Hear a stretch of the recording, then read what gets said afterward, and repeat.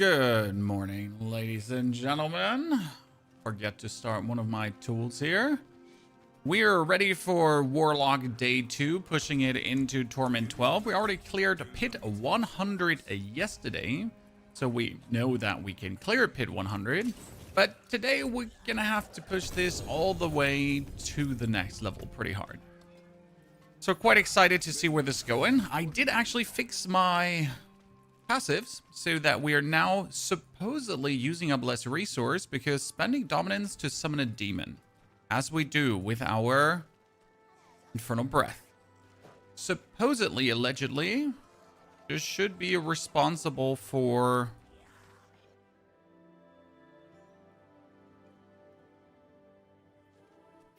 giving us less resource costs. So right now we pay 30 resource for this. 30. And it kind of is 30. But if I now spend dominance, it's less.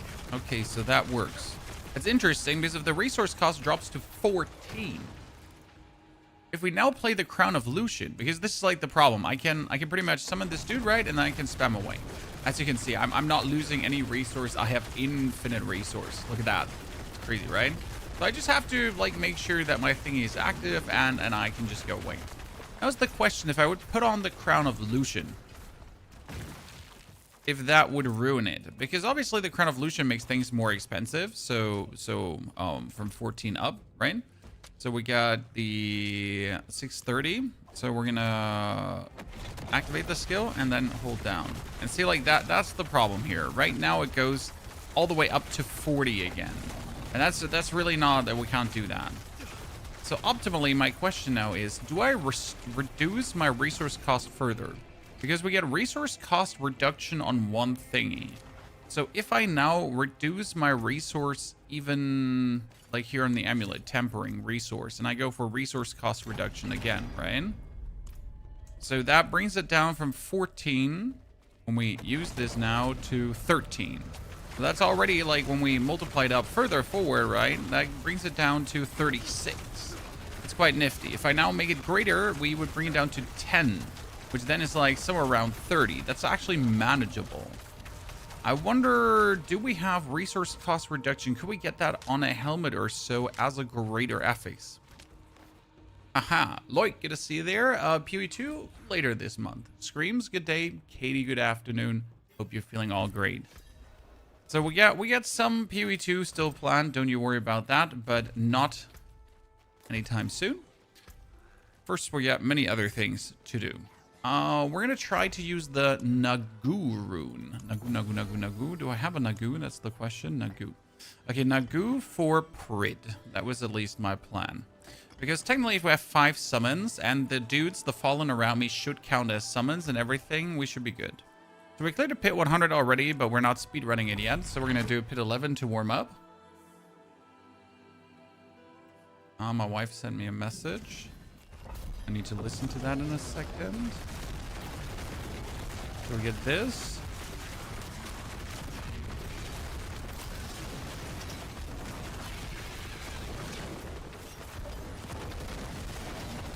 I'm gonna see like resource cost equals to non-existent. To get that one figured out. Curse this place. I'm being followed. Yeah, the new Paragon board that I choose for this is like working such a charm, so that's amazing. Oh, I forgot to actually put the planner in the video for the at least the level build for this, right? Yeah, look, we can speed run the 90 now. Obviously, I mean, we could probably speed run the 100 too. I wasn't expecting the changes to be so significantly good for what we're doing, but damn, they just worked, right? I pretty much removed like one of the bonuses that was not doing all too much. So I get like 450% bonus damage against enemies that are healthy. But what does 450% against healthy enemies use you when you don't get that against like non-healthy enemies, right? So healthy and injured. That was just not good enough to even remotely think about. And 450% is great, but I'd rather have like all the time bonus damage than sometimes. If you had to choose between PoE and Diablo, I don't have to, my friend. I mean, having to choose only one ARPG, I prefer to play none because none has enough content. Okay. ARPGs brilliate if you actually dive into the genre and play more games out of the genre, because the genre is great, but singular games they just don't have enough.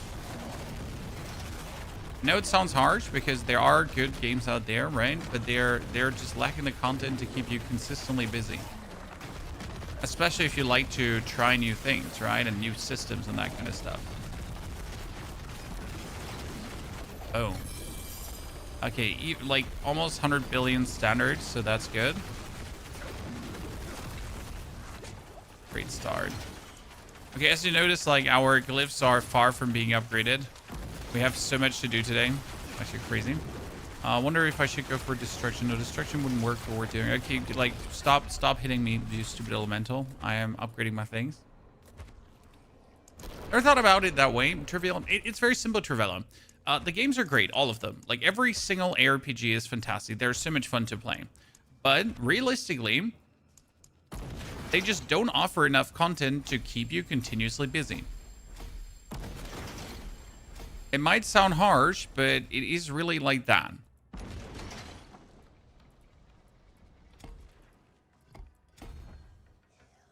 Okay, Wrath gives me more Wrath back when I use my skills.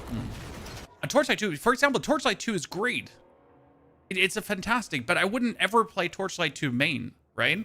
I would play Torchlight 2 in between, but never as the only game ever.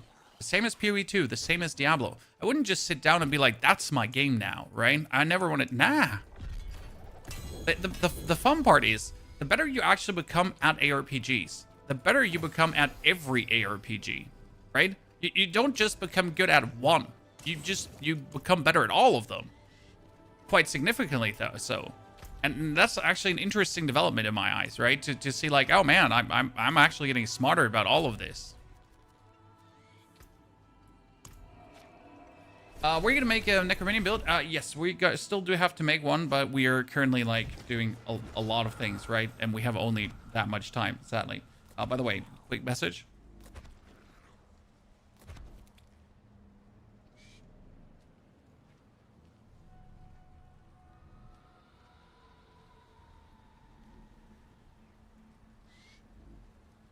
So my wife was at the doctor today, so I needed to hear if everything is fine.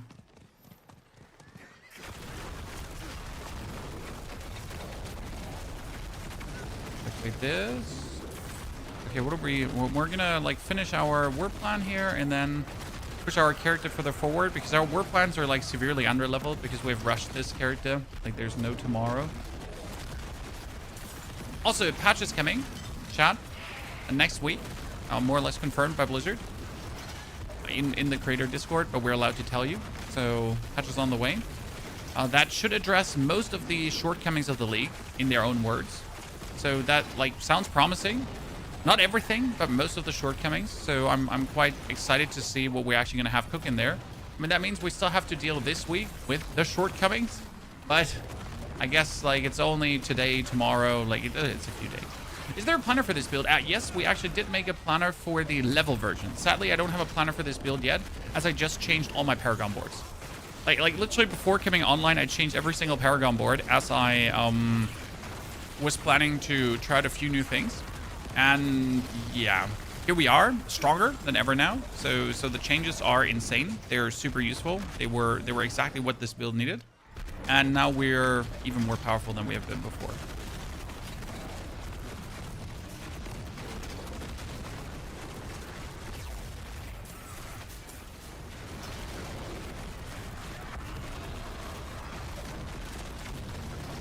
Actually a really good build for like farming of these portals. If I now was farming the portals with like multiple people together, I'd be an absolute demon. Haha, puns intended. Because you know I'm a warlock and they're demons and you get it, right? Yeah. Oh, Mr. Rache Schnelzer. Jesus Christ. Schnelzer. GG. Thank you for your subscription and support. Stinger Spiritborn is kind of lackluster right now. I haven't tried the Spiritborn this season yet. So we're sitting at 34,000 life, chat. When we go into demon form, it's actually more life. See, like we get a lot of life. But we always are in need of more maximum life, because more maximum life is more damage for this build. Especially while you're in demon form, so it's like super useful. It's an insane damage booster.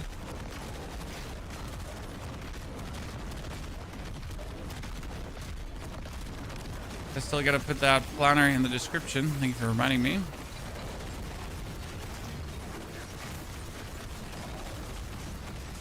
One thing I keep noticing is that I don't think Heavenly Strength actually works. I need a confirmation from Blizzard for that. But I don't think that Heavenly Strength works because technically we are not having a two-handed weapon equipped. And I need to ask in the Discord if Heavenly Strength even works for Necro. For Warlock.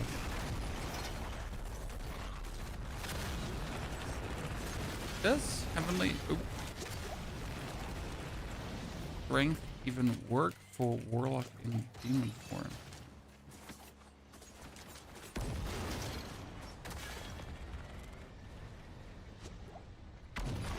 Because Druid has like a problem where if you are in bear form, then your ability just stops working, your Heavenly Strength, because you are obviously a bear or a wolf, and in bear or wolf form you do not have hands, so you cannot have a two-handed weapon on, and therefore the aspect just doesn't work, which would be really upsetting. But then I could actually go for something else. For example, I could go for just armor booster with whatevs, but might be more efficient than trying to make Heavenly Strength work.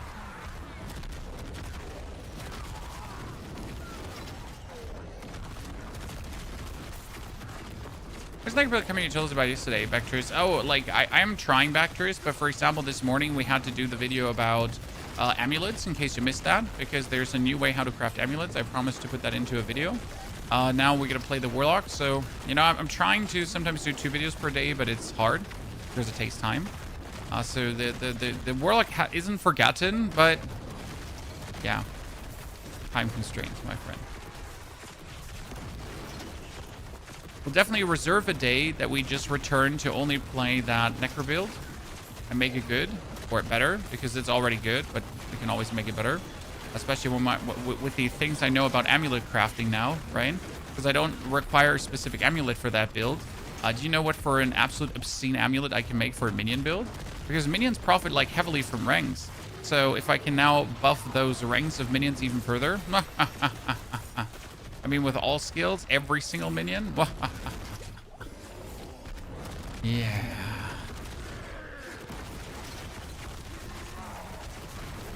That's gonna be plenty illegal.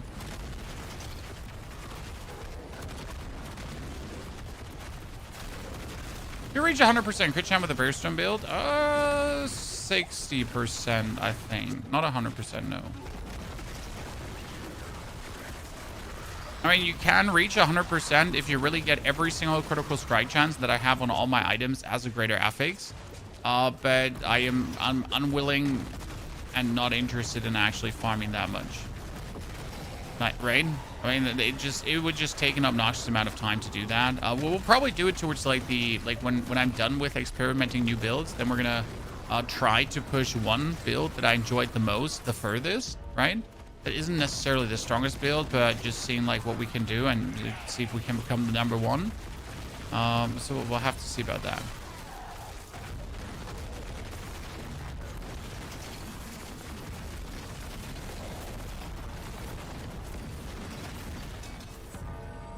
Okay, finally we get it.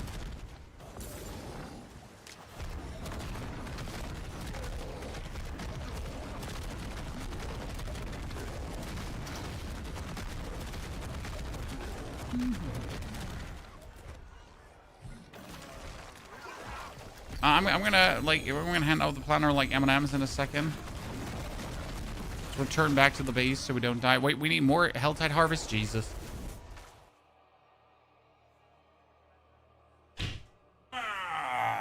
So on top here we go. Got Delg reaching out.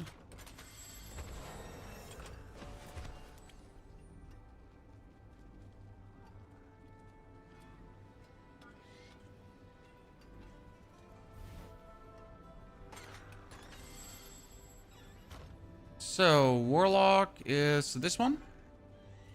Share is Warlock. I made a build using Wolf. Any gear and tips? Blue, I'm playing Bears, so I cannot really advise you on the Wolf.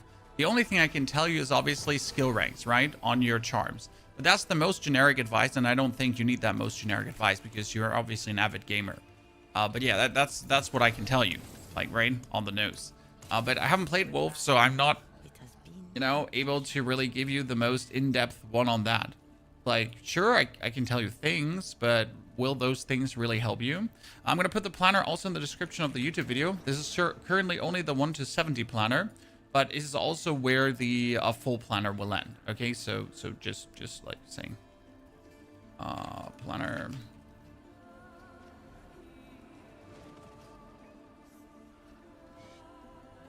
I miss the gun director. Will you back for Modern Warfare 4? No, Webs. I'm not planning to play online shooters anytime soon. At least not that kind of online shooter, right? If there's a cooperative fun shooter, maybe, but like let's not use the words cooperative fun shooter and Call of Duty in one sentence, okay?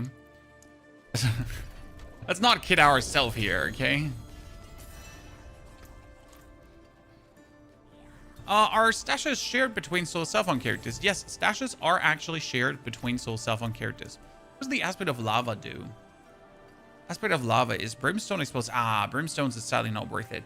We have a new item that we have to try out, chat. So there's an item called, ooh, Diablo filters. It is a glove for necromancers. It is called, glove for warlocks. Glove.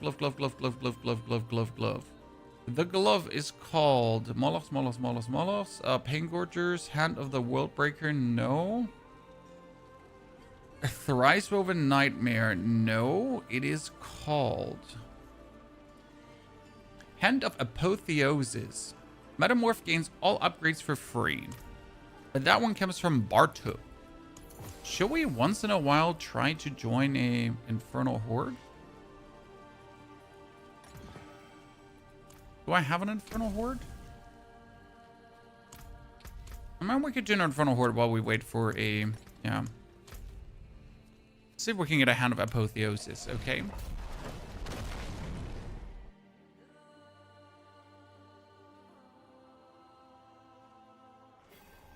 Which Necro build is best in your opinion? Well, if you're just looking for, like, the highest hit finisher, Summoner. Bloodwave. If you're looking for the most fun, I would easily say Summoner. Summoner is just great.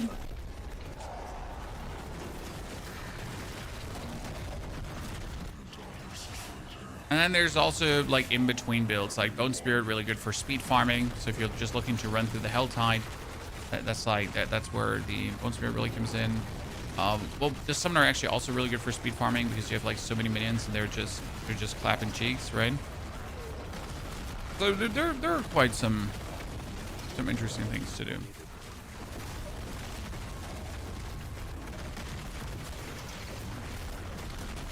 Can we do a higher Torment tier than 10 already? Yup, but there's not more loot, so why bother right now?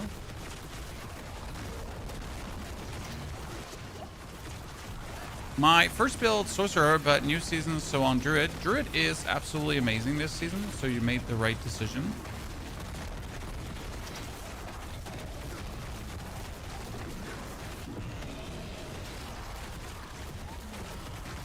The right call was made.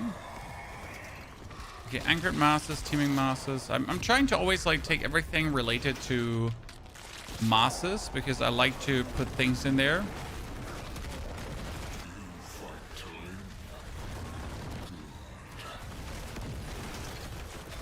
Fun to put things into etheric masses, even though not a single one has spawned anything. Oh, they just get instantly destroyed because my heads are just jumping and bumping everywhere, right?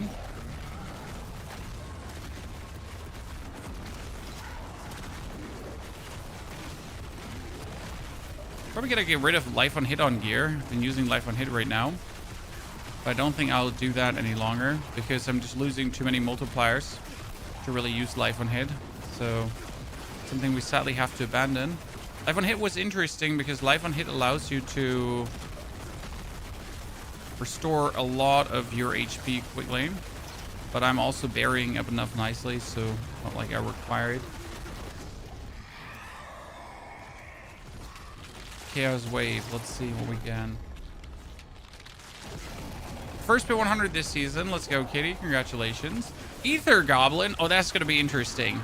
Considering that I can blanket the whole screen with these, right? And we get the goblins.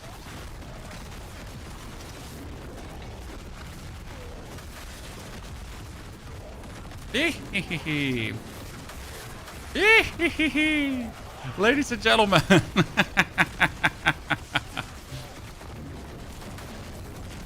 Like, obviously that's going to be a good idea, right?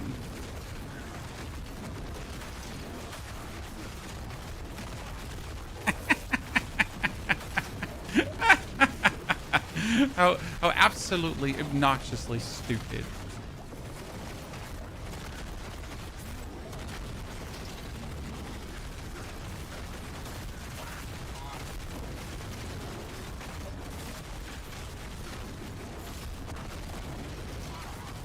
The only problem is my demon form ran out, so we had to resort to not doing the damage. That was just brilliant. Honestly, getting this goblin wave here for this build, is just great. The guaranteed Bartic fight, ladies and gentlemen. Colossal Fiends as well. Let's do that. That's a good idea.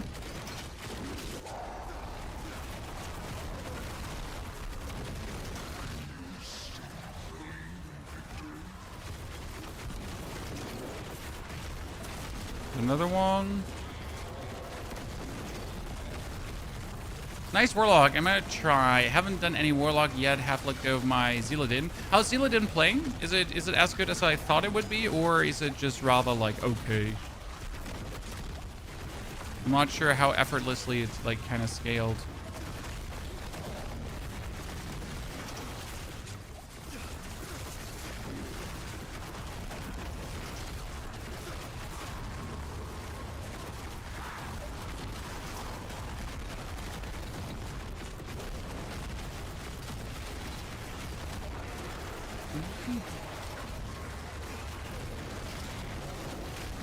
Like how I can fake demon form by just leaping, right? When I have to leap demon form and technically take a DPS minus and fake it. It's fun as hell. I'd love to hear that. Here. Because this is going to increase the ether that the lords are dropping.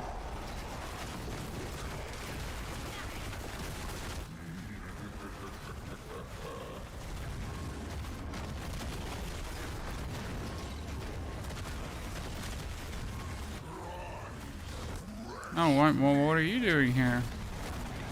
Oh, Mr. Butcher. Let's solve this problem once and for all, should we? I mean, like, the Helltide seems to be actually amazing for, what is it called again? For the...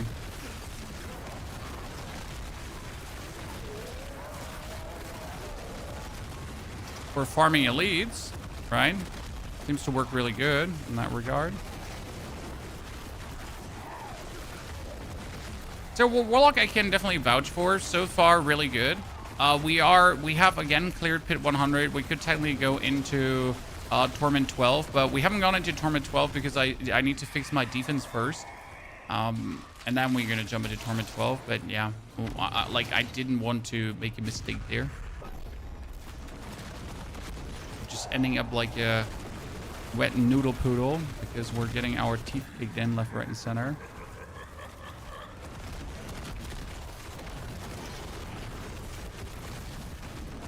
By the way, we swapped over to the Nagu rune to summon our Prid, and it's actually working really well because we kind of have like our basic skill who puts summons around us, right? We have our heads that also do count as summons, as it seems, right? And then we got our head that we in between summon and our jumpy bumpy summons. So we actually do have a lot of summons to like continuously trigger the Prid rune. Kind of nice.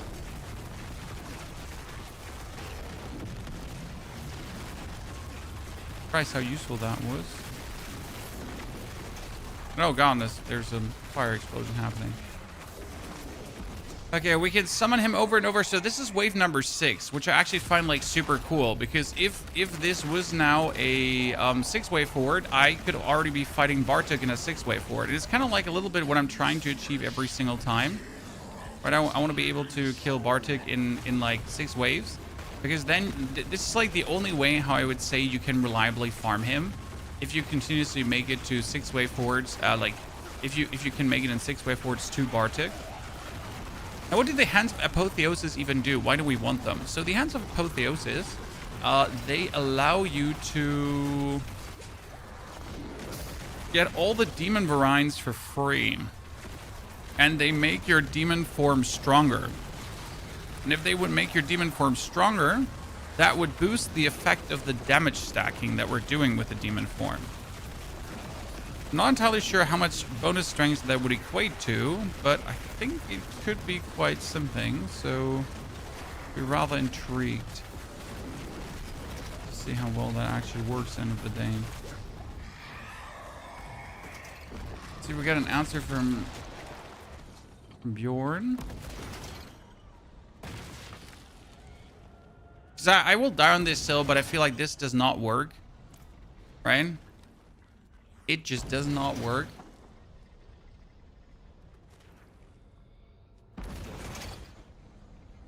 Okay, we got Lords do not leave at the end of the fight. What glyph are you using, Justin? You mean in Paragon board? Mostly demonology stuff and Hellfire boosters, but also crit and bonus resource. So there's one, for example, that gives you bonus resource generation, absolutely required. Because as you can see here, I want to be able to hold down my resource button. On top, I don't only just want to hold down my resource button, I do actually absolutely require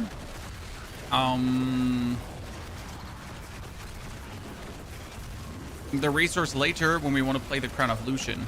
Because optimally for this build, I would want to play the Crown of Lucian, since with the Crown of Lucian, I could reliably boost my damage to the moon again.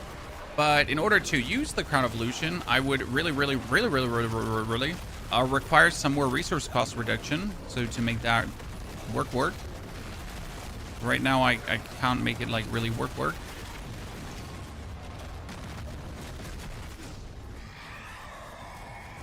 Okay. I would be happy about 2,000 ether if it would do anything. I'm gonna be honest with you, right? But I mean, it's like useless to have this much ether, because like you can take everything, but it's not even like going to give you that much more of things. Kind of sad. Could you simply as you can? When do you want weapon damage and when not for any class? You always want weapon damage. Okay. Now, if your summons, I think your summons don't care about weapon damage. So technically, as a Necro, you don't require it. Critical damage multiplier is better. But you want for every single skill that weapon damage, because your weapon's base damage is the base of your skill's damage that then multiplies upwards, right? Just that often the critical strike damage multiplier is just better than the actual weapon damage, if you then do an upgrade, right? But technically, weapon damage greater affix is like a must on your weapon. There's just no reason why you wouldn't want to have it.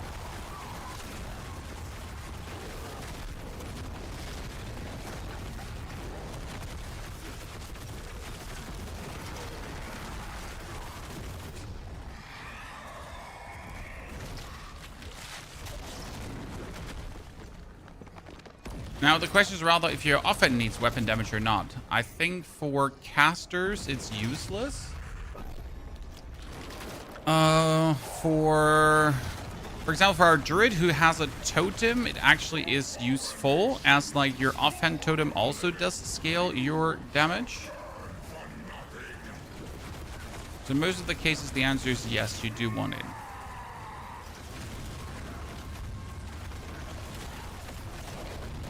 Can play with you. We're playing solo self-found, as you can see in the top right corner. Solo self-found means I cannot play with you, even if I wanted to. So why are we playing solo self-found? Because we're actually participating in the solo self-found leaderboards, as I find the normal leaderboards a complete joke. as it actually is shown in the Druid leaderboard, because the first place Druid grinder is a serious guy who actually is a Diablo partner, so aka no RMT from him. While the second place, or now new first place, is clearly RMTing like there's no tomorrow. It's absolutely brutal. So yeah.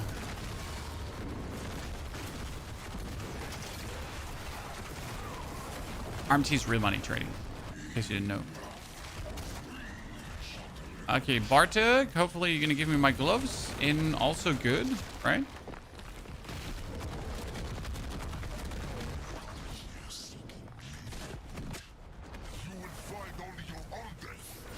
Oh wow, that poor Bartek. Damn. We pooped on him, and that was Torment 10. We did not get the gloves that we were looking for, Chad. It's a bit disappointing. We could technically play... Oh, this is Moloth's Beating Flame with damage over time. Wow. I mean, it is a greater affix Moloth's, and it's better than the one I have, realistically, right? But it's just not good, because it is like... It doesn't give me what I need.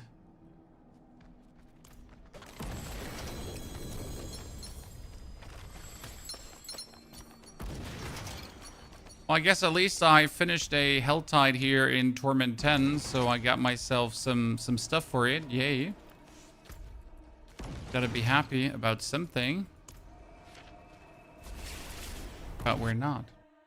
Are we playing the Eliminator Glyph? No, I actually put the Eliminator Glyph away. I was playing it, but I'm currently playing the... was it the Wrath or the Spirit Glyph? I think here it's called Wrath to give me bonus resource.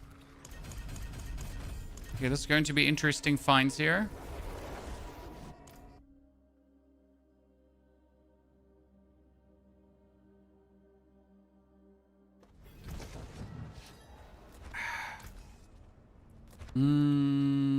Physical. That pants has 3 to command Fallen. If we actually ever wanted to play the command Fallen build, I probably need to go for it. Also, my boots have Hellfire Skills. Yeah, they're good. So, what do we have here?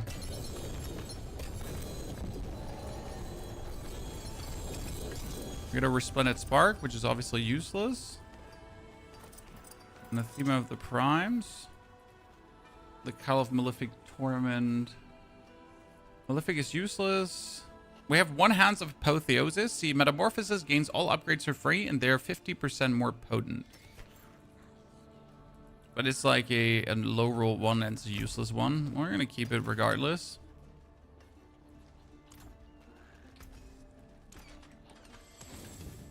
You know where to find me. It's not bad to have, but this way we can't really use it. It's just not useful. Quiet here. Mostly.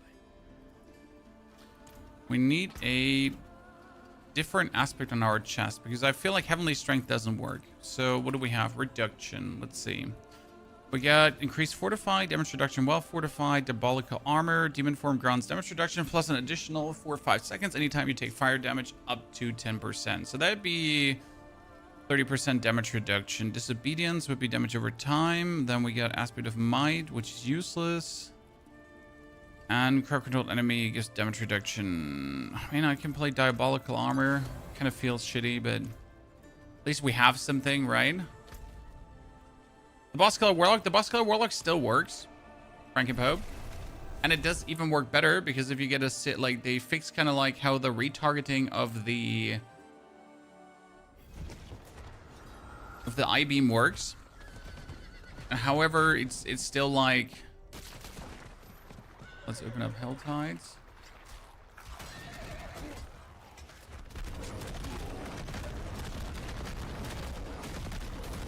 As much better as it's working. Oh, no worms?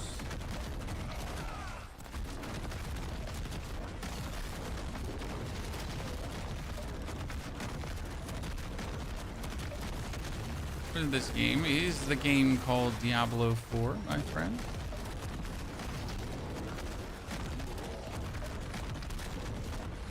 Okay, we're looking for worms to attack us.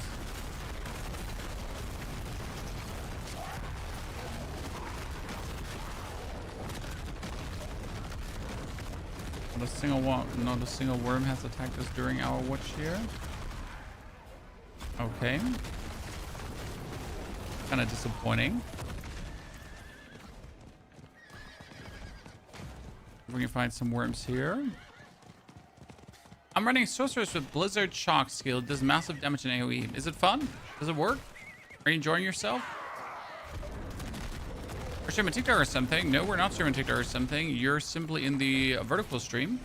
We also do have a horizontal stream, my friend. So you just simply stumbled into the stream with the weird aspect ratio.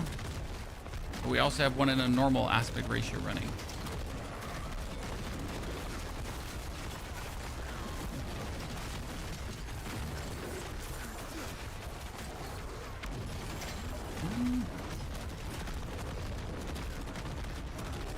I know my Wrath is full and I should be fighting.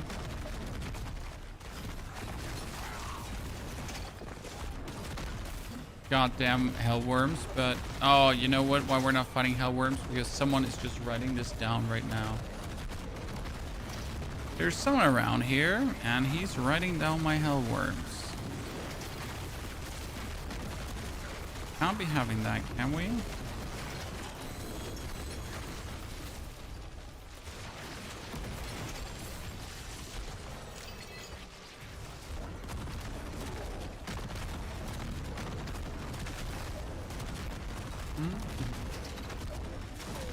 I mean, it's good how quick we can move through everything, right? We don't have to go back on our horse, because our horse will be slower than this.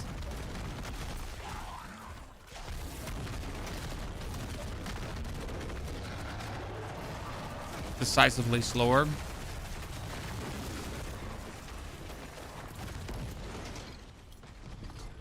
Down here. Path of Exile look better than this because the graphics of Path of Exile are more grimdark.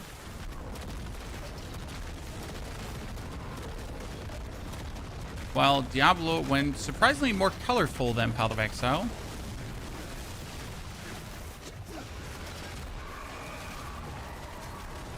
I think a lot of people enjoyed the Diablo 2 grimdark atmosphere. I mean, let's not talk about Diablo 3 because that one was graphically a big dud. I mean, I'm like, people are complaining, don't you have phones? I mean, have you ever seen Diablo 3? We don't play Barb. We will play Barb too, Yogo, but I play every class. So I'm not an opportunist. I don't stick to the best class. Barb is not the best class, but you get my drift. I play everything and I provide builds for everything, especially builds that everyone can make. And that are fun to play.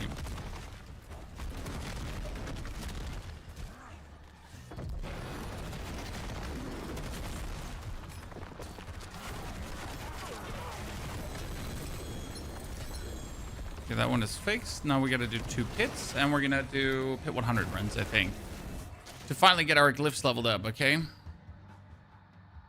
Your Necro hard, yeah, but Necro ran, Necro walked so Warlock could run, right? I mean, Warlock is just the better Necromancer. It's just like from a class concept perspective, because I'll be honest, the Necro is just like still feels to this point like there's so much missing in functionality wise, and that's actually really, really sad. Like one of my favorite classes to play.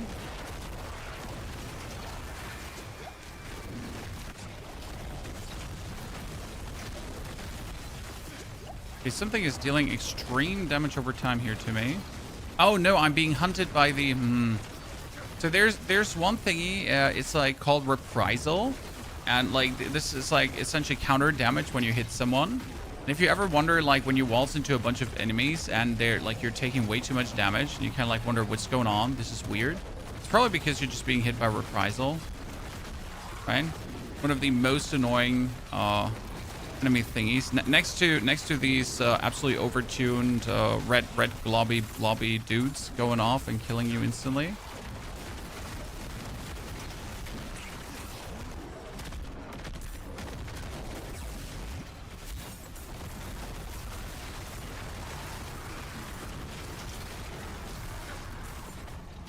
The worst part is, if you don't see the reprisal gun, you're just dead. Because you're hitting your own face. That is exactly true. And for some builds, that is disastrous.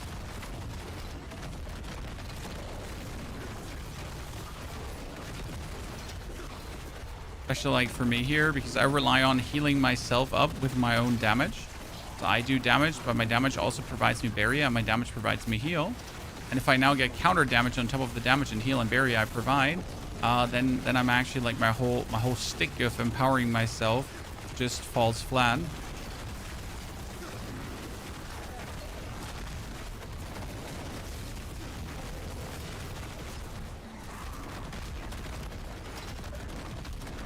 What do you think of the unique mythics where you can only use one? You cannot only use one. You can only use one crafted. Okay? Big difference. So if you find one, which is extremely hard and rare to do, but if you find one, then you can obviously use multiple. Especially if you then find one that you can actually like use and that is good for your build and that you just are not just using because you found it, right? So I do like the concept in itself, but again, the drop rates and everything just doesn't reflect how we would need it to be. Because obviously we're not getting enough of them to feel like satisfied with the whole system. More like, sure, I mean, cool to know that it exists, but like the average player cannot just participate, right?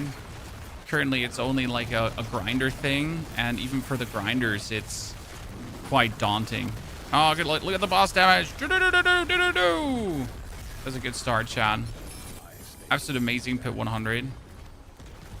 A little speed zoomer there. Put Wrath up. Like, not sure if we're going to keep Wrath. Like, I haven't really decided on that one. Monologist +3. Jordy, both. I mean, nerd, I was also supposed to find more Echoing Hatred invitations, one of the endgame mechanics, and I'm yet to find a single Echoing Hatred invitation. So, yay, make out of that what you want, but where the fuck is my Echoing Hatred? Also, one thing we also don't have is Vulnerable. I'm actually playing the whole time without Vulnerable, because I cannot get my Aspect of a Cursed Touch into me. That means I do actually have to take this helmet here right now.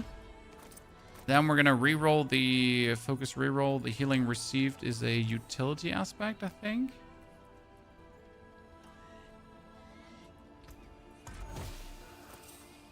Yeah.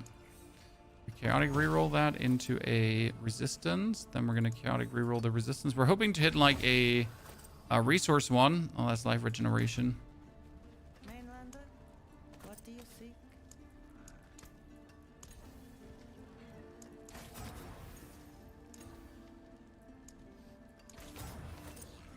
Okay, because now I can play the Aspect of a Cursed Touch, because right now we're playing completely without Vulnerable, and later I transfigure that on my Amulet, but right now we can't transfigure that on the Amulet, right? This is Sir Quay.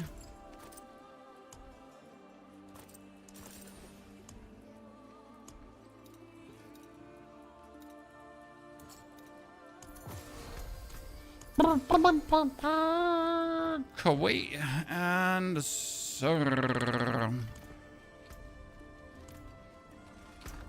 Because we don't have a source of Vulnerable, that's a big done, right? Hellfire Skill is the lore. That was we're missing. Cool. Actually, good start in the day. Like, you don't want to know how many we like re-rolled of this and we didn't get what we were looking for. Been problematic, so to say. 3 to Hellfire Skills. That's the Phoba. Already have that, but 3 to Hellfire Skills with a chance to freeze, which is actually really good.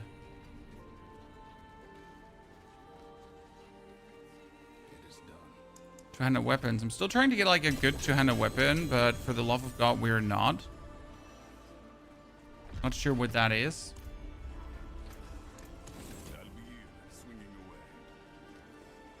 Okay, we need to do one more pit.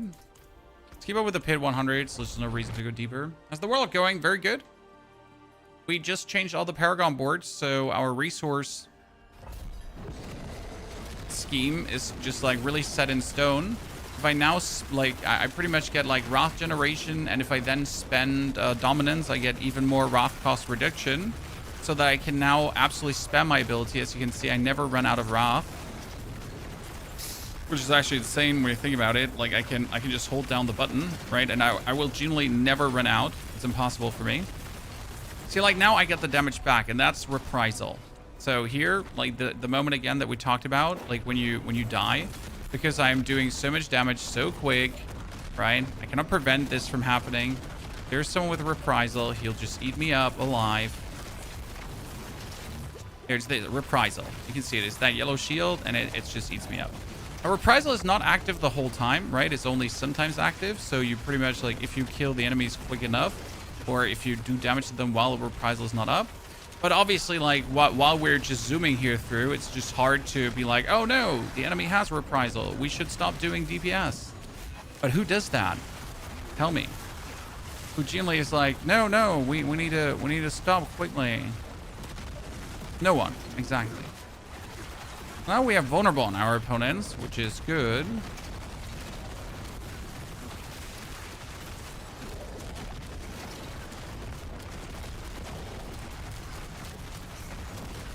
Just left my demon form behind.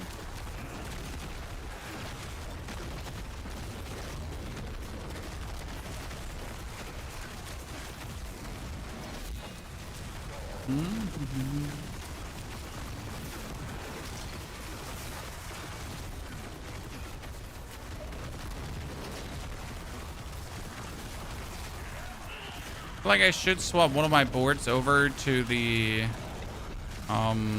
damage reduction board, but I think I actually have it.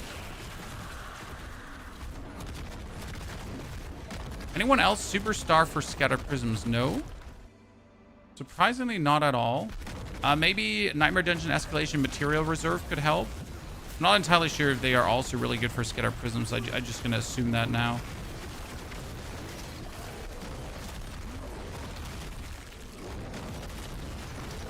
I remember at the start of the season, usually start for Scattered Prisms, right? But I don't really care about socketing things at the start.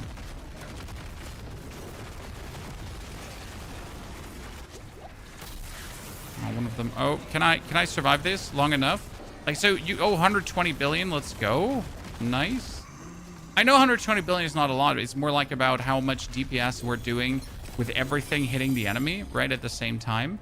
So that's more interesting than an actual single instance of 120 billion. More like, everything. The Arcfiend skills deal increased damage and gain their lesser demon upgrades for free with a 200% longer duration. But the lesser demon upgrades are usually useless. Demonologist up. Unbound up. See, for example, Vanguard is great for close damage to enemies, but I don't know if I'm actually going to play Vanguard, or if I would better be off, like, to get something like Demon Form increases Demonology skill damage, for example, and damage of Arcfiend skills, and we're pretty much, like, this is not an Arcfiend skill, so that would be useless. Attrition is her Arcfiend, damage to bleeding targets, car controlled. And I've been thinking about, like, putting Ichor Carapace in. So Ichor Carapace is this one. You gain 35% increased armor and increase the damage of Demonology skills. This actually does make you more tanky. It might be better to play Ichor Carapace instead of Vanguard, because we anyways are not close to, like, we're not doing damage to close enemies anyways, right?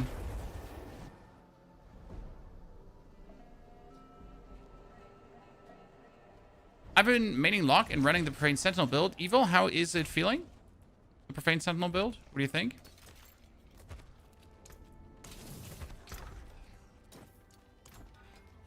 Vibing. Okay, Helltide activity up. That's great, because I can finally take the last one here for Bursting Brood. Then we get this one up for another upgrade. So, Pit. Like, look at that. Legendary materials. Let's fucking go. We're going to go for the Nightmare Dungeon Escalation into another pit. Yeah. So I want to do, like, a lot of pits because we have a lot of glyphs to upgrade, right? So it's almighty, all-powerful. Well, where we're playing today, we're playing the Hellfire Warlock. The Hellfire Warlock is meant to be an absolute demon in Torment 12, and I think we're already doing very good on that regard. We still have to tinker a bit on the defenses to really make the defenses go super good. but I think we're like, you know, we're on a good road. My biggest problem right now is that I played a bit with life on hit, and I don't think I need life on hit to make this work. So what I really need right now is I need better gloves, I need a better amulet, I need better rings. So we've been going for a bit of like a weird item scheme right now. And the problem with that item scheme is that as much as it works, it also makes us weaker because we're not getting enough multipliers. So we've been missing out on like a lot of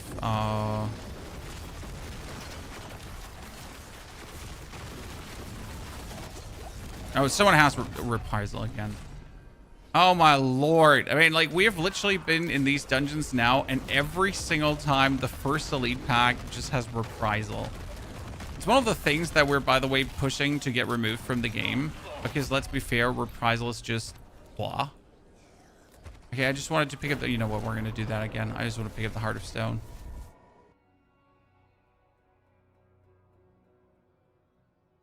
Life on hit would be for Blood Idol Charm. No, sir. You're killing yourself with this build, in case you didn't know this. So this build is using a Demon Form Variant that burns yourself for every single Demon Form skill you use. You just don't see me burning myself because I am like over barriering as well, and I am also fortified up. And both of these things are kind of like making sure that I don't actually kill myself too quick. You know? That's a bit how it works here.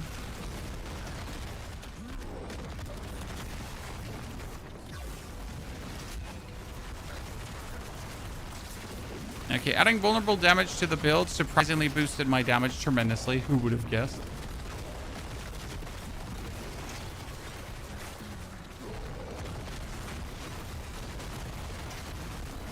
Outside of Sonar runes. Oh, my runes are like not. There is another one with reprisal again.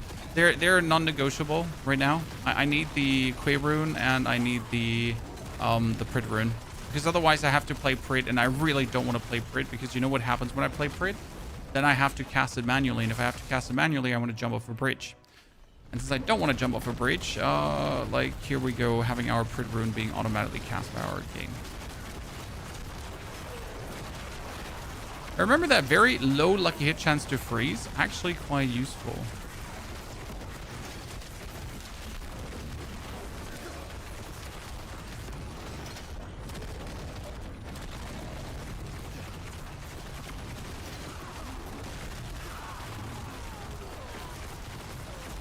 Actually quite useful. Oh, I wasn't in demon form. When did I bump out of demon form? I didn't even notice.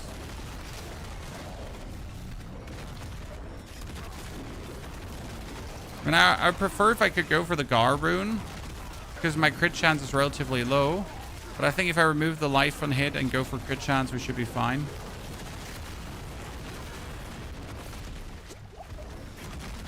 Probably the most needed part of the build. Getting our crit chance up.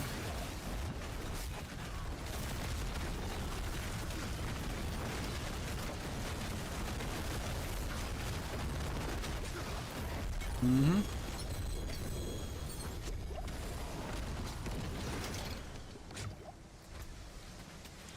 Okay, Vanguard. Oh no, Vanguard. We weren't sure if we needed that. Right now in the armor situation, I would actually go for Icar Carapace instead of Vanguard. So I should do that. I'm gonna remove. Problem with Vanguard is that I just really don't stand close enough to opponents to make that one work. So I'd really just rather go for Icar Carapace and then get like the armor up. Yeah.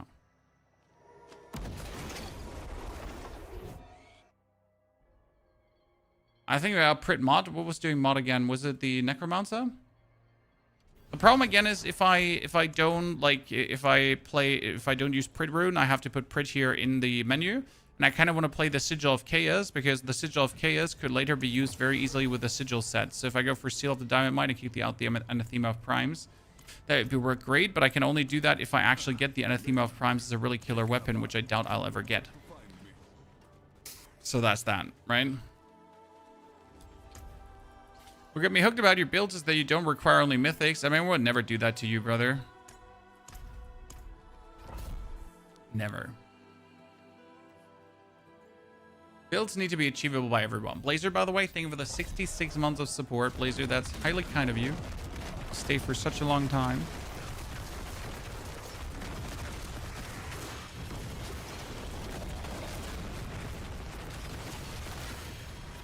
Realistic builds for the everyday man. That's what we do in here.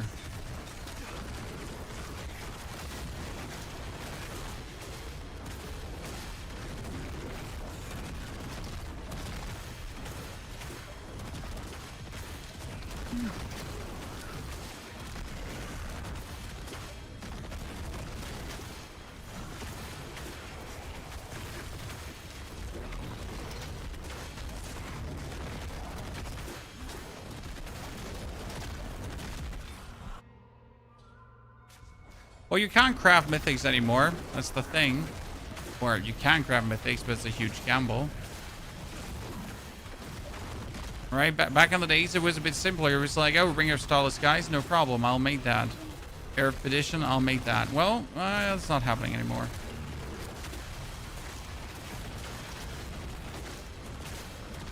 Not sure if that's a good move or a bad move. I mean, on the one hand, I like that it's like I really like it because I dislike the fact that it was like just get Air of Perdition on every build, right? And there was like zero expression of skill. And now I actually have to think about what kind of helmet do I want to use, and if there's a helmet that's actually particularly good for the build, or if it would be better to actually go with a normal helmet, right? So like don't actually go for a unique helmet and play just a normal aspect. Could that be it? So that's actually cool that that's a consideration. I mean, how often has that ever been in the forefront of your mind? Like, could I just use something?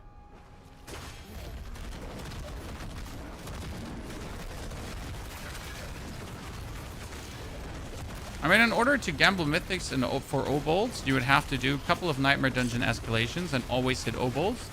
So it's going to take you an hour plus, potentially, to get the required obolds to gamble one inventory of obolds, which does not necessarily even get you a mythic. So as yes, easy it technically is, it is not fast, nor is it convenient, nor is it guaranteed compared to the craft.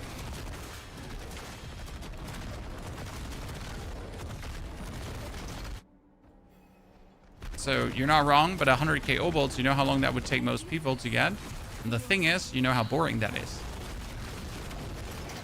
So the method is not a wrong method, but the method is unrealistic and unattainable for the normal player because they just don't go through that. They simply don't. It's a method for blasters, and that there you're correct. You know, I'm fully with you. You're correct. Great for blasters.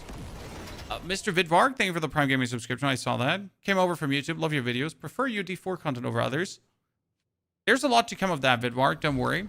We do not abandon D4. I actually don't see a reason for that because I think D4 is a fantastic game, right? What does the Cremators aspect do again? Cremators. Cremators was for... Well, you have... Ah, yes. That was overpower. And therefore useless. I remember.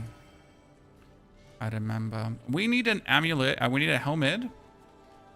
I think we need to gamble helmets today. Yeah, I'm going to try to gamble a helmet that gives me 4 ranks to Demonology skills. Because in case you didn't know this, but a helmet here can actually have ranks to Demonology skills. And that would obviously be insane for what we're doing, right? I mean, my Demonology skills are sitting at 35 only. So we can get so much more. It's better than the current situation. Honestly, before you brain dead farm bosses, yes, it might be more opportune to run those Nightmare Dungeon escalations, especially as you're getting other materials too, right? I mean, you got to consider that when you're running the Nightmare Dungeon escalations, you're not only just getting the obolds, you're also getting like some items, and you're getting progress in your Nightmare Dungeon tree. You're being ambushed by the Amalgam of Rage, so you get Astaroth loot. You might get a gold reserve in between. You might get a material reserve in between. So, I mean, like, considering that Nightmare Dungeons are the best kind of farm for everything, like, getting the obolds is obviously very convenient. Like, something you shouldn't scoff at. But again, if you find Nightmare Dungeons boring, then that's, like, unobtainable for you. Right? Yeah, I mean the night, the brothers and the like. There's so much you can do with Nightmare Dungeons for sure. Problem is my trees are not leveled up enough for that.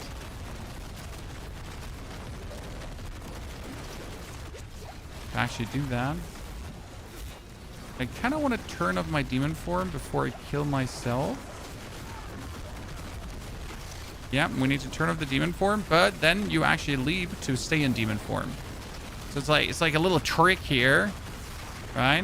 So for 4 seconds, you just gotta leave a bit because you stay in demon form for like 2-3 seconds while after you leave, and that maintains a lot of the peak damage you're doing, and then you pretty much return back to demon form, and we can do a pit 100 in 2 minutes.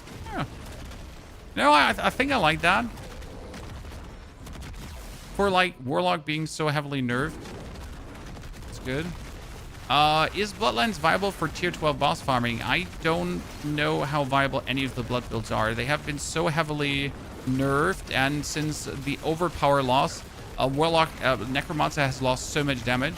I mean, before overpower gave you 192% damage multiplier with the amulet, right? And then in total like a 280% damage multiplier, and you're pretty much losing that. So I really have no idea how viable or unviable the blood builds currently are, right? I'm probably going with unviable, to be honest with you. Let's get up, and out of the mold. That was a good run. Okay, 2 minutes, pit 100, chat. I'm liking it. We're liking it. Obviously, rookie numbers. We're gonna push this up to 120 now. Considering that the best warlocks are 130, I mean, we're not that far off, right? Let's get the Icar Carapace running. Let's get it all the way leveled up. So we got 35% bonus armor, which is good. I love that when they kill you while you're standing here. Casual player. I enjoyed D4 when it was out. Didn't play in 2 years nor extension. I want to try period 2. Any cheap warrior builds ideas? Saphir, if you want to play warrior, I would recommend in the beginning the totem, fissure totem warrior. Super good. Starts with nice bone shredder fun, puts totem in, puts fissures down, explodes everything. You might think about a druid too. Druid is really nice, so high recommendation. If you want to play the current meta fun, you would go for Wimbo Bimbo. What would we go for? Current meta fun would be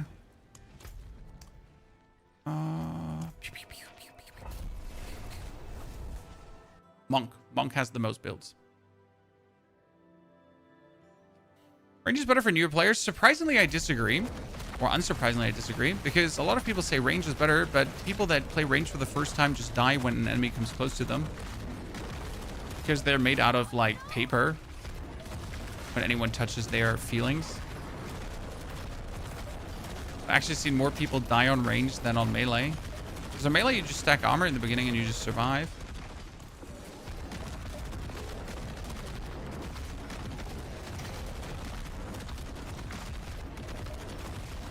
Okay, I went the wrong direction. I am not happy with this. This is why I love the Warlock, though, for Nightmare Dungeons, right? Look at the size of this Nightmare Dungeon and where you have to travel. And now imagine actually traveling this. Any tips for farming runes? Undercity. Or when you choose the more runes from the loot pool on bosses, layer bosses have like an upgrade for more runes. That should also sufficiently provide enough runes for you.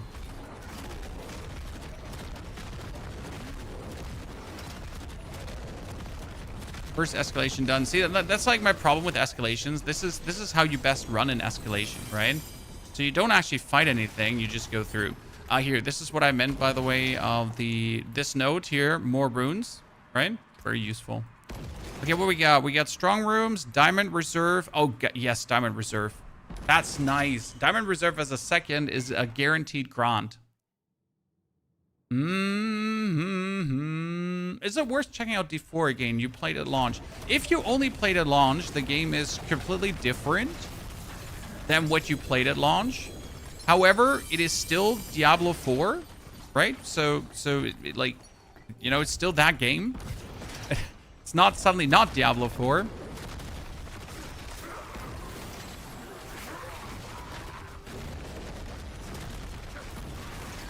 Because some people, you know, like I'm saying this because some people just expect Diablo 4 to stop being D4 and something else. So if you dislike D4 from a principle standpoint, right, because you just don't like D4, then that hasn't changed. It's still D4.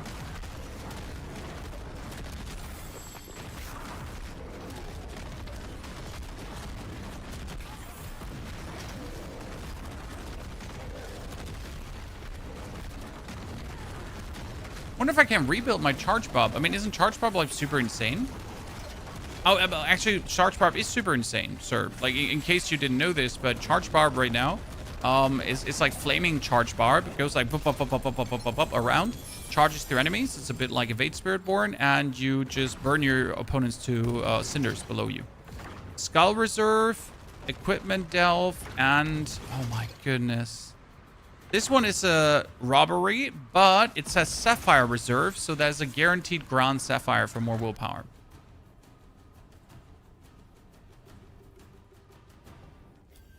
Never weak. I know you can hold F to do things in the Horadric Cube.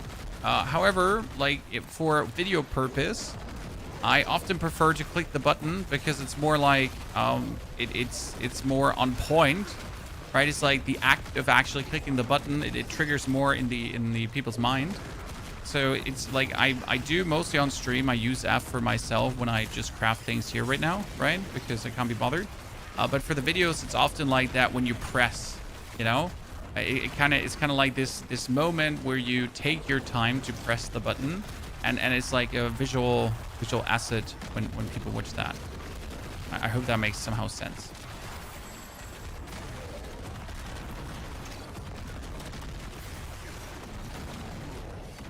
Is the rumor true about the patch? Yes, J-Rock. It's not a rumor. It is confirmed by the devs, and we're allowed to tell you that there is a patch coming. And the patch is addressing, allegedly, supposedly, most of the grievances we have with the game currently. Now, how true that is, I can't tell you, right? I can only, like, these are the words from the developers. So most of the grievances are going to be taken care of. So I assume mythic chances, I assume maybe some of the bugs that are currently prevalent. So the rogue bug, maybe even the Spiritborn one, we'll see. But yeah, we'll have to wait for that to actually release to then know. But allegedly, most of the things. Oh wait, greater layer keys, I kind of want that, but I also want unique spoils. Because this one doesn't have unique spoils, and if you don't have unique spoils, you're actually not getting many uniques from him.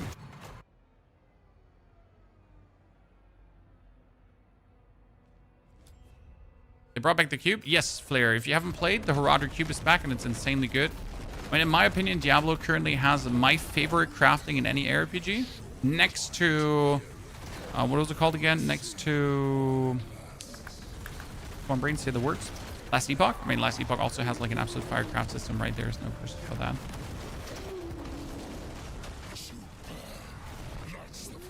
But yeah, these like two games definitely brilliant in crafting right now. And I pretty much like all the items I have are handcrafted, right? None of these items was like a legendary when I picked them up. Oh, I got something. Mythic Seal, another one. Like Jesus. Ladies and gentlemen. That's my... Oh, can equip 3 unique charms. I finally have this.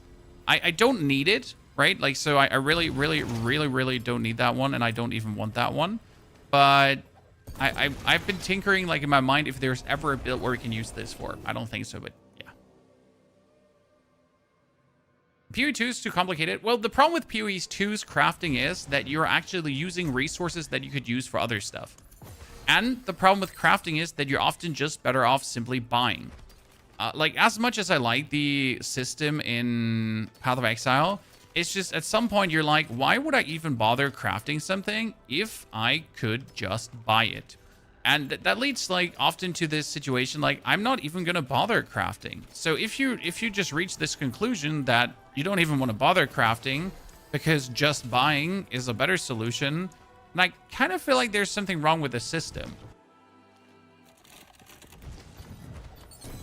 That's just my humble opinion that you might disagree with, and that's completely fine because you're wrong. You can do the same in D4. Yeah, but in D4, the prices are so crazy, J-Rock, and the crafting is so simple. And again, your resources you use for crafting are resources you have for nothing else. This is like a very important difference. My crafting resources are only for crafting. My crafting resources are not for anything else. There's nothing else I can do with my crafting resources than craft. I cannot use them to, I don't know, upgrade. I cannot use them in the market. In the market, I use my gold, right? That's an actual big difference.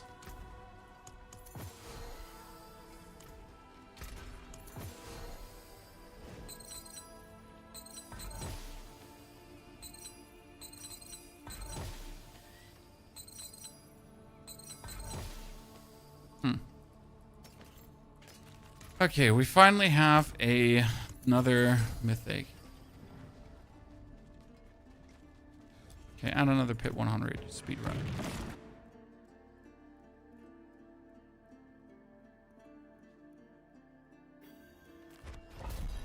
Also, the prices are obviously just completely overblown in Diablo because of real money trading. All right, let's not pretend that's not the case. I mean, if items are being sold for 99 billion, no one farmed 99 billion. Right? No one did that. Those 99 billions are ethically sourced from your fellow AI soldiers. Right? The first 99 billion on the market is not, you know, it's not because someone put in the effort to get that.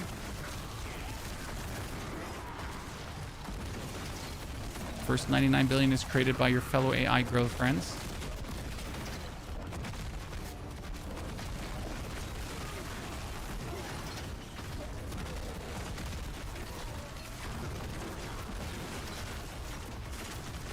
You don't need crafting in the game unless you want to do tier 12. I do disagree heavily on that, because most people that I interact with will tell you I'm stuck in tier 7, I'm stuck in tier 8, I can't get further. So theoretically, yes, I can get Torment 12 without crafting. Not a problem. But I also do exactly know what I'm doing, right? I don't have any problems. It's that. But most people, they're still coming to grips with what they're actually doing.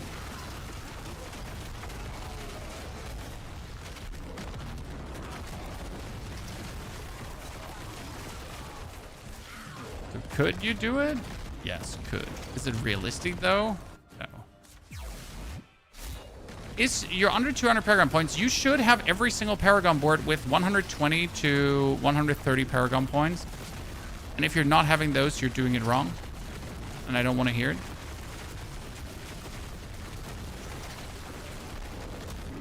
Okay. I mean, you first should turn your boards so that you're able to activate every single legendary node. Because your legendary nodes are your biggest damage. And that's just a fact and a half.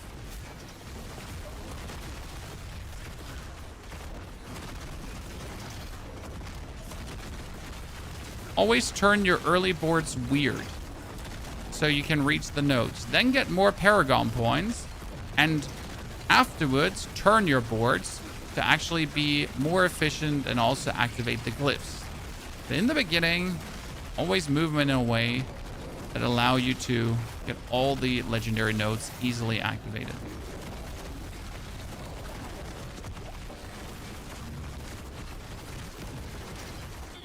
Not even a discussion.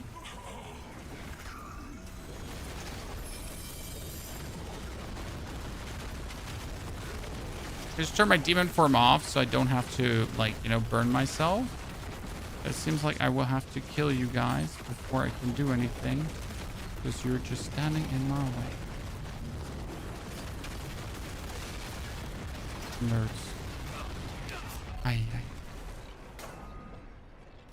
I wonder how, like, you do this in hardcore when you arrive, like, at the thingy. Do you just simply have to really kill every single opponent before you can upgrade your glyph? Because I can never be bothered, right? I'd rather die while I'm trying to upgrade my glyph than, like, stupidly clearing everything.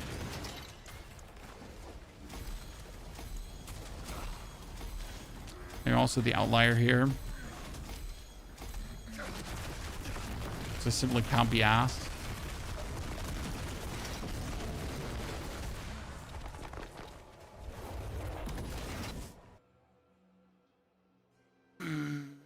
probably in hardcore need to kill everything. Got it. Trying to figure out why my barb is dying so much not on the boards. I mean, mainly you don't have enough max life is the answer why your character keeps dying. It's a 9 out of 10 cases the answer, like not enough life, not enough life. What is it? It's not enough life.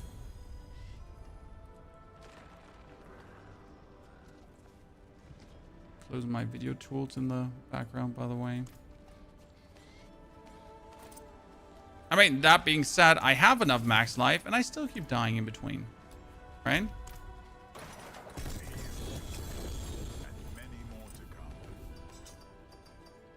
When my character is sitting at 40,000 max life, which is quite good, and I actually ramp up to like 60,000 max life.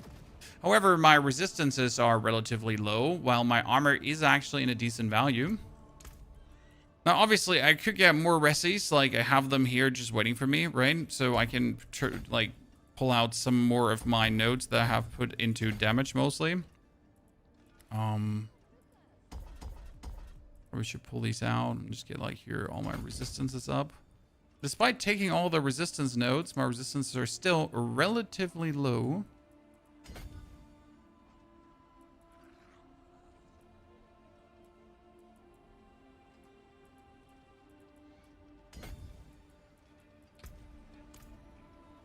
How do you play vulnerable? Currently using a curse touch. Curse touch is the easiest way. Massive amount of experience. Which war plan do we need to advance? I mean, I kind of want to do like an extended Helltide, but I also need Obold. So it's Pit, Undercity, Horde. Yeah, we could do a 6-0 Horde and then kill a boss. Before we kill anything though, let's go kill some butchers.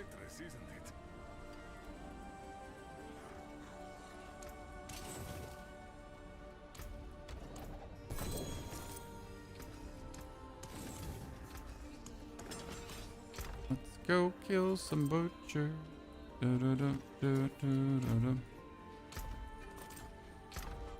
Are we killing butchers? We need this Molochs in better. It's just so sad when we actually have it in. I mean, preferable I would need it in Mythic, but it is what it is, right?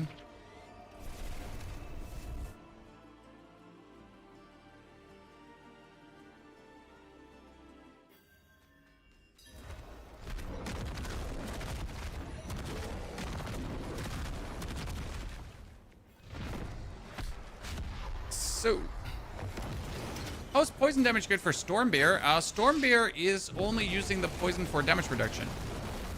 So that's why I use poison for Stormbear. Damage reduction.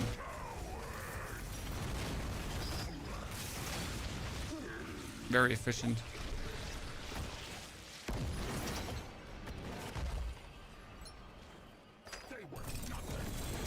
Oh, we get our friend Belial to pay us a visit this early. Don't mind if I do, my friend.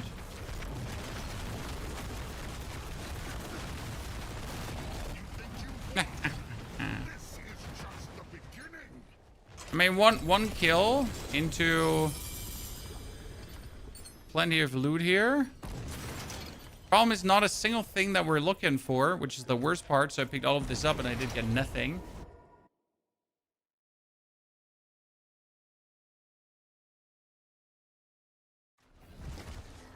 Are we tempers for F? For temper, it doesn't work. It only works in the Horadric Cube.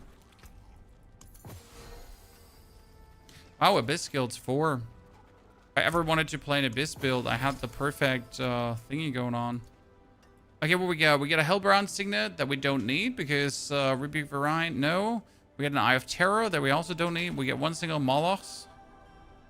We get a 200 sword with weapon damage. I kind of want to remove the willpower on that one. And go for like 2 other rolls. I have to see if I can swing that. When are we getting an update for a mythic change? Next week. Guaranteed.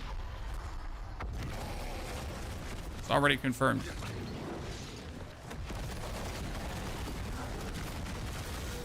Probably kill him with Torment 11, but it really doesn't make a difference.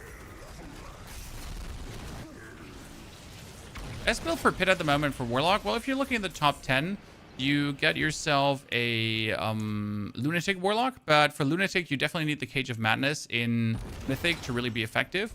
The Dirge of Odium would also be nice. Actually, Dirge of Odium probably better. Then we actually have Solitown, who's playing something similar to me, but different. And we have also Einsburn, who's also playing something similar to me, but different. So we're all playing like a similar version of like similar builds, but all different, right? And we'll have to see how far we can push. I mean, they obviously do have some mythics already, which is mean because I don't have any mythics. But we're coming, sweetie, sweetie, swooty, for their booty. And right now, I'm obviously hoping that I'll, for the love of God, will get a good weapon because my weapon is somewhat lackluster, right? And we hope that we get Moloch's Beating Flame finally the way we want it to. Oh, that's weapon damage and maximum life greater affix. That's actually pretty fucking good.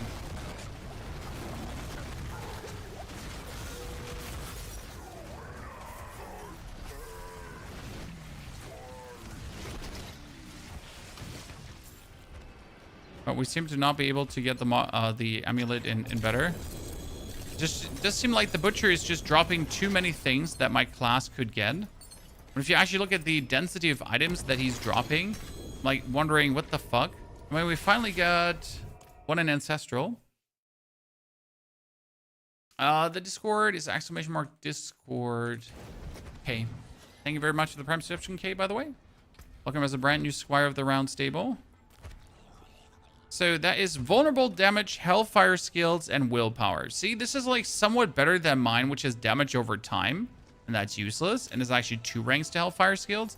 I'm going to keep my current one. But I can also start like upgrading these here into better versions of the same amulet. Maybe you get like something higher rank. And we want to have it in greater affixed.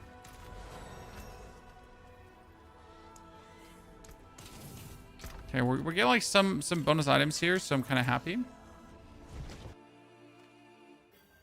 How many hours do you play a day? Oh, not many, sir. I play realistically 6 hours a day, roughly. So I'm not like Rob. I'm not like Booty. You know, I don't have a video editor or anything. I just do everything myself. So I gotta like play a bit, find out things, then make video about things, right? I also don't want to play Diablo 10 hours a day. I mean, as much as I enjoy the game, I don't enjoy 10 hours a day, right? 5-6 hours is a good Diablo session. You can achieve quite a lot. You can upgrade your character. You know what? Then it also comes to the point where you're like, yeah, that was enough for today. I'm good. Not sure how else anyone is feeling about that, but I'm fine, you know? I really don't want to spend like all my day.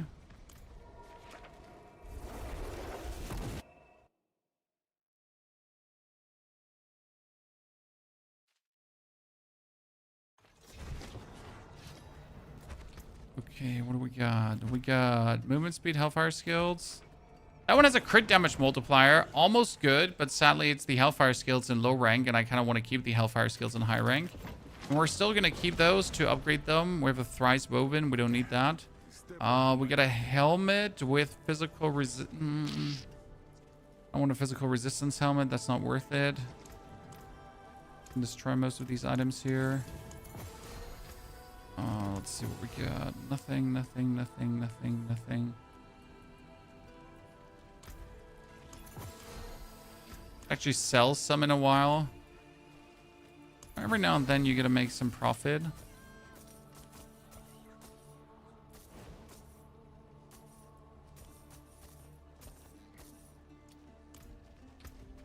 I got money. Do you full-time content create stream? Yes, Hardy. I've been doing this now for 12 years, full-time. Quite a long time. Most creators of that age have either burned out, given up, or become irrelevant to a degree. Been doing this for a bit. And actually, this year, it's been one of my bests on YouTube so far. I mean, last year, like 2 years ago was already amazing. Last year was one of my best years on YouTube, and this year seems to be shaping up to be one of my best years on YouTube again. 222, don't bewitch it. You never know what happens, right? But we're get good games to cover. We're bringing down good videos, and we're essentially only becoming better at what we do. So maybe we prosper. Get only cooler content out for you. Dota Underlords? I miss Dota Underlords so much. Please don't mention it, my friend. The wound is still too fresh. One of Steam's bigger fumbles. I mean, fumbling Dota Underlords was really... I'm so mad. I'm still positively unhappy about that one not getting the attention it ever deserved. Ah, Dota Underlords. Why you do this, sir?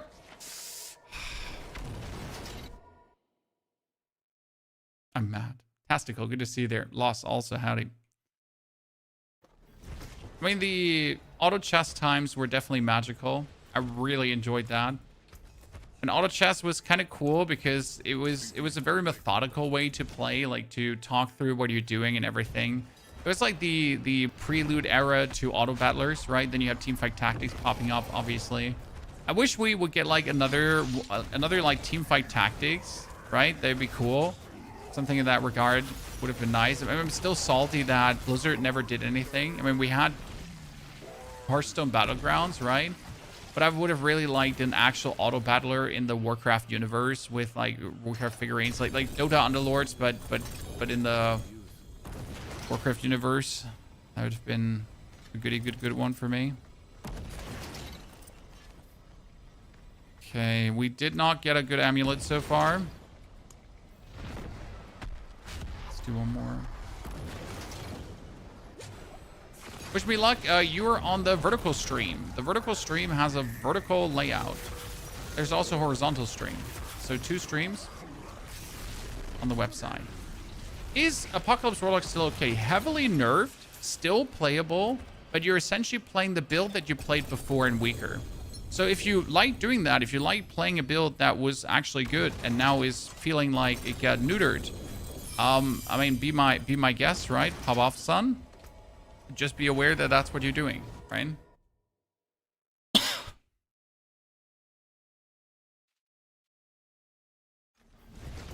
There's Steam. Okay, I've never had my Steam limited to mobile.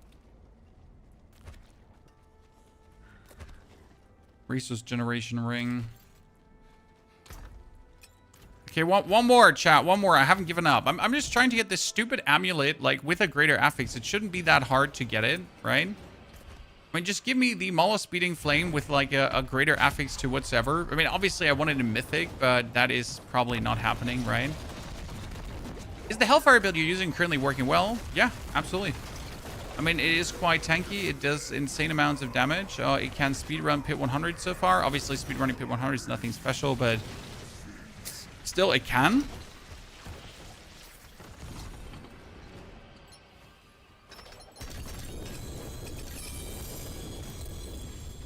It's also just simply different to the builds that we have played before, which makes it like just unique and fun in my own eyes. Oh, that's a crit damage multiplier with a fire damage multiplier. Interesting. Oh, I just gave away my demon form. That's actually bad. Well, let's see how much damage we can deal even with demon form away. Why is demon form away bad? Because demon form is our single-handed biggest damage multiplier. So we actually need to be permanently in demon form to get like the most damage that we can.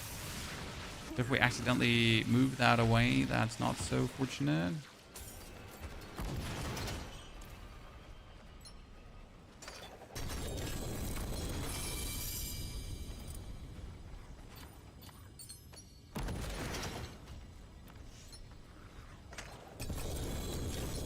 Oh wow, really? Just like not anything. This is like really frustrating what we've gotten here. Have you come with the build guide out yet? For the leveling build, yes, but not for the endgame build, because again, the endgame build is still subject to so much change that I just don't want to give you anything that I will just change then a second later. Right? It's like, oh, hi, here, so this is the, no, it's not. And then this is the, no, it's not. Okay, my current gloves have crit chance, attack speed, life on hit, and critical strike damage multiplier, which is actually weak because it's only one multiplier. This one have fire damage, willpower, and cooldown reduction. Now what we need to do is we need to reroll the cooldown reduction into something that is not cooldown reduction, which means that we're going for the chaotic reroll into a utility aspect. Yeah. That now rerolls into Blazing Scream. That's terrible, so we need to go for this. 1 chaotic reroll. Actually, 3 ranks to Blazing Scream is not terrible because that is my main damaging ability. And currently every rank more is how much damage? We're sitting at 600%. Every rank more is... I mean, could be worth it to play around with this. And then we could like reroll the willpower potentially into crit chance or attack speed.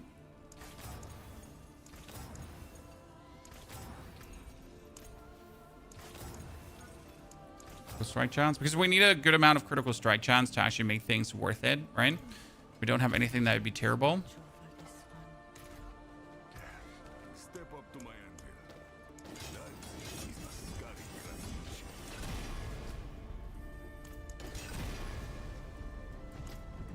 Orange to Blazing Scream is not worth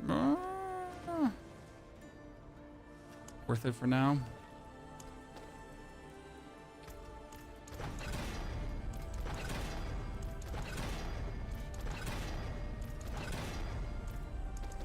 At least we have enough scrolls. Look at that, 100 scrolls. I can roll everything. So, like, just compare these gloves, right? We had the life on hit, which was useful. But this one has, like, pretty much a triple damage multiplier happening, right? So that's actually really, really good. We just need to see, like, which aspect we actually want to play. Because right now we've been playing the Remorseless. Killing enemies or demons gives us that.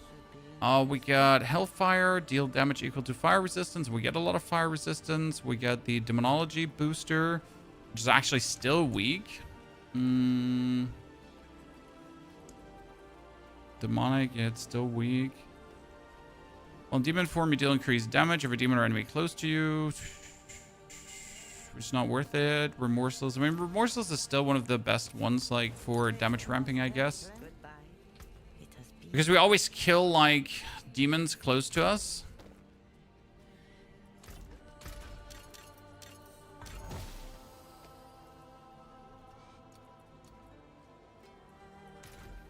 I just need one more, like, amulet here.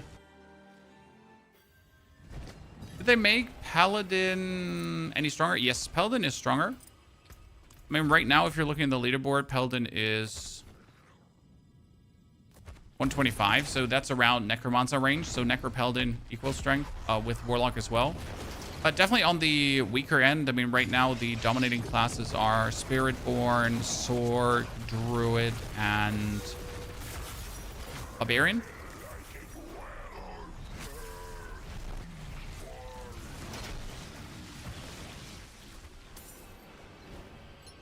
Okay, it can't be that hard. Oh, that's an amulet and ancestral. Jesus, it could be my Moloch speeding flame.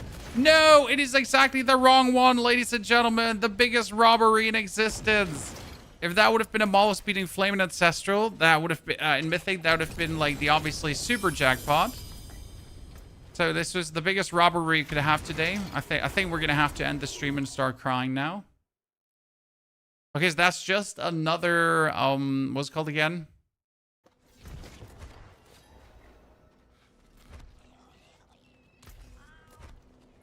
That's just another spark that we can't use.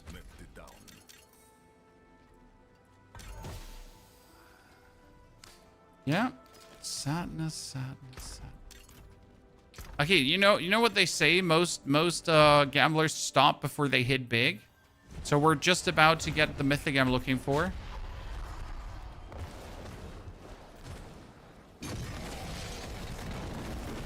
All right, you know it's true.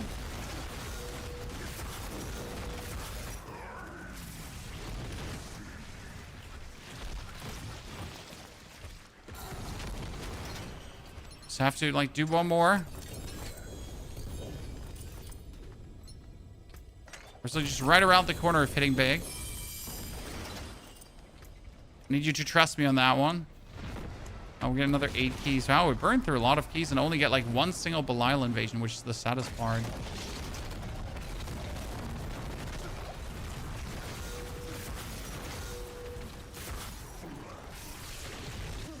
Saddest part.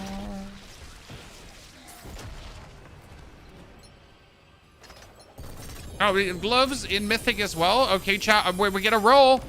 Chat, we get a roll. It's working. I think like I don't want to continue because again it's something useless, but I feel like we have him. We have him right now, chat. We have hit gold. So worst case scenario, I'm just gonna burn through the 8 last keys I have left now. But 6 last keys we have left. I mean, you're saying there's a chance, huh?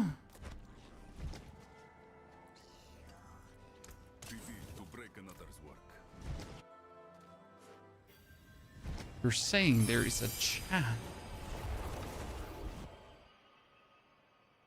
When you do 3 to 1 something, does it have to be craft attack? I'm not game or I check right now. I mean, it doesn't matter, King Crons. It only matters for mythics.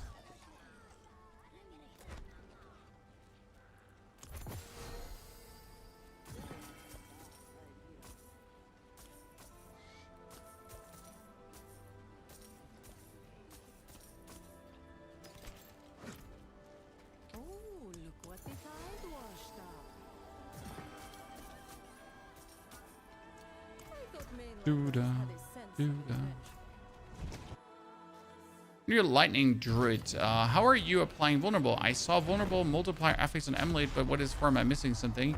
You're applying vulnerable over lightning damage. Either you put it on your boots or you transfigure it on your amulet. You're using the aspect of storm something storm charged aspect, I think. Oh. Good work. Either clean tuning prism on the amulet or you play it on your boots and then you clean tuning prism the ferocity aspect on your amulet. So yes, you're definitely missing something.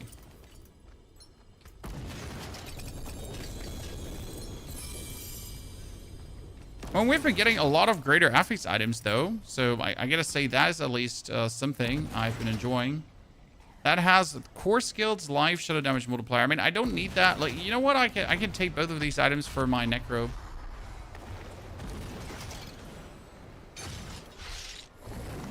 I mean, if you want to play Diablo right now, you would have to get yourself both expansions if you don't have both expansions, because otherwise you're... I'm not saying you're unable to enjoy Diablo, but you're just going to be not able to do everything that I can do here right now. Precisely, you can actually not do certain builds. It's just right away impossible to do certain builds without the expansion. So yeah, you kind of want that. Okay, these are my last 4 keys, Chad. Oh, that's another mythic, but it's the wrong one, Chad. Damn, 3 mythics, ladies and gentlemen.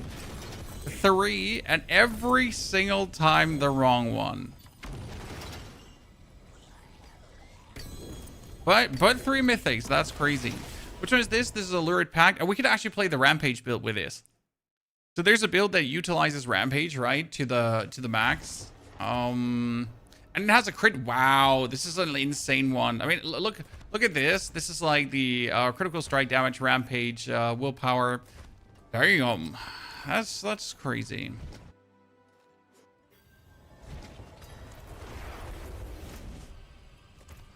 Three mythic in 5 minutes is crazy. Yeah, I'm like my account is buffed right now. But I don't want to play the rampage build, which makes me sad. So I just get that thingy, and I'm probably just going to dump it. So I have no interest in playing the rampage build.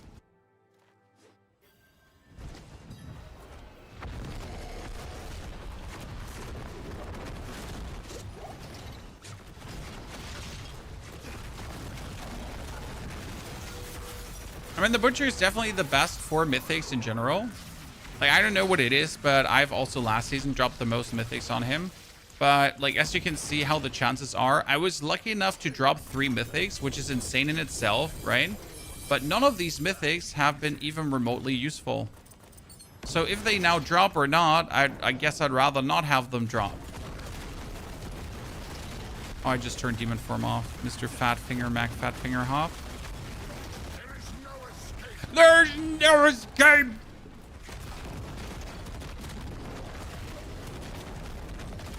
Chad, you heard him here first.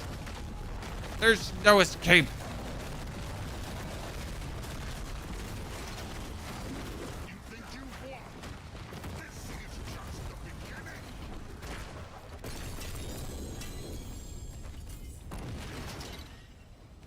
Okay, well, we tried, chat, and not only did we not get the mythic we're looking for, we also did not get a single good Molos. Which is the really upsetting part. Maybe we should try to get Pandemonium Fragments. Oh, I got Pandemonium Fragments. Well, you know what they say, chat. Go big or go home. That's a Banished Lord's Talisman with a Shadow Damage Multiplier and a Crit Damage Multiplier. You know what? This one is actually insane for the... I could play this on the Necro build. I could actually make this work. I mean, I could probably make that work. A mythical greater affix, like this goodly rolled item in solo Self-Found. That's something different. Let me tell you that much for free.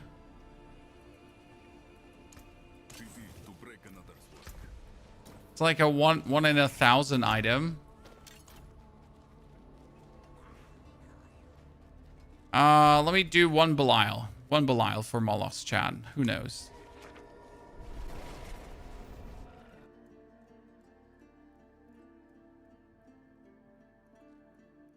Where can I find this build at, Pro Nike? You cannot find this build, only the 1-70 version. Only the 1-70 version. What is reality?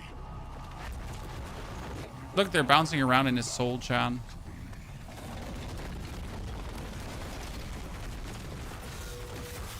Torment 10 Belial is just being eaten up. Oh, poor guy. I mean, can we jump to Torment 12? You can see in the damage, yes, we could jump into Torment 12. I just like bullying things in Torment 10 right now. Okay, we need the Butcher. I mean, at least the amulet dropped us Ancestral.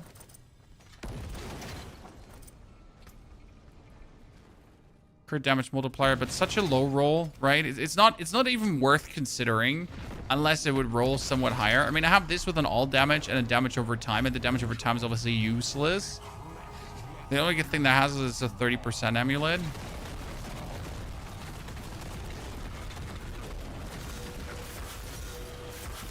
No, he just got eaten.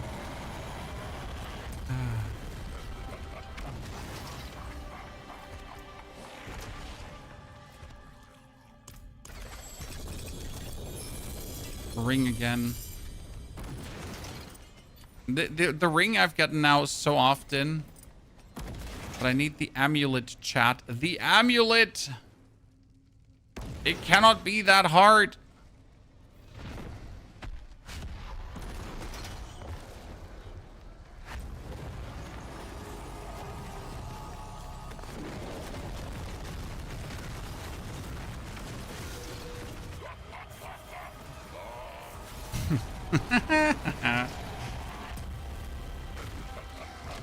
We just like when a plan works out.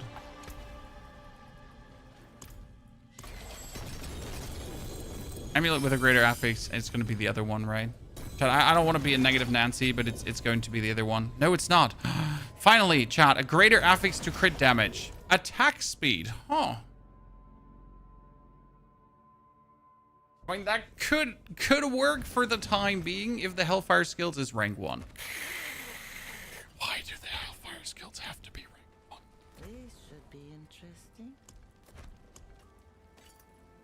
I mean, if it's the worst of the best, it's still not good, right? Just the frustrating part.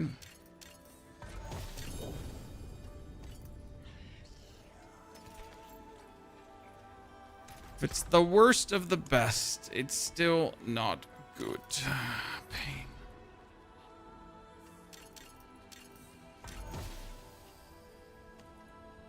Nope.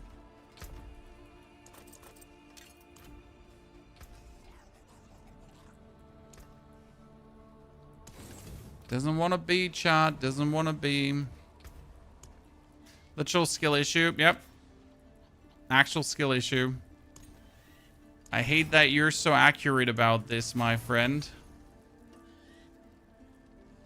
And I don't even want to waste like much money on this one, right? I mean, we have enough to throw away, but I'd like to get like a crit damage multiplier on this. Thank you, 39%. So it's better than what I have here right now. but it is not good, which is da-da. From creation, keep your treasures close.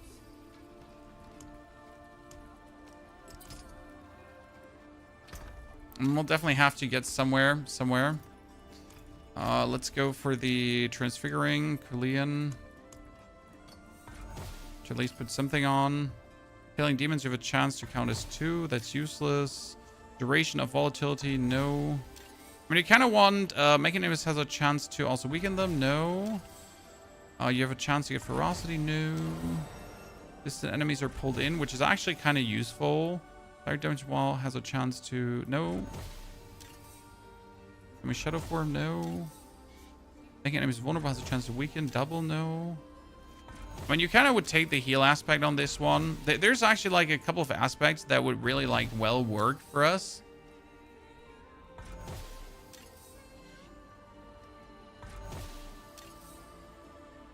Wow. Fortified drain rate. See, I can play that because the fortified drain rate will actually heal us, so it works in our favor. We don't need the cost reduction right now because we decided to play a helmet, so I can temper crit damage on it.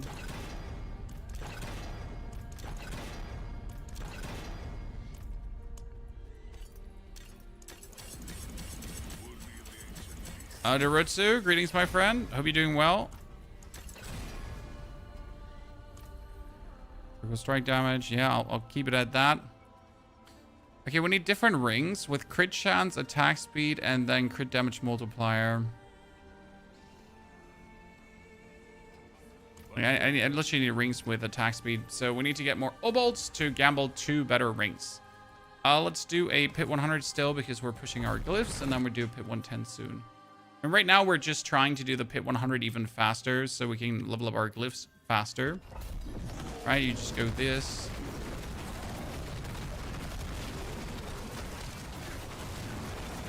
Oh shit, I completely forgot to use my damaging skill. Oops. In case you wonder why we weren't doing any damage while we were just using the wrong skill.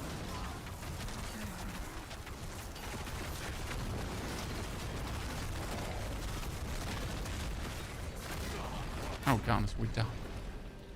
Early. Painful.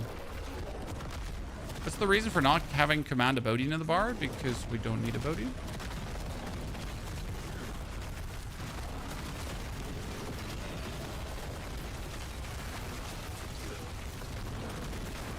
Oh, we could technically remove the Fallen around us, but they're counting as summons, and that actually works in our favor for our runes.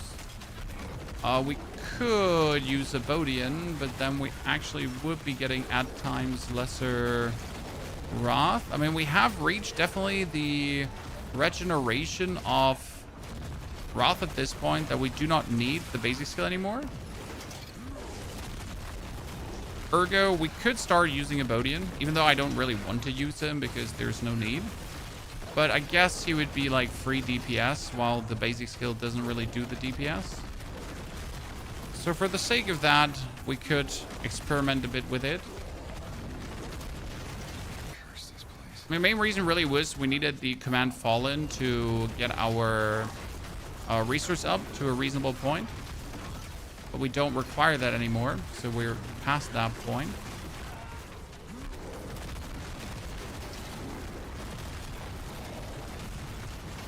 Finally.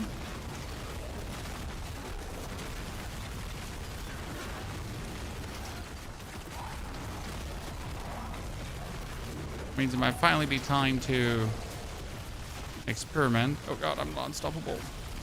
Yes, you guessed right. We're not unstoppable. We could technically get unstoppable with the demon form, but that would actually weaken our shtick. Oh, Jesus. That would weaken our shtick we're doing for...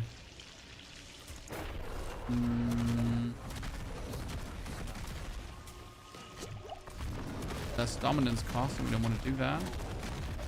Does this build work well in hardcore? No, Smirkun. This is not a build I would do in hardcore. Main reason you don't want to do the build in hardcore is it's a self-immolating build. So we're right now activating demon form, okay?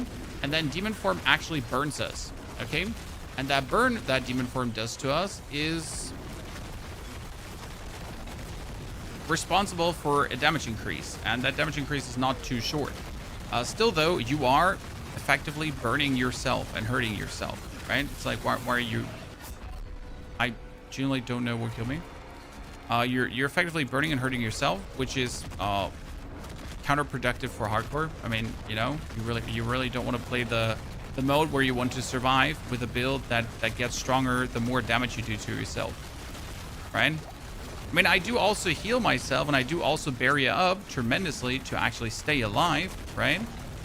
But still in a way where you're actually, why are you burning yourself, right?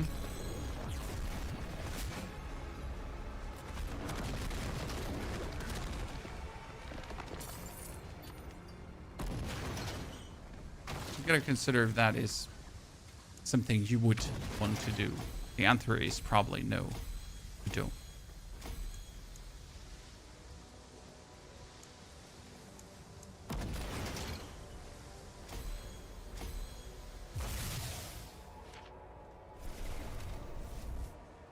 The reason I don't like Warlock, his skill is the same as explosions on the ground, damage on monsters, etc. Not sure what you mean, sir.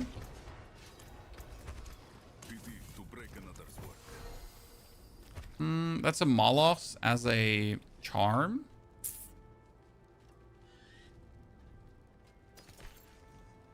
Interesting.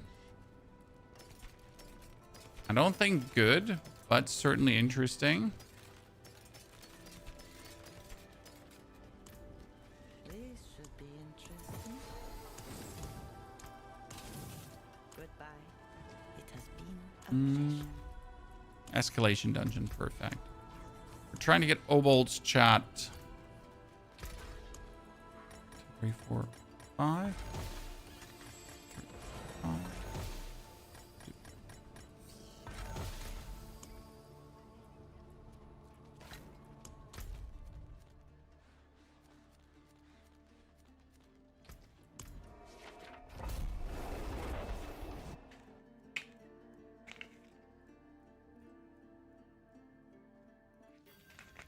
Which build would you recommend for hardcore? Bear Druid.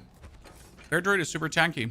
Also, Summon a Necro is relatively undying once you figure out how it works. Both of these are quite good. Okay, what do I want to do? I wanted to kick out the basic skill, yes, and we wanted to just pull Summon a Bodian in and see how we like that one. Again, I don't think like I do actually need it, or I do want it, but let's at least entertain the thought here.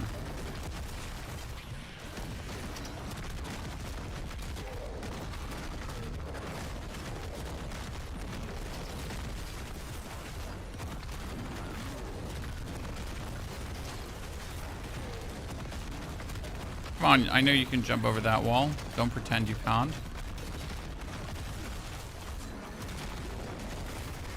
With a Bodian, you can like get on your horse, if I'm not mistaken, right? 1, 2.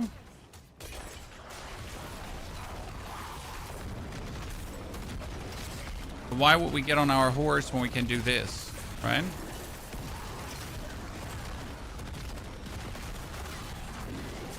What would getting on my horse do for me? This is how we zoom through Nightmare Dungeons.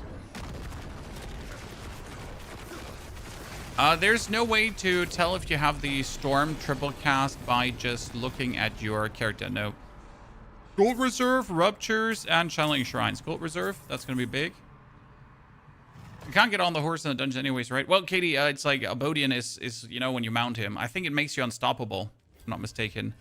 Here, command a Bodian to enter demon form and mount a Bodian, gaining increased movement speed for seconds while mounted. Chain enemies to pull them behind you. I think it also does like do like some semi here, like you do this, right? And you just pull enemies behind you. It's kind of funny because you just pull them behind you, but again, like don't really see a reason why we're doing it.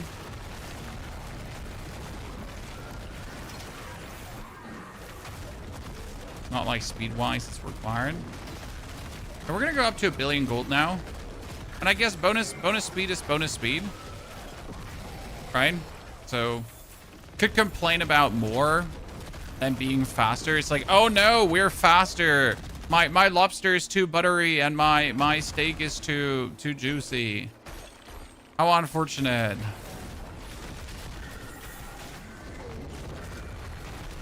Like, how will I ever mentally recover from this?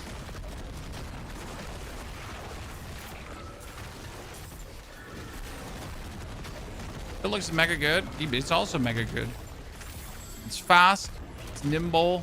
It does damage. It's scaled super easy. This is the fun part. So I think this is like important when you're actually doing these kind of builds. Like it needs to scale easy. It can't be that these builds are scaling hard in any way. I hate this Nightmare Dungeon because you gotta collect 3 blood orbs. That always seemed excessive to me. Fun part is once you're stacked enough, your actual jumping, so your rampage jumping here, right, this one, does enough damage to kill enemies. See, we're landing and enemies are partially dying. It actually does enough.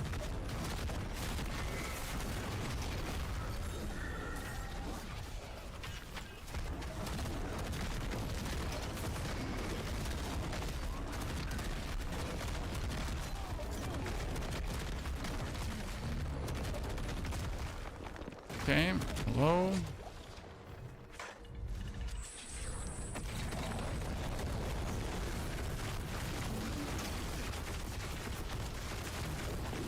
I wonder if he passively does enough damage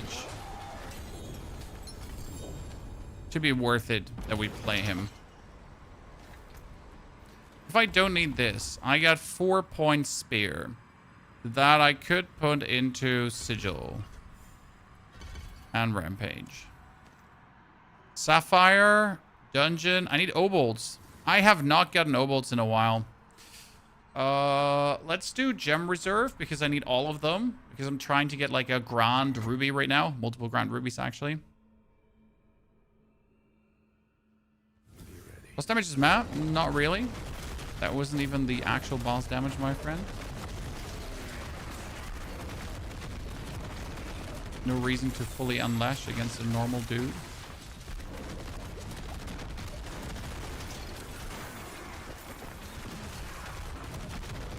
This is a ramping build.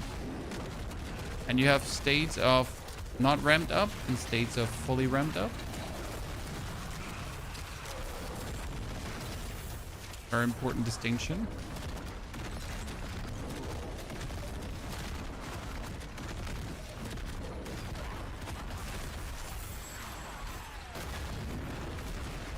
Turn the bloodstone to the producer. Jawohl. Okay, this Nightmare Dungeon was just like perfect. I mean, seriously, what was that?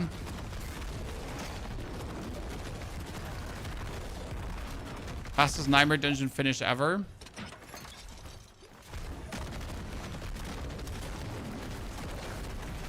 So now I, for example, turned off my demon form, so we're going to barely do any damage.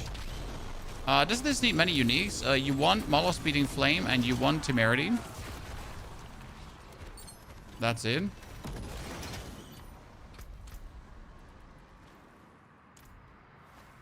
Okay, unique spoils, unique spoils, unique spoils.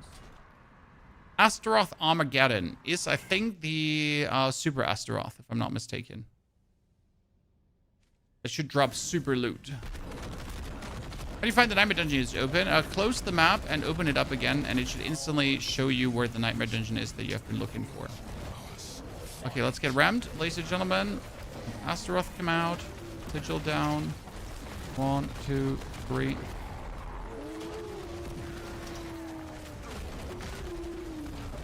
you think it was over? Whee!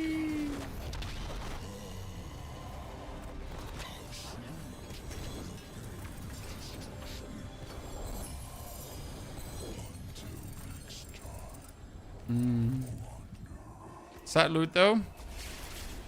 Not a single good item drop from him.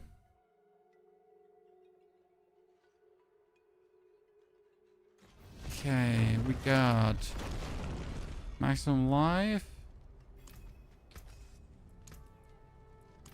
Yeah, not really a single good item. What we're gonna do is we're gonna take the weapon now and see if we can make something better out of it, because we got this sword here, this axe. Maximum life is like part of our damage, so we get this one. What we need on this one is now We need the... Okay, we don't want to lose the weapon damage. I think I have a good plan. What we're going to do is... We're going to lock the weapon damage. Okay. Enchant. And then no change. Which means that I can now... Focused reroll. Aggressive tuning prism. Until I hit the... crit damage multiplier. In 50. Realistically.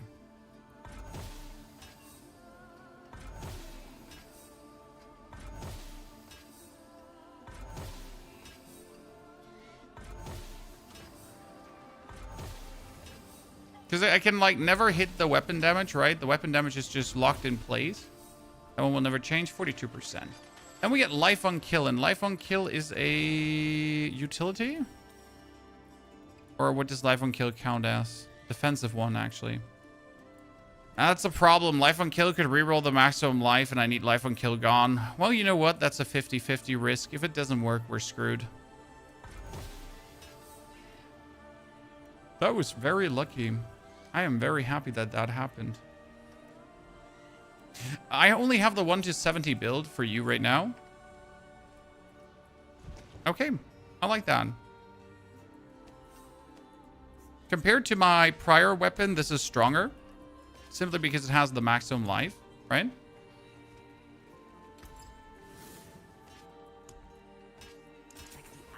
Let's see if we can make a new diamond, ground diamond. That's actually killer. We can salvage this. And we can make a ground sapphire. 2 ground sapphires, actually. That's pretty fire. More willpower. More willpower is important because we have this one here. This one says, casting volatility empowered skills increases your core stats by 5% for 10 seconds up to 50. Core stats is all damage, right? So very useful to actually get this.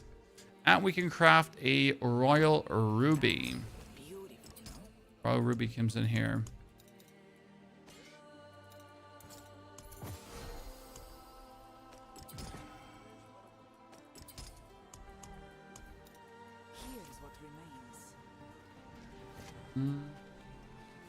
Okay, this Bloodmine Idol, pretty good. It's a lot of damage. So Bloodmine Idol is definitely not a bad pull. Not a jackpot, but definitely not a bad pull.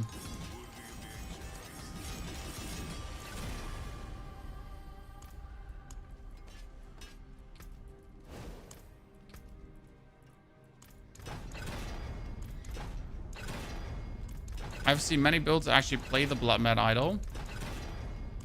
Just because it's, like, strong. 24% attack speed. Okay, so this should already make me vastly more powerful. You try Sork? Nope. I have personally not tried Sork this season. But we will be doing Sork at some point. I mean, it's new, sir. We are not even 1 week into the season, and I'm on my 3rd class and on my 5th or 6th build, right? Most Diablo creators are still on their 1st build because they like to only play 1 build. Not us, though. Sork good this season, decent. But you're forced to play Firewall Sork. And Firewall Sork does not feel as good as the prior Sork iterations. Now, if you're happy with Firewall Sork, more power to you. If you don't like Firewall Sork, aka me, I don't like Firewall Sork, you're a bit screwed.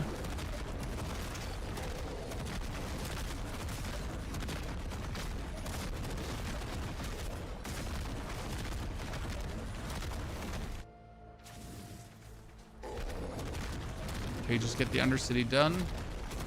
Wasn't actually planning to get any benefits out of this, right? Just quickly demolish it. So other Sork builds are bad. Yep, sadly. So we have 60,000 life now, chat. That's a 60% damage multiplier just for turning into demon form.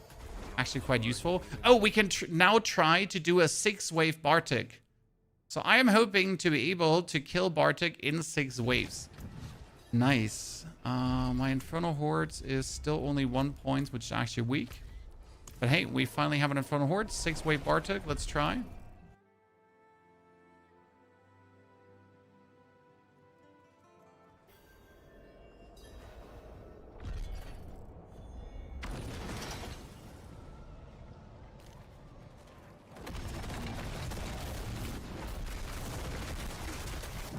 Demon Form.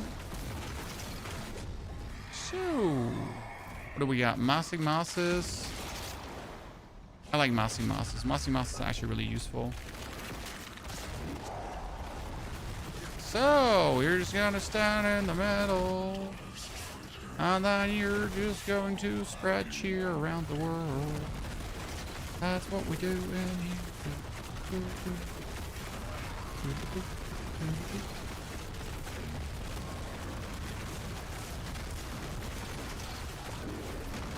Okay, both did not reform on death. That's great. We love when a plan does not work out. Nothing wrong about that. It'd just be good if, you know, plan did work out. Your base? Nah, I just play different than other creators, my friend. I mean, I can understand creators liking to hog their builds because, like, it's kind of like the feeling of always being powerful. But always being powerful is kind of like boring to me. Right? I enjoy the actual act of becoming powerful. Right? Being powerful is rather boring, but becoming powerful is kind of cool. So I like this phase where you start rushing through the Torment tiers, right? You try to reach Torment 12 with as least effort as possible. You figure out how to make your build survivally. You figure out how to get the most out of it. And then once you're powerful, it's actually like, yay. So now that I have done all of this, what do I do next? Because then you're already strong. Why bother getting stronger?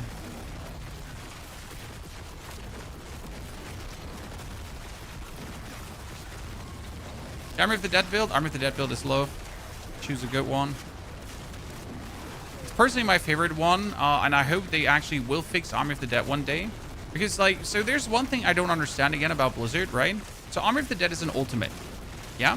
And it's an ultimate that works with summon skills.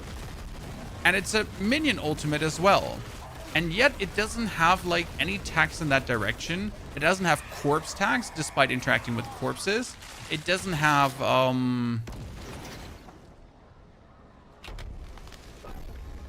it doesn't have a minion tag, despite interacting with minions, right? So you have a skill that you cannot boost with any bonus ranks. And that's just bullshit. Because if I could boost my Army of the Dead with bonus skill ranks, it would literally be the best skill in the game, instantly. Which it should be. But you cannot even make it the best skill in the game, and it makes no sense. Did they nerf the Lunatic build from last season? No, and it's actually stronger if you're going for a Mythic. So the Mythic gives you another 120% bonus damage to before. Now the Lunatic build did not get nerfed per se, but Overpower get nerfed, and that also does influence the strength of the Lunatic build. Because obviously you were going for that Overpower shtick on the Lunatic build as well, with the title aspect and the Undersoul's Talisman and that kind of stuff. But yeah, that one get nerfed in general. So not like Lunatic wise, just in general.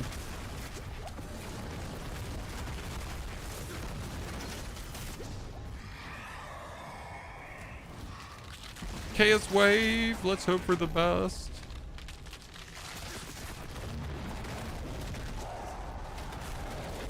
Oh wow, one of the worst Chaos Waves. The only redeeming quality about this Chaos Wave in particular is that I just have like the ability to hit everything on the screen. But this is single-handedly the worst Chaos Wave I could have gotten. Why I dislike Chaos Waves so much, because either they're like broken or they're useless. No take backsies, no in-betweensies.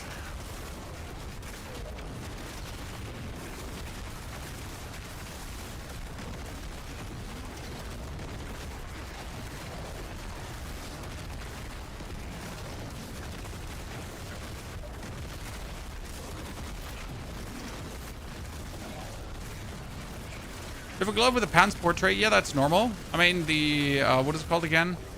The... Azure Wrath can also roll maximum life twice. You can literally find Azure Wrath and it has maximum life. And then, you guess what? It has maximum life again.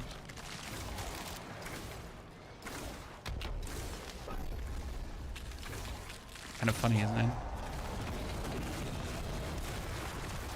Why wouldn't you want to have maximum life twice? Oh, did I just lose my demon form? I lost my demon form.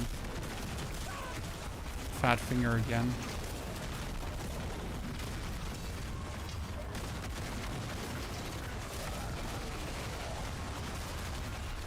How do we solve that fat finger? And we just remove our finger from the one. And that can't happen anymore. Whee!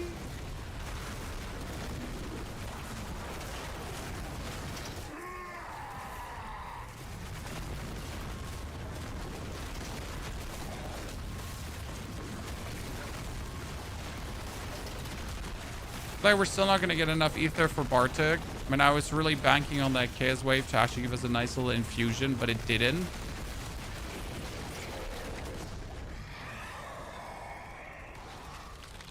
Okay. Well, these have all been very sad. Is he reading YouTube chat or Twitch? None. This is a pre-recorded stream. You're now interacting with the Ponyhoff AI. Also sub to Ponyhoff to pay for my tokens. So no, we're not reading any chat, Exat Ninja. That's why I'm also not saying your name, right? Because the AI can't respond to names. It just pretends like you're real people.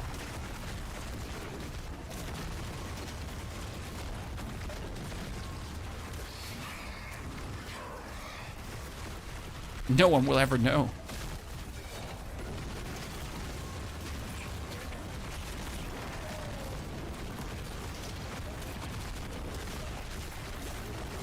Genius.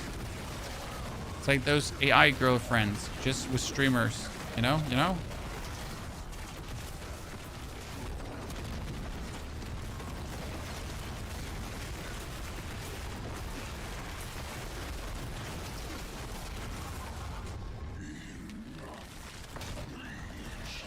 Okay, let's call the council. Hey, it's full right now while AI plays, right, Bitvarg? I mean, there are a lot of streamers that have already cloned their voice via AI for just simple voiceovers. And I think that's actually smart. Because if you're doing like a lot of B-roll where you don't actually see the face and your voice is very nicely hid, then it could kind of make sense for like some quick edits to just simply have your voice AI cloned, right? But I think it only makes sense for video content, right? For actual live content, it's obviously like, what the fuck?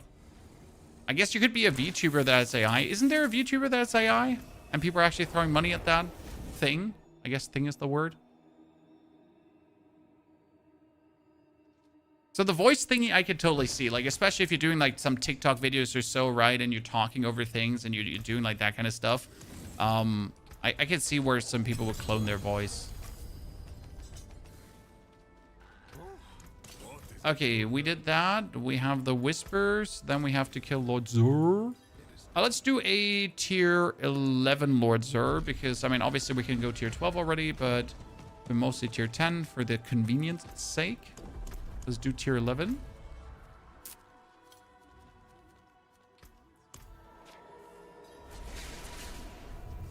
Dread Claws still good for Warlock? No.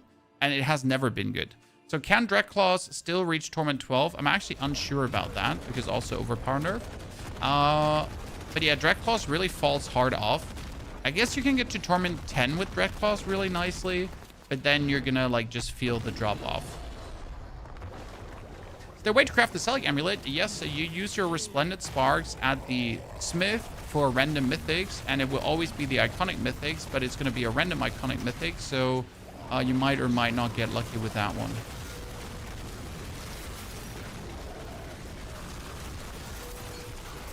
Right?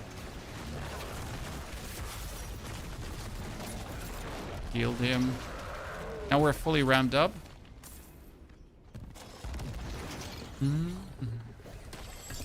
But I actually open up both because I require more layer boss keys. Because I actually burned through like a huge plethora of layer boss keys. Right? I need some more. Now that we're fully ramped up, let's go for round 2.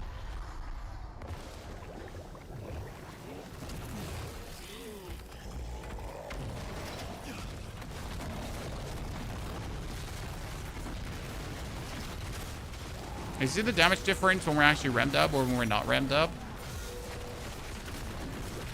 It's big. It's big. Gotta look out that we're not accidentally burning ourselves.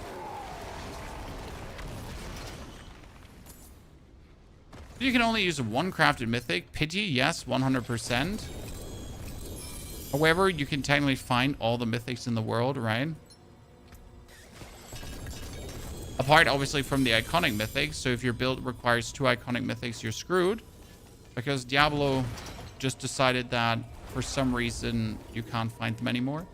Which I do believe to be a bug because it can't be intentional. That'd be stupid.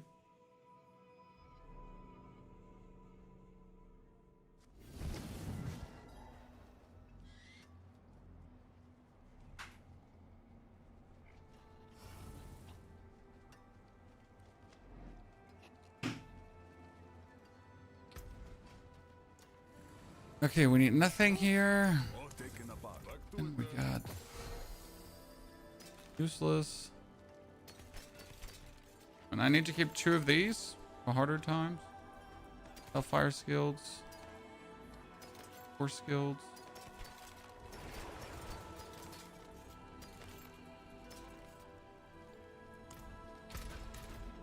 What brings you to the ancient isles? No, we don't require money right now, but I require resources.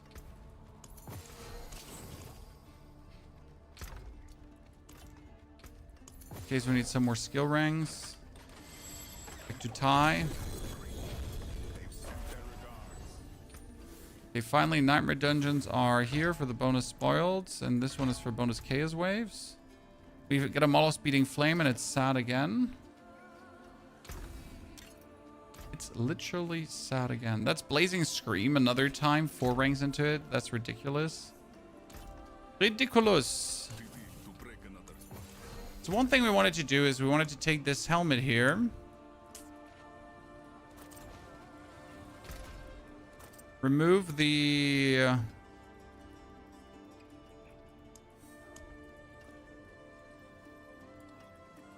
resistance to all elements. Add the resistance to all elements. Remove the physical resistance, hopefully. Nope. Add the resistance to all elements. Remove the physical resistance. Nice. I want to remove the life regeneration.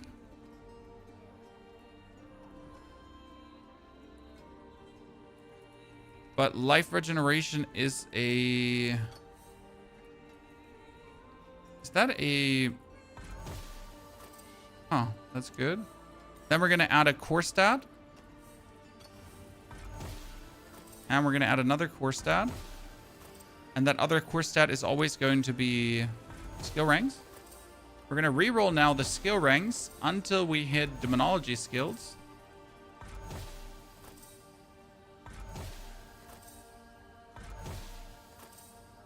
And then we're going to replace the willpower with armor.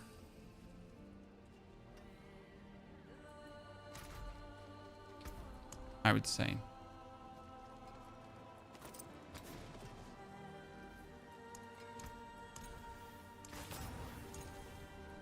Yeah. Something along these lines here. Then we can temper maximum life on.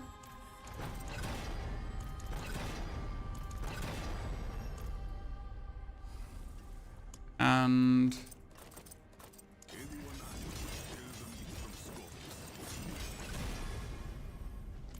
get 4 ranks to demonology skills. Fuck yeah. That's a very good helmet Varine here. Then we need the circuit. Circuit.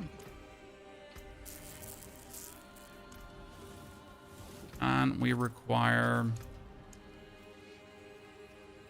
a cursed touch. And then, after doing all of this, we can technically transfigure the helmet because it has demonology, it's a maximum life, it has the double socket in, it has the curse on, it has all of it, and we can just transfigure and see what happens. We got gem strength on this item. Damn, Chad, that is beyond useful. Because now we're going to pull out the Grand gems, right? And we're going to put 2 Grands in. I mean, they're 90 willpower plus. But inside the item, they're actually 123 willpower plus, which is not a ginormous boost, but it is a boost, especially since we're multiplying up our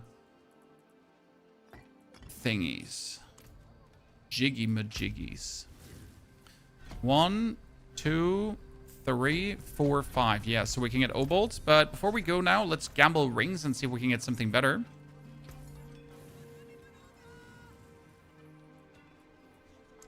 Yeah, building your mythics is just not going to happen, my friend. Sorry. Yeah, not too bad. I know you were excited for it, but it's just not going to be a thing. They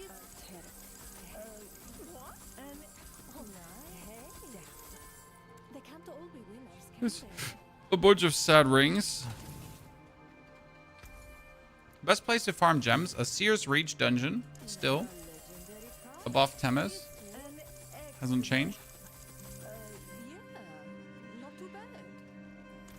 What are we looking for here? We're currently looking for attack speed, for damage multiplier, critical strike chance, something in that direction. Yeah. Nice. Hey. Oh, sorry. Cooldown, all damage, Bone and Fizz.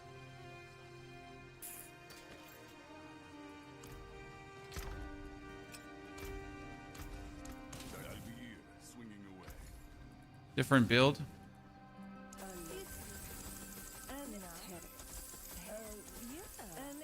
That's why I need so many obolts, because you might just get a bunch of useless thingies. Oh, that reminds me of something. We haven't checked on our mercs in a while. 19 times, ladies and gentlemen. Yep. And 16. Why is this so important? Well, so the idea behind this is that we're just now going to roll for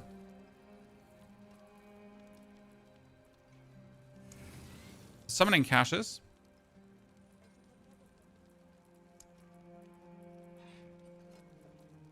We're not getting a single one. Wow. Wow, really?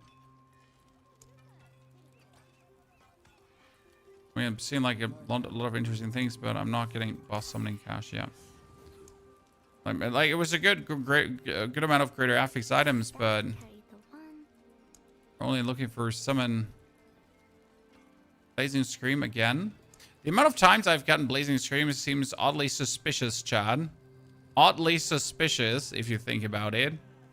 I mean, how many have we gotten now of those? Oh, we got only really 2 so far. Plenty weak.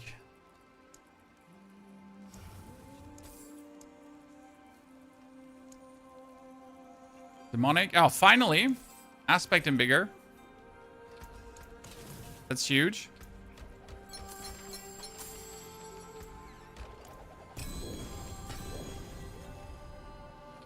Finally, after all this time, we got the demon. So that goes up to 122%, right? Okay, let's do a Pit 110. We haven't done a Pit 110 so far. Wait, did I just open a Pit 110 or did I open a Pit 19? We're not doing a Pit 19, Chan. We're going to do a Pit 110 or go home. I mean, we still have so much to upgrade in our glyphs. So our glyphs are not all 100 yet.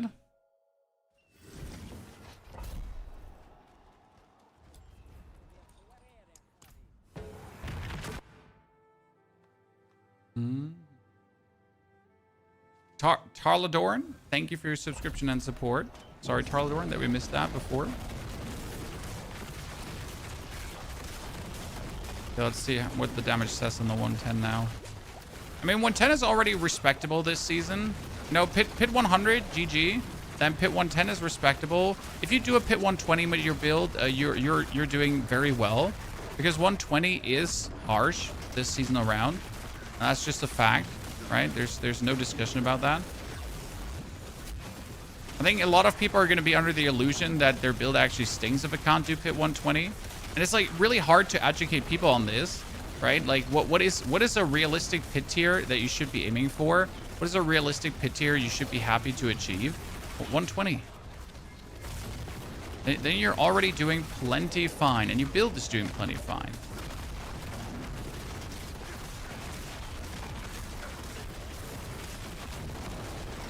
You know, I literally have a 5% chance to freeze, and we're actually getting consistent freezes. Just quite amazing. Okay, we need to turn off our demon form here for a second, or we're gonna burn ourselves to death.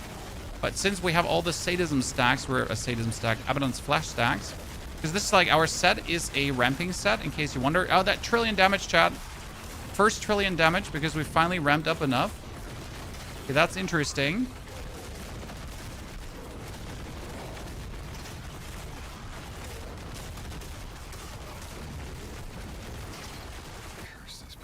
Good to see. Like, we went from hundreds of billions to the potential of trillions. Oh. That's good. Okay, what are these weird ass elites boasting that makes them... Oh, I am not in demon form the whole time. I'm wondering where my DPS is, Chan. I was in demon form. I thought I was in demon form because my character looks like he's in demon form. I do actually have to take, like, I have to use a different skin. This is like essentially what's confusing me, right? I'm like, oh, I'm in demon form because I got spiky shoulders. No, it's my skin. My skin has spiky shoulders, Chan. I mean, my demon form also has spiky shoulders, don't get me wrong.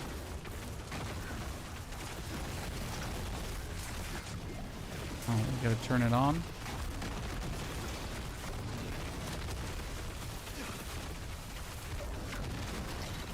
Okay, these are not prone to taking a lot of damage, huh?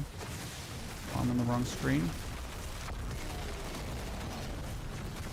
I lost my stone somewhere. Oh, I lost it down there. See, this is why we put the rune off. That would give us a damage multiplier against close enemies. It seems a little bit useless, right? To have a damage multiplier against close enemies when you're exactly never close to enemies. I mean, the additive bonus was good, don't get me wrong, but if your multiplier is being completely ignored, it kind of feels sad, doesn't it?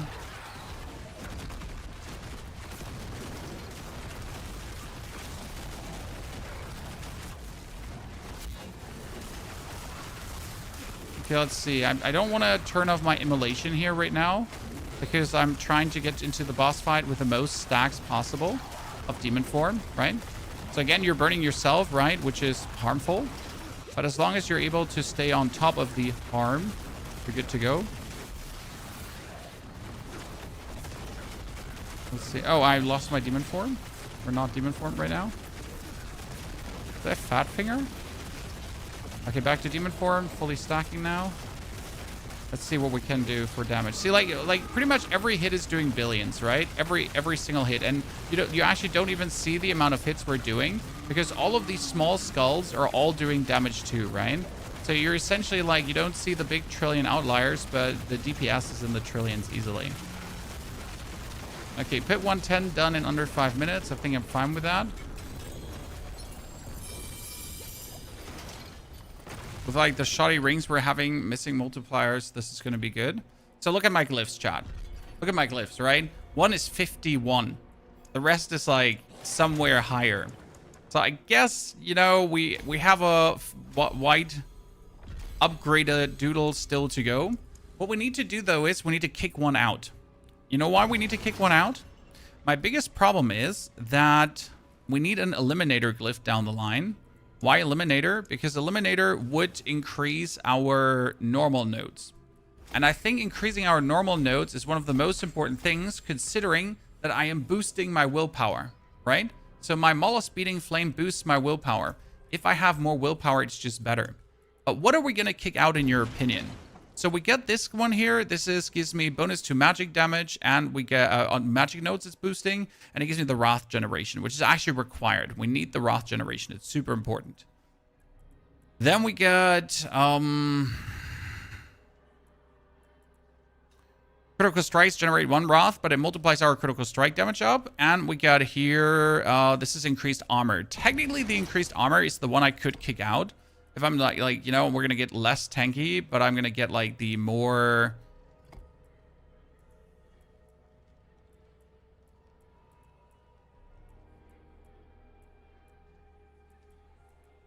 Come on, where's my eliminator now?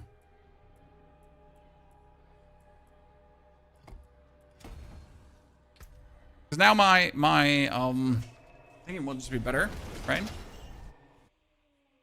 Can calm before the storm have a higher chance getting lucky hit chance in items, or is it better to get more cooldown reduction? Calm before the storm is for... You mean inner calm? No, calm before the storm. What is calm before the storm, sir?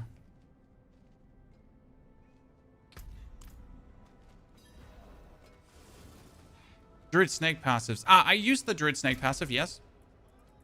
Because it's like, it's lucky hit plus critical strike chance.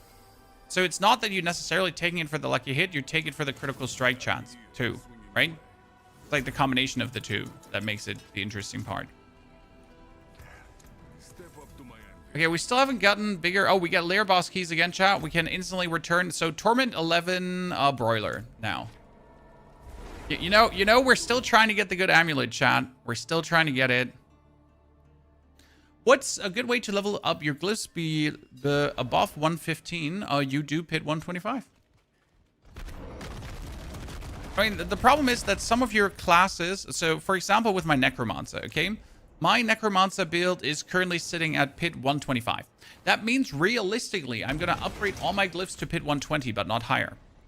Because pit 120 is like, if I do pit 125, I can upgrade them to 120, and then it gets annoying.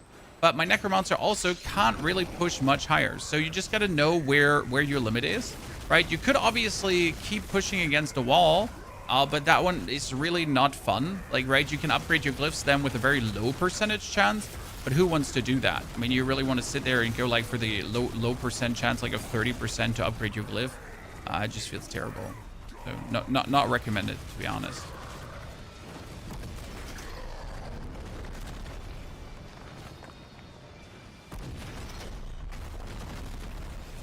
So personally, just identify what your limit is, right? And then be happy with the upgrades you get. Because the upgrades you get are probably good. If any loot filters for Broken Warlock, I have no specific loot filters for a class. I have one loot filter to rule them all. One loot filter that pretty much does everything. I am not getting this item. Ever, Chad. In case you missed it, we already get a mythic amulet today, Chad. It wasn't the one I'm looking for. It was exactly not the one I was looking for. It was exactly the different one. It was totally not scam, and I totally didn't get my feelings hurt. Because I'm a grown adult and I'm better than that. What's the best way for leveling, please? Hellworms, Ox.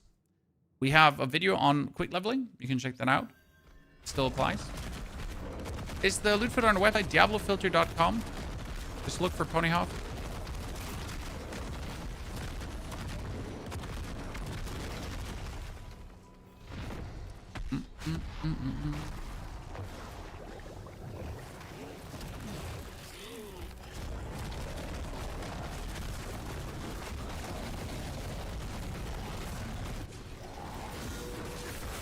Da, da, da, da, da, da, da. Lords are getting pooped on.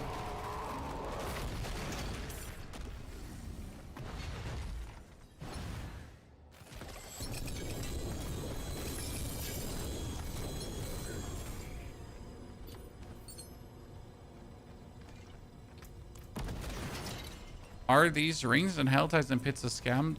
I don't know what you mean. Salmon.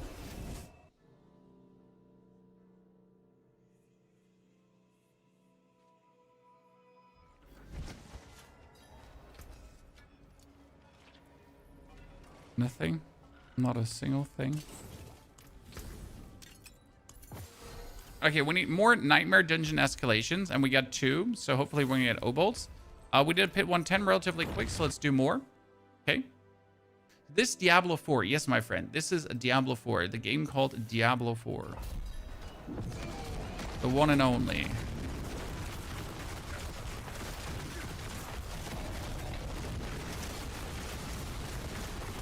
Okay, stack, stack, stack, stack, stacks. Get more stacks. Start like killing the first enemies because they're transforming my demonic strength over to like it's how my set works, right? My set gives me a debuff that makes me take more damage unless I start killing things. Okay, and if I then kill things, like that debuff that makes me take more damage gets turned into a buff that makes me do more damage. It's like, oops. It's kind of like how it works. This is also why you're like extremely squishy in the beginning, right? You get to go demon form. You get to like pretty much kill the first ones and start turning the stacks over to actual damage stacks.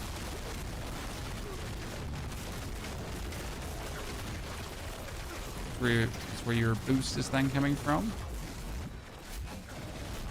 Against bosses, it's a bit easier because against bosses, merely hitting the boss is enough to turn these stacks, right? You hit a boss and then you get those stacks over. I'm not sure if it counted as hitting elites as well. I think they changed it to also hitting elites, yeah. Because I think it was stupid because you were not, like, it wasn't able to do it on hitting elites, and that made it actually weaker. Because you had to literally, like, kill your first opponents to remove the damage weakness you're suffering. Right, and killing elite in a higher pit tier can get somewhat daunting at times. Oh, wow. I don't even know what I died to. I don't even know what I died to. But that means we need to improve our defense further. I mean, I just put off the Icar Carapace, right? Which is the funny part. Remember me saying, do we need the Icar Carapace, sir? Can we get away without playing the Icar Carapace for more willpower? Well, the answer is technically we can. Practically we shouldn't. Oh, that's demon form.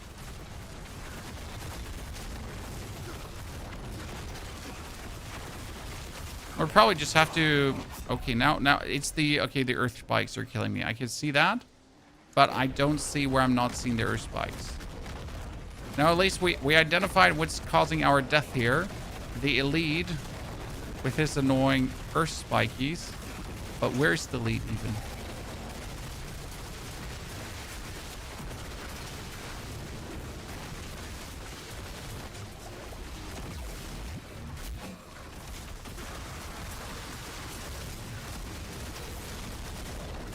He's somewhere casting bad jujus on us.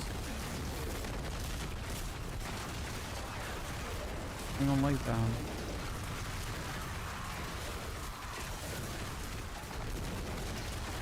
Mr. Dogma Music, thank you for the 3rd month of support. Very kind of you. You already stayed for 3 months as a subscriber. Oh, goodness. Yeah, we're right now, like, that 35% armor loss, we're feeling that. I mean, I could play more defensive if not, like, going that deep into opponents because there's technically no need to, right? You can just stand on the distance and spam them. We can also temper a aspect on our amulet that knocks down opponents consistently because there is actually one for that. I feel like these are only stopgap measures. I mean, we have the life to be tanky, right? So you're sitting at 60,000 life, which is 65% bonus damage as well for what we're doing.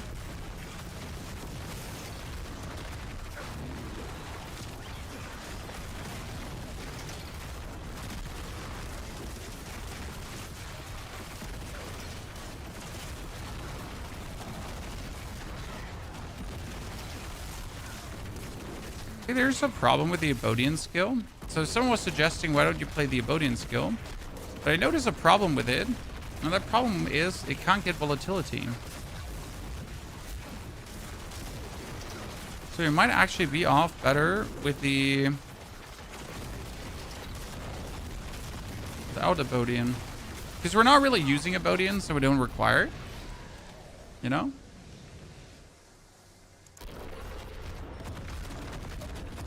I wonder if that one elite here is... And we're gonna have to experiment with that. Because like we're currently getting more damage. It's again this earth thingy. It's almost as if every single elite in this dungeon has the earth thingy. So let's go out and like we'll continue this.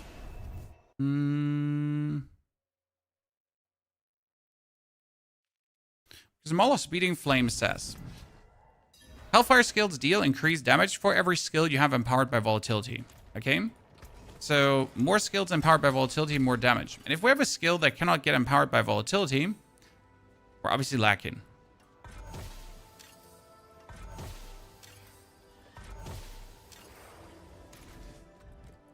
And technically a Bodian cannot get empowered by volatility, which means that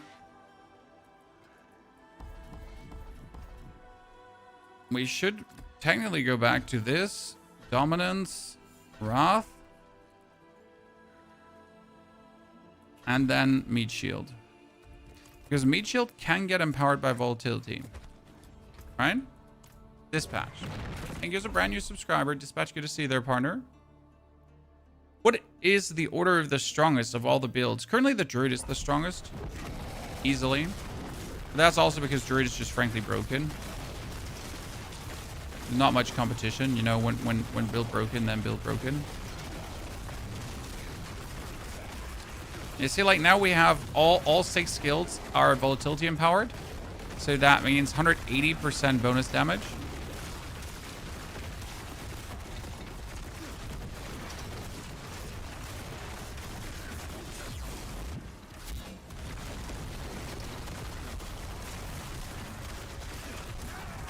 Just more DPS. And obviously we're not having a Bodian, but I can just jump around. I don't require a Bodian.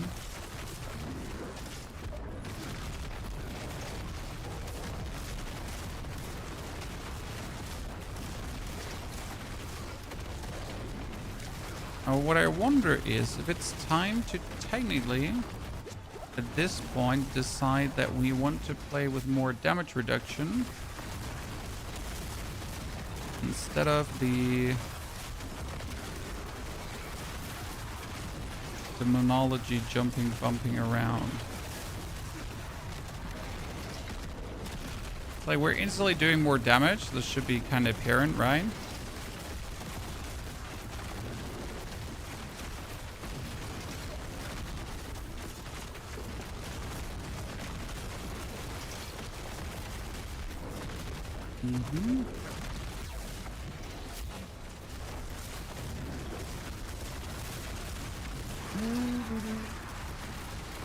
With this enemy type, like, dungeon is going like 400 times easier.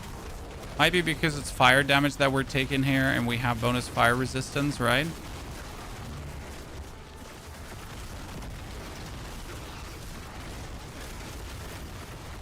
I'm still surprised our fire resistance is so shoddy.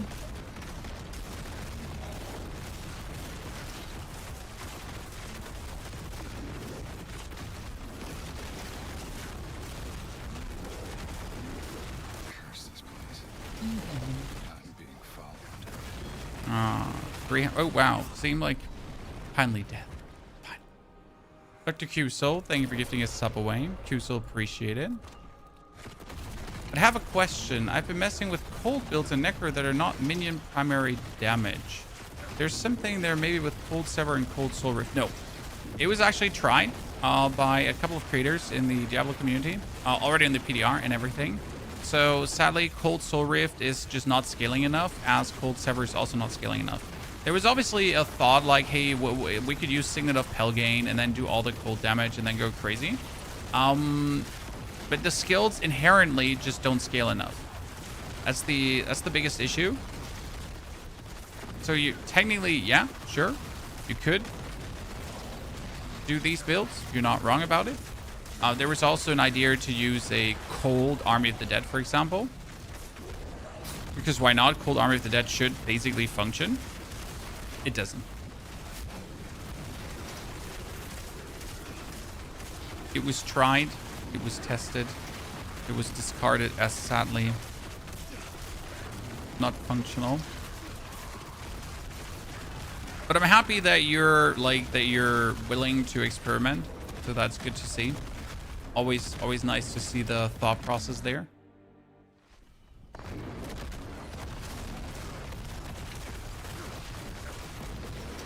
Eliminating hundreds of billions, yeah, that's like the problem, right? Hitting hundreds of billions is good enough for tier 10, even good enough for tier 11.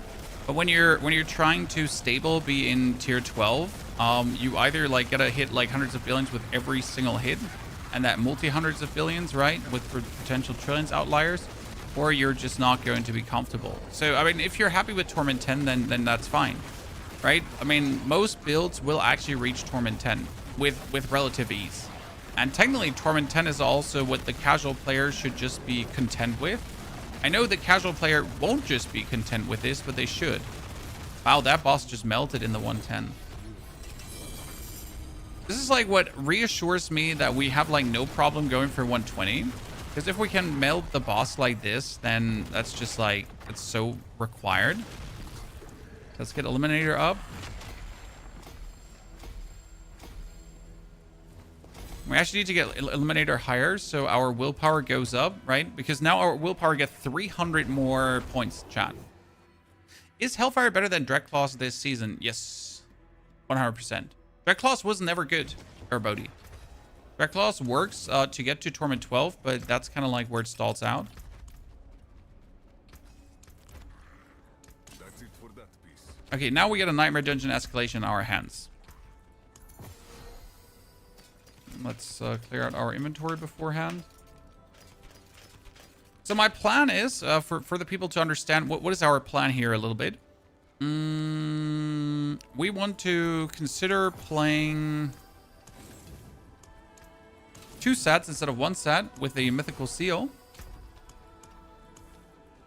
Get the Mythical Seal just for that purpose, right? Here, Mythical Seal.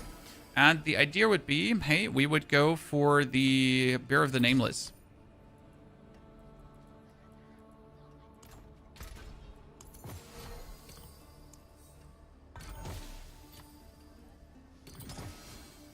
Right? Because if you look at this, we would get casting a sigil skill begins a ritual for 60 seconds that grants 100% bonus damage, intensifies up to 200% as the ritual nears its ends. Complete sigil's progress ritual by 6 seconds, so it's kind of good. And the ritual grants 20% damage reduction that intensifies with the ritual. So we would get a bonus damage reduction, and we would get a bonus damage grower. On top of, like, the only thing we would lose pretty much is that my rampage costs Wrath. Which is like, I think like for pit pushing, I would do this. And then for running dungeons, I would do the Anathema of Primes. That's kind of like what I'm currently looking at. Because with the Anathema of Primes, I can obviously just fly through dungeons, right? But if I'm pushing the pit, I want to have the damage reduction. I'm on a minion necro and have the same gear as the 126 tower leader, but I can hardly do 120. You say the same gear, but I'm going to assume that there's still tangible differences that you just simply might not be aware of. Right? So you're saying the same, but is it really the same? Maybe you think you just have the same gear, right? Are you hitting the same breakpoints, right? Critical strike chance breakpoints.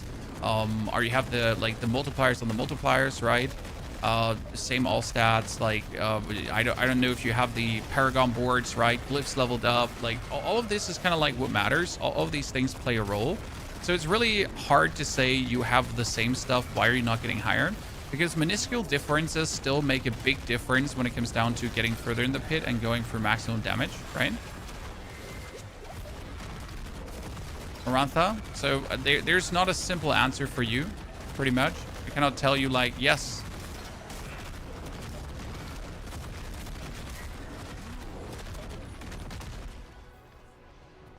It might also be that the tower leader is abusing a bug you're not aware of, right?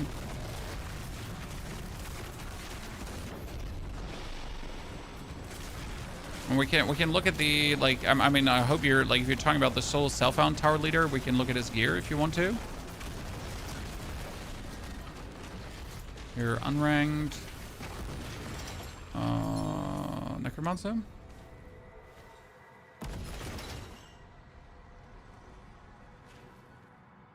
Okay, so it's never gonna load that. So there's a 131. So you mean the 126, maybe? No?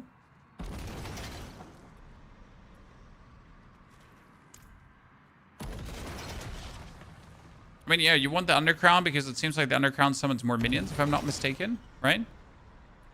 Is the 3 to minion skills. Oh, he's actually playing the Bone Splinter Golem variant. Interesting. Because he's spamming Bone Splinter as a shadow skill to apply more, and he has the Bloodmet Idol as well. I can see that. So, like, do you have the same crit chance here? He has crit chance there. He has attack speed. That is an important one, 18.3 with a bonus quality. So he's probably hitting, like, an attack speed breakpoint that he reaches the 100% attack speed. I'm not sure if you're reaching the 100% attack speed, right? All things that are mattering. These are actually low multipliers, right? He has multiple crit chances that work in his favor. Greater affixes on the thingies down here matter a lot too.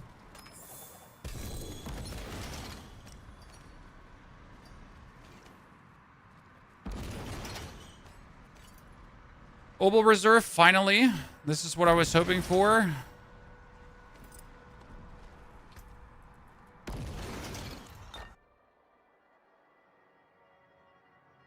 Undercrown is bugged. I think Undercrown could give you more minions in Mythic. Now, don't nail me down on that. I heard something, like, on the side, but I'm really not sure. Now, I have personally done also Pit 120 without the Mythic Undercrown. Okay. And the reason I'm not getting higher is my amulet is just shitty. My gloves are just shitty. So those are things I definitely have to improve. Also, again, glyph levels. I mean, your glyphs need all to be at least 110 if you want to go higher than 120. Or no questions asked. Glyph levels need to be up. It gives 3 instead. It gives 4 instead of 3 things for the Mythic. Yeah, there definitely was something, but I don't know what there was.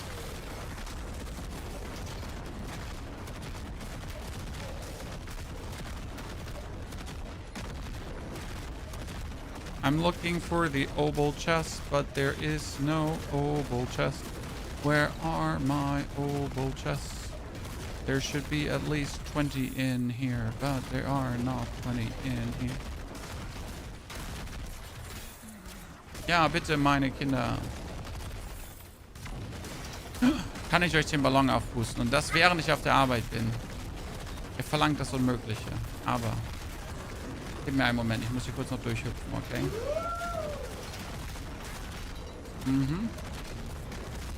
Ja, kannst du gerne was tun.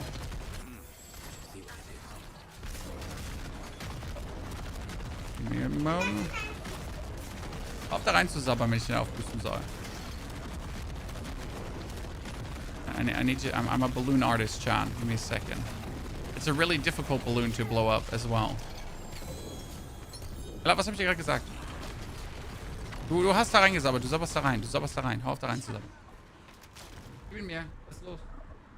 It's one of these ginormous balloons.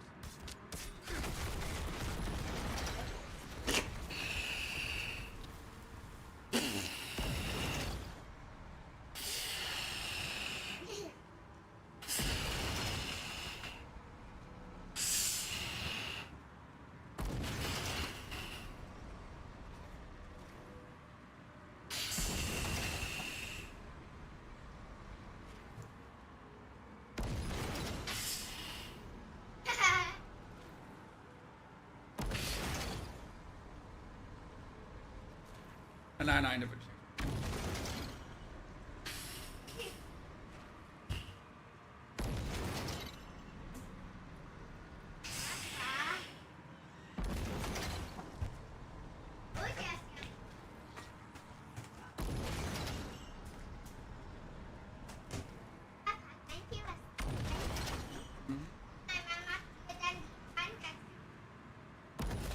weiß, ich weiß. Ja. Aria? Deswegen macht man das nicht mehr. Mal Tür zu, bitte. Danke. Oh, that wasn't even like, it could have gone bigger. It could have gone bigger. This wasn't even my final form. This wasn't even my final form. Wasn't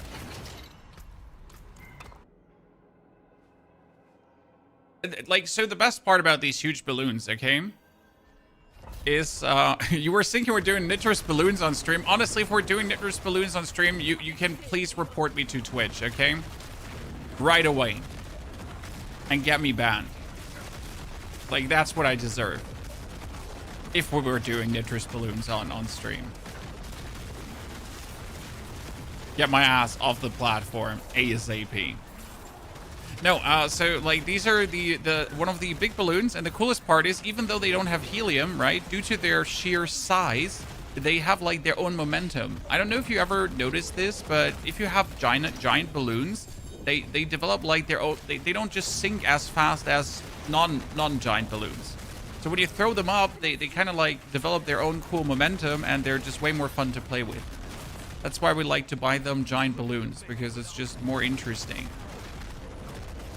You might have just never noticed because you never cared to notice, but it is actually a fact that they have like their own life, pretty much. Super funny.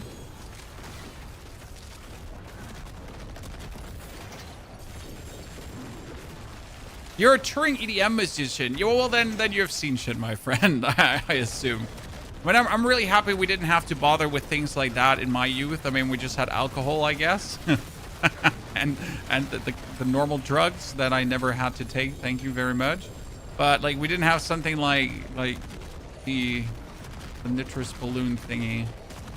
That's past my time.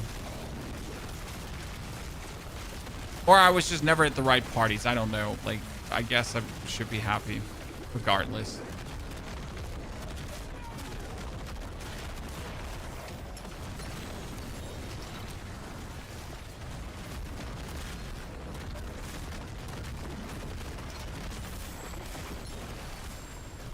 Right, freedom? Perceived freedom. Or non-caring parents. I'm not sure if non-caring parents are the same as freedom. Actual freedom, right? We can have a whole discussion about that. How's Warlock? Pretty decent. So we're currently here in Torment 11. We could go to Torment 12, but I just like touring Torment 11. You know, it's just fun. So we're gonna kill this dude here really quickly. Oh, we're gonna kill this dude here really quickly again because he just decided to respawn. By the way, this is what I do for Horadric Cube materials. As you can see, the amount of tuning prisms dropping is insane. Layer keys, layer keys, layer keys. No, actually, Astaroth, I got him.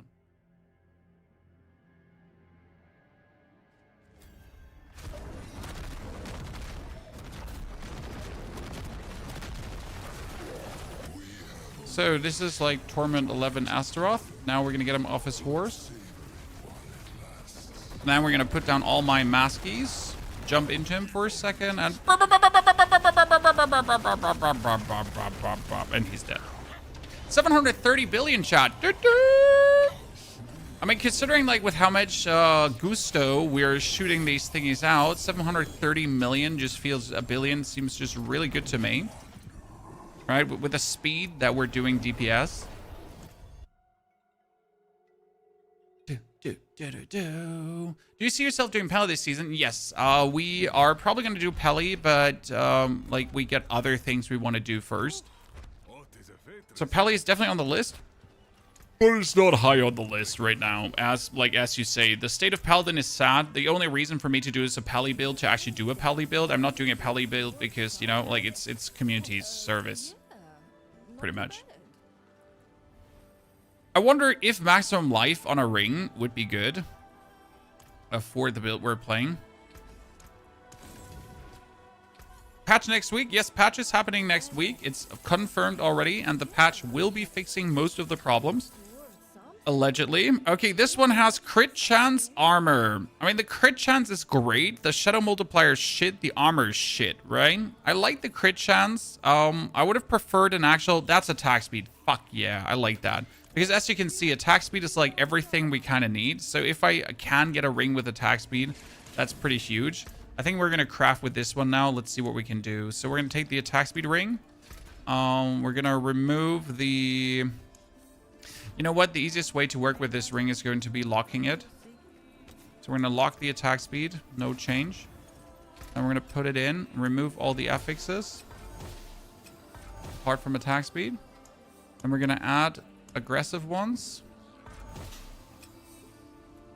Focus reroll. That needs to be critical strike damage. 25. Or bust. I mean, now I'm obviously never going to see it again, right? Critical strike chance of 5. It's not bad. Let's go add affix, see what we're getting. Shadow damage multiplier is useless, so focus reroll, see if we get something different. It just rerolled that, so we're going to remove both again. One again, then focus reroll.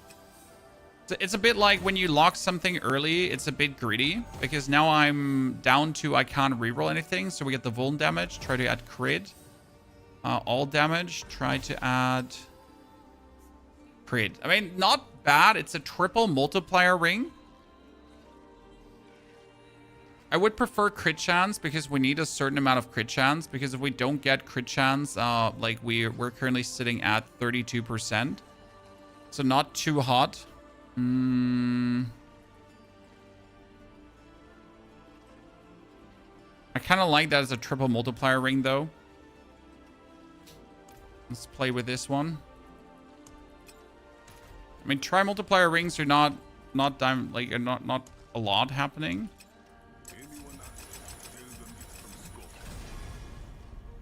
Probably hit the attack speed, yeah. The faster we can zoot, the better it is. I mean, we're sitting at 65.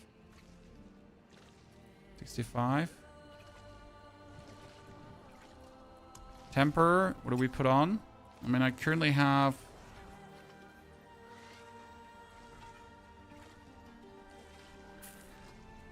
lucky hit to do resource.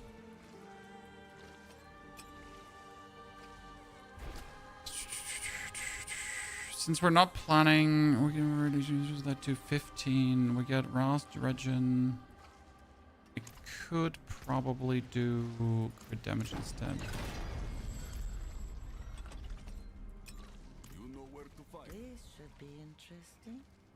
And we could remove the resource per barrier. Let's see if that actually works. But what aspect will we put on? This is the harsh part because we get like Remorseless here, we get Demonic here, and we get the Hellfire skill here. So I don't actually have that many affixes that I can use that are kind of useful. Most of the things I do are blah, right?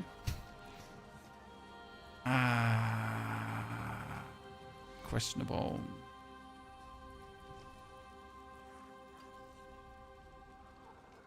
I mean, we could just play, yeah. And play volatility aspect technically. The advantage that this one has is like the crit damage multiplier at 50. It's kind of nice.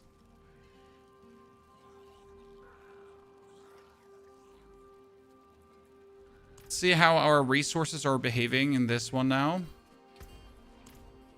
Okay, that brings us to 27 crit. 27 crit is like really low.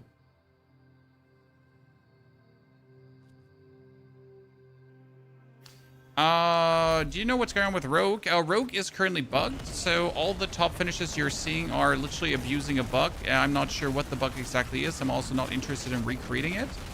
So yeah, that's that. Chat, are we just doing way more damage with that new ring and the new aspect?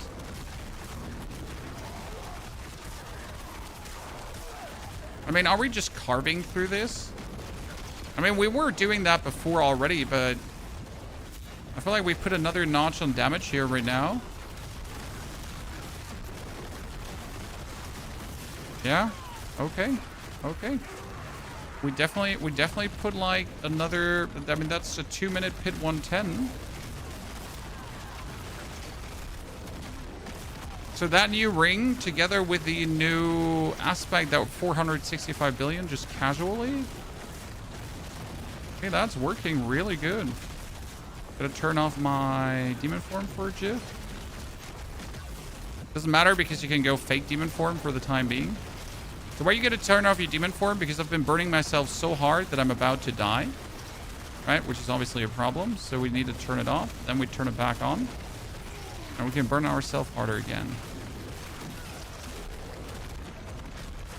We forgot to use our other set for even more damage.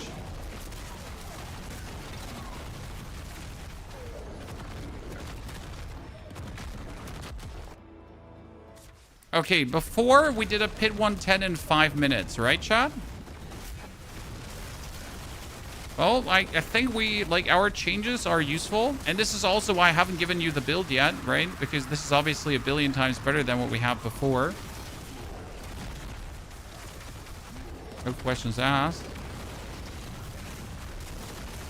I do believe we should go back to the Lucky Hit Chance resource, though.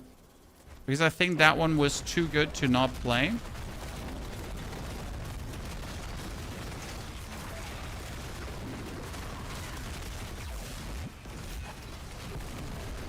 Yeah.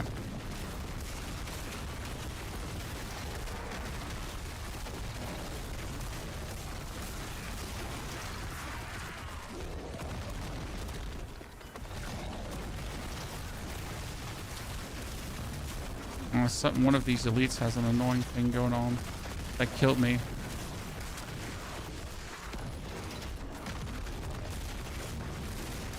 So yeah, Rogue is heavily bugged as it was last season, but for some reason the bug is back. If you look at that, chat, we're hitting him for trillions now.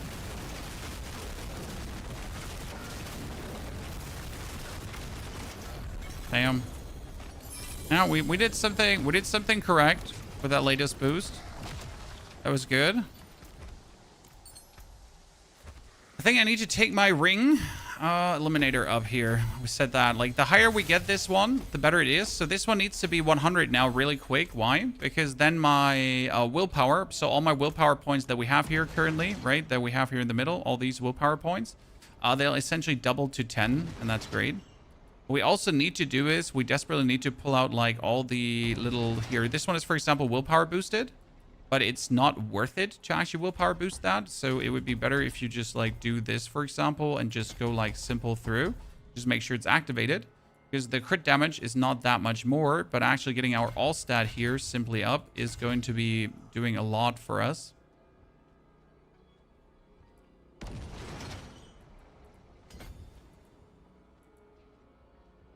Definitely better.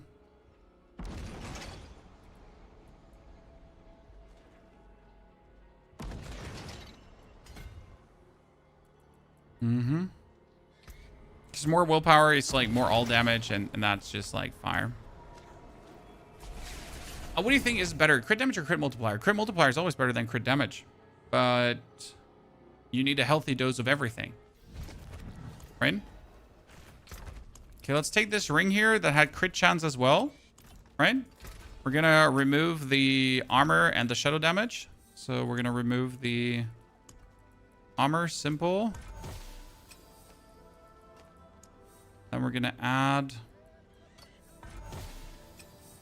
Oh, crit damage multiplier in max. Let's fucking go, chat.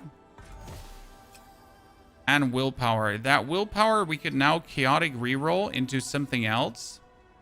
Because we're going to have to do the crit damage multiplier in something different. So we want this willpower to be cult resistance, which we're also going to chaotic reroll. And it's going to be willpower, which we're going to chaotic reroll. Willpower just got chaotic reroll into willpower. That's great. Lightning resistance. Maximum life. Could I actually keep that maximum life? I'm not sure if we can really roll this last one into something. Vulnerable damage. Look at this, chat. Okay, now what we're going to put this over to. So the shadow damage multiplier into preferable attack speed.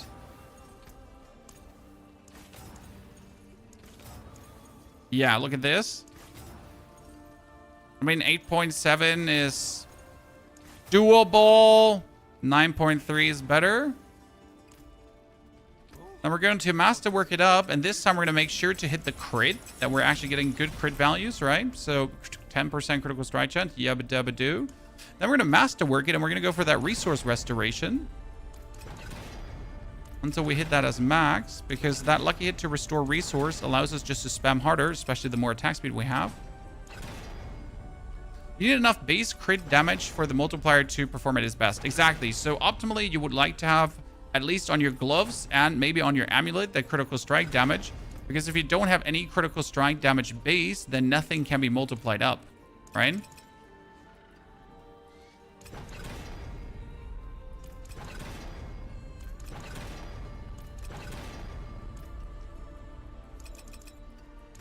Come on, give me the max. Give me the max. What is even the max, Chad? I mean, it's not like that we need the max. It's just out of principle that we want the max. Back to it then. And what aspect do we play? We play Hellfire. Yep.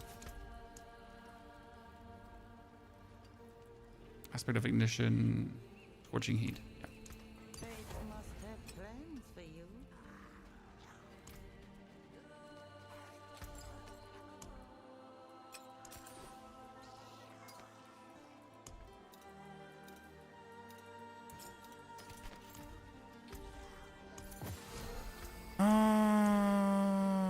So, oh, my other one does not even have a jiggy majiggy in Chad. I was missing my elemental resistance. If you look at that. Okay, my boots are pretty much perfect, so I could transfigure my boots.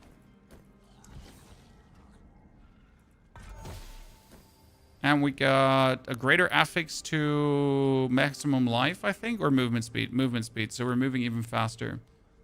My pants are already transfigured, I think. No, they're not transfigured. My pants are perfect. They got a greater affix on armor. What did we get here? I'm going to get a second greater affix. I just don't see which one it is. I think armor. Otherwise, it wouldn't be 3k.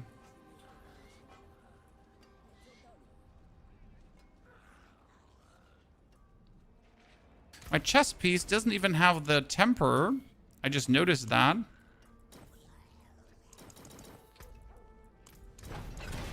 Max roll. Thank you. And we should probably move the...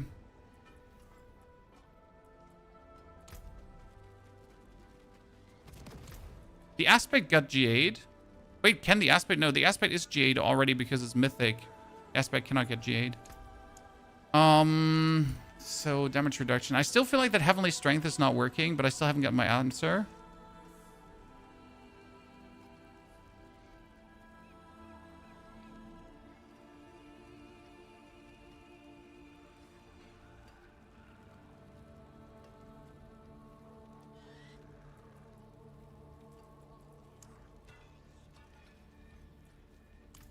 Try the heavenly strength again to see if we're actually... What I was wondering is, so heavenly strength gives us bonus damage reduction, right?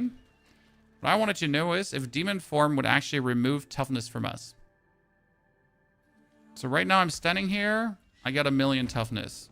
If I go into demon form, I still have 1,000,000 toughness.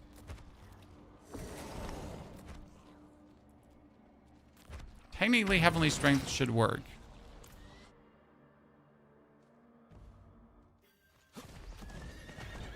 Okay, let's try out now with a new ring, right? How we're doing a pit 120 is greedy, but I just want to see. I mean, my glyphs are not even remotely upgraded for a pit 120, right? Makes no sense to even try because we're just doing less damage than we should, but I just want to see how it would look so far. Yeah, the damage good.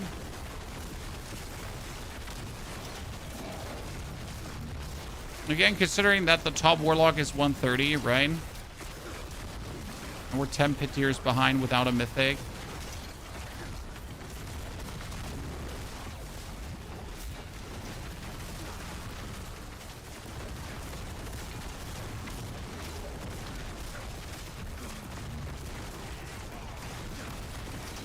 We could clear it, but it would be tedious to do so.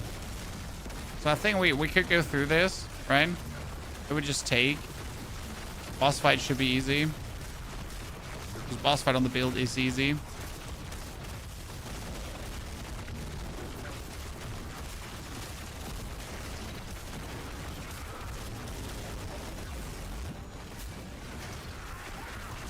Funny how we haven't left the starting area because it's not worth it to leave the starting area, right? Oh god, these elites.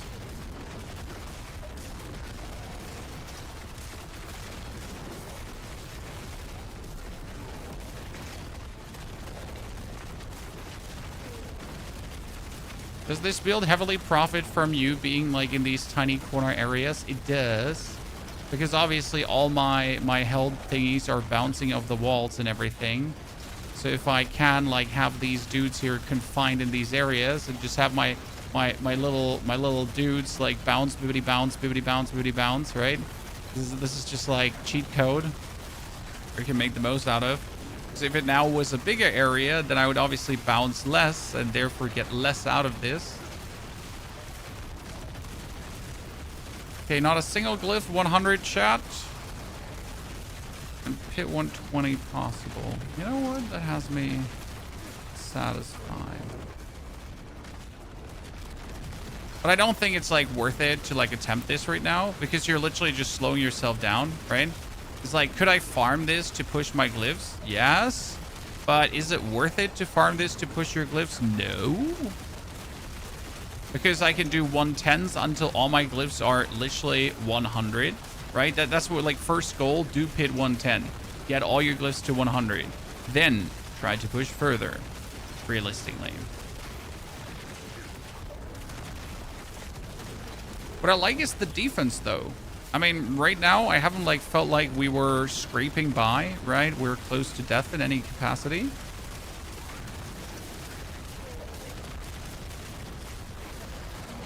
That's good.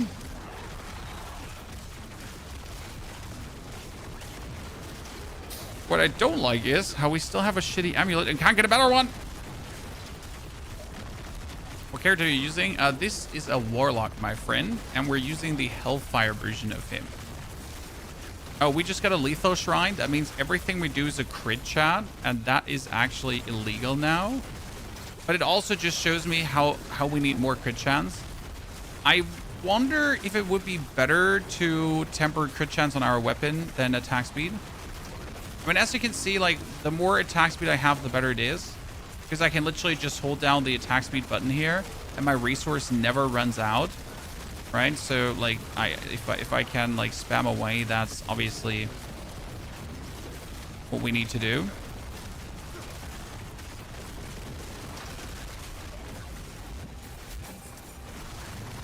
Oh, there was a billion hit, Chan. Trillion hit, sorry. There was 3 trillion hit. I wasn't aware that we get up to those numbers yet, regularly.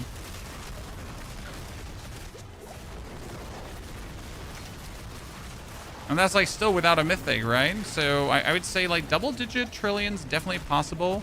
Triple-digit trillions, not. Quick Necro question. Build always shows Imbiber pushing and get it, but I hate spamming pots. What's the alternative for Imbiber and Bloodwave build? I never played the Bloodwave build, so I cannot tell you. I haven't like touched Bloodwave in like very long while because I personally find Bloodwave absolutely abhorrently boring. Probably also because like, you know, having to press things like Imbiber. So I am probably the wrong authority to ask there. Lotsara is definitely like, he's the Bloodwave authority. I mean, you can just simply not play Imbiber, my friend.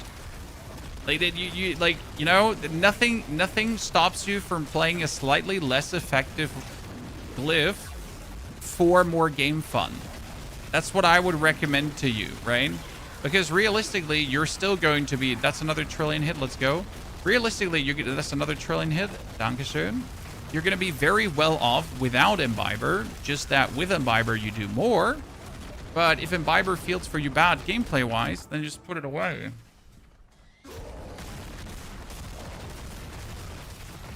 That's how I feel. I mean, you're obviously not trying to become the highest pit position, right? So you don't have to play like that. This is like important. So am I trying to be the highest pit rank? No. Do I want to still push? Yes. But does that mean I could play Icar Carapace to actually get more defense instead of more damage? Absolutely. Right? I could just be like, yeah, you know what? Icar Carapace, because it actually does make it more convenient for me to play. I am more tanky in Torment 12. Why wouldn't I want to be more tanky in Torment 12?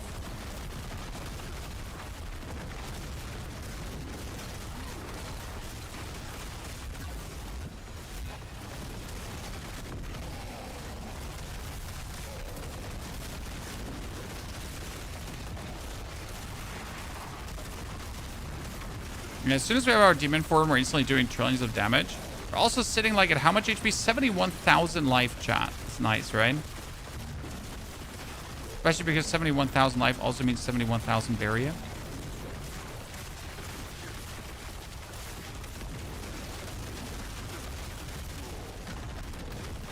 Did you make a guide for this build already? No, because we're putting the finishing touches on today, my friend. And I do believe we do actually need another day tomorrow to put like the finishing touches on. So tomorrow we'll have the planner, and after the stream tomorrow we probably have the guide already. Because I kind of feel like, you know, I want to give this another day of grinding instead of just pumping out the guide.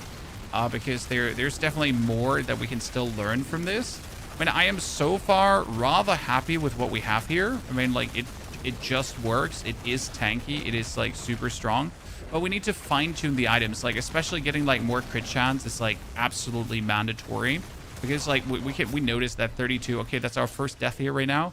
That 32% crit chance is just not enough. Like I don't think we need to discuss that. Is that enough? Is that not enough? It is not enough. Okay, something is doing abhorrent immense amounts of damage there, so I'm just going to jump like 3 screens further to ignore whatever like. There could have been one that has like some really shitty thing going on again, right? That just breaks your demon form right away. Okay, we get demon form back up. Let's see what we can do to this boss now.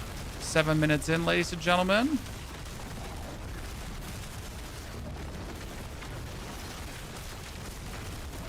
Seven minutes in would still be a tower finish, right? Because tower is 10 minutes long. So as long as we stay under 5, we could have also done a tower. 4 trillion, chat. 4 trillion hit.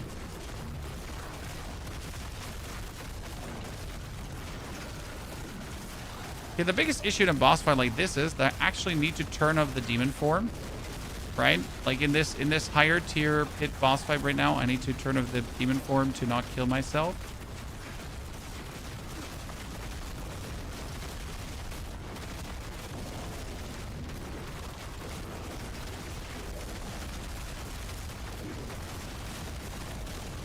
Or he's still standing close to the boss? Well, if I stand close to the boss, then my dudes are just passing him faster by and then going faster through him and faster through the wall and faster through everything.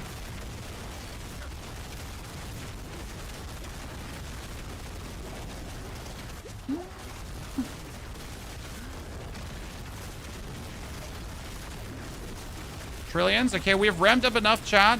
We've ramped up for the trillions now. Okay, this would be enough for a tower finish. Come on, take him down. Let's go. Woo, woo, woo, woo. Pit 120. I like it. Pit 120 with... Here, look at my glyphs, chat. I think that's good. Feels really powerful. But you notice how much grind we still have left to do to really get to the point where we can say, yep, this is now like super worth it, right? Both builds are B tier, apparently not. No, Warlocks are currently sitting as in the middle spot, right? So Barbarian, like, if you look in the leaderboard right now, so generally speaking, so Barb is 140, right? 140. I mean, very few Barbs, so Barb is 135. Let's ignore the top 7, okay? Realistically, if we're going for the average equipment, top 50. So Barb is 131, okay? Necromancer is a bit easier to get strong, so you don't need outlier equipment. So you can actually say that it's around 115 to 120 for Necromancer, right?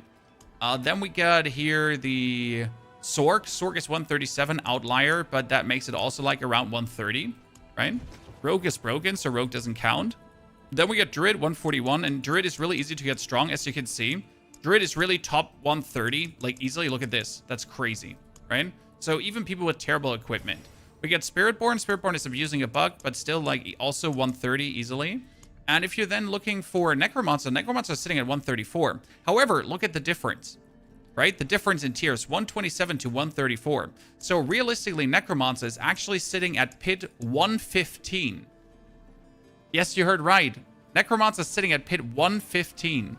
So let's see what this man here has for equipment. He's going for the Lunatic build, right? And he has quite some good stuff already with double, triple greater affixes and that kind of thing. So, like, we just did a 120 and we still had time to spare. So that would already put us into the top 35. A Rogue is currently hardcore bugged and super bug abusing as well. Hardcore bug abusing. Bug, buggity, bug. Rogue's evil. Everyone playing Rogue is also evil. So what we could try out, though, is we could try lowering our attack speed for something. And you know what it's called? Look at this. There's an attack speed.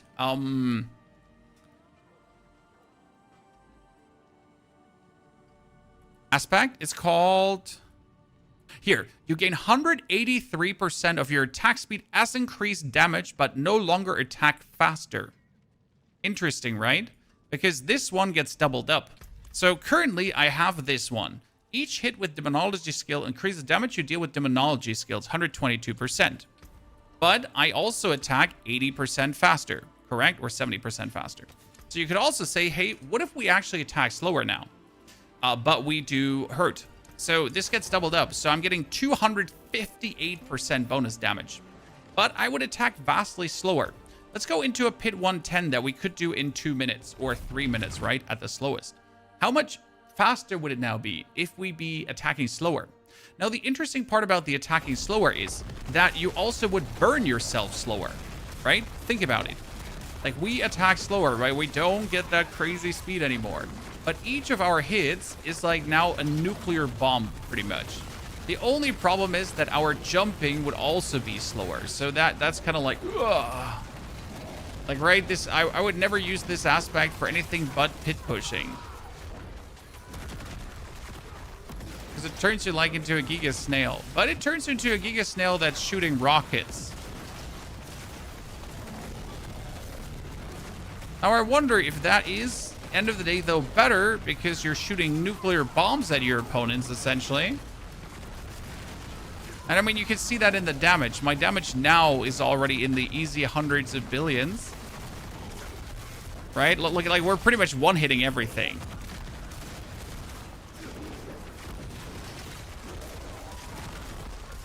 Curse this place. I'm being followed. Kind of funny. Not gonna lie. I'm really not sure how I feel about this, but I gotta see the boss damage, right? To decide if how much I like this or not.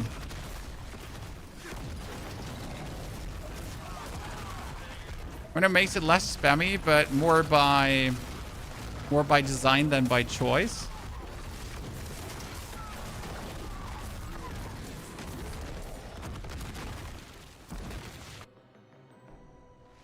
I wonder if you play the slower build, how it would work with Crown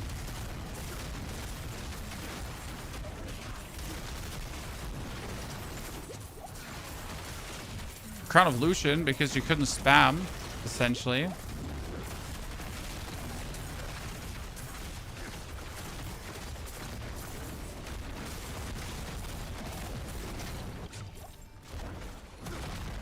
I mean, I don't have to turn my demon form off right now.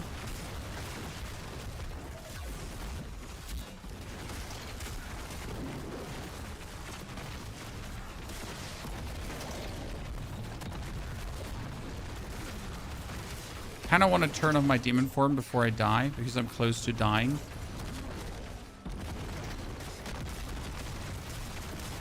But I can probably just one-hit the boss almost. Here, what's this? Oh yeah, I killed myself nicely. So right now, I wouldn't even say this is faster.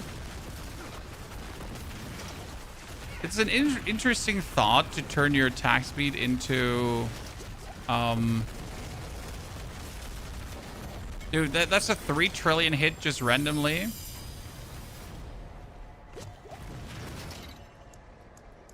I'm not sure if I like that. Okay, we get this one to 100 now. That's important because, again, it increases our willpower almost to 3k.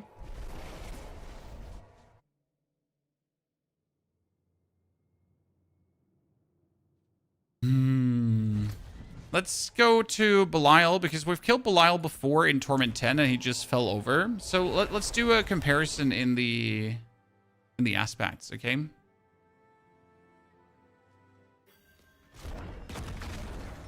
Oh, this feels so bad. And I like how slow this is. You know what? For Belial, let's put on the set.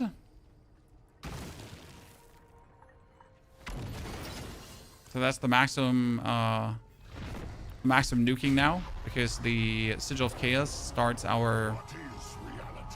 You have a build guide for this build? No, not yet, sir. We only have the 1-70 version that we use for leveling. Yeah, let's see how the damage is, chat. I mean, damage is nasty. This is a Torment. That was Torment 11. Okay.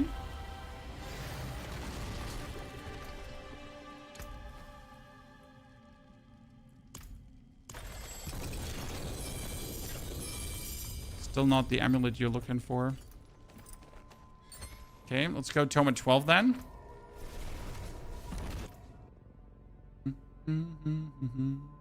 How's Roller feeling this opinion? Brilliant. Couldn't 200% movement speed cancel out the move. So Rampage works with attack speed. Okay? The speed of Rampage is bound to attack speed. The only, like, I could pretty much stop rampaging and just accept that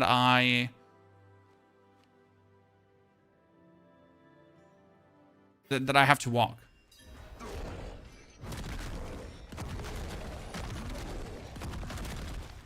Pretty much. Do you have any guides to the point of the war plan? Yes, I just uploaded yesterday? 2 days ago. 2 days ago.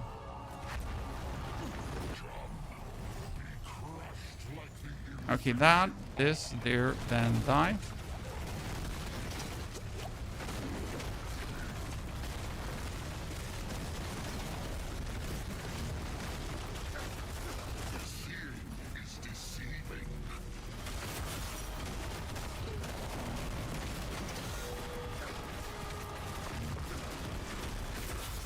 Yeah, that's fantastic damage. I mean, just especially because we're rammed up now. Okay, Chad? So I have rammed up now. I am fully in function of everything that I do. Which means that if I now resummon him, right, I will be juiced.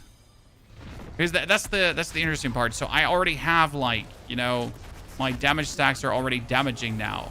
They're already refreshed. Everything is going. That means when I now activate my shit, look at his HP now go away. Ba-ba-ba-ba-ba-bum. This would also work versus Torment 12 Mephisto, probably. I think I'm not ready yet, right? I would like to boost the build up further before taking on Torment 12 Mephisto. But we could already check how much damage it would actually be, realistically.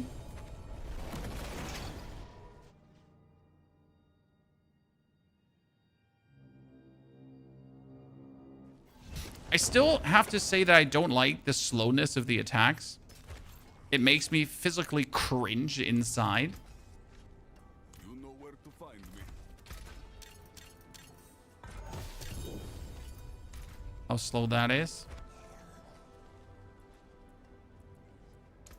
Pity to break another's work. Graphics, impairment reduction, demonology skills.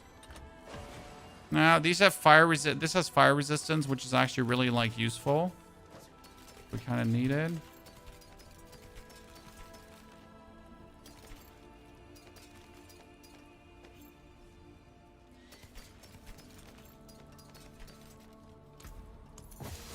Good charms, seals.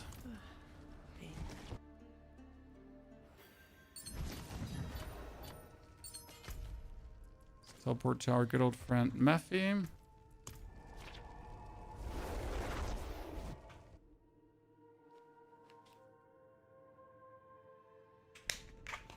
Is the damage based around Blazing Scream? Yes. The damage is based around Blazing Scream, and you're boosting your damage by using the Metamorphosis. Metamorphosis gives you 6.4% damage per Hellfire skill you use. So every single time I use a Hellfire skill, like this, right, in my demon form, I will get more damage.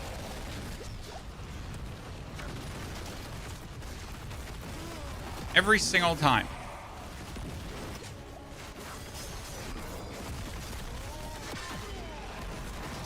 Okay, well, this is already... Yeah, I mean, he would nuke me. That's a problem. So I'm saying, like, we're probably, like, with the with the low attack speed version, this is probably going to be, like, just ass to fight against. Because realistically, you're so slow and it's so awkward.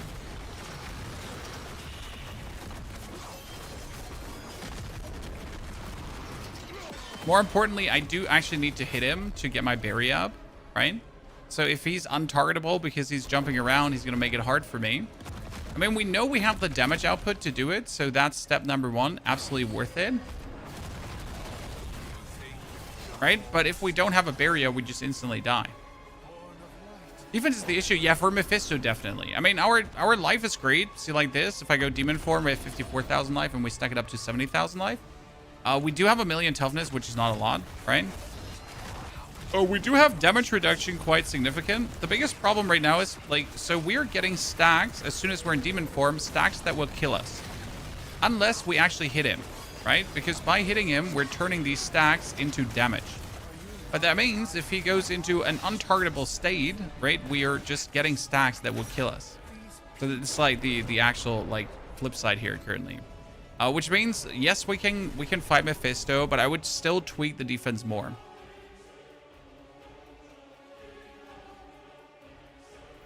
At least to 3 to 4 million toughness in tier 12. I disagree heavily. You can survive with way less toughness. It just really depends on what your build does. So if you're obviously like a melee build, having less is terrible. But if you're a build that knocks, for example, a lot, because there's an aspect that we can play on our amulet that will knock every enemy that comes even close to us, right, to the ground. Which actually makes this really, really useful to play in thingies. So, demonology. I mean, we could technically also put on the Hellfire aspect. The problem is, so Scorching says your skills deal increased damage equal to 80% of your fire damage, of your resistance, fire damage reduction. My fire damage reduction is sitting at 78%. So right now, the aspect of Scorching Heat, if I put it on, would be 150% of 80%, essentially. Is that really worth it? It's 150, 80 times 1.5 is 120. 120 would end up being not really that useful because the rate demonology goes up to 130 total.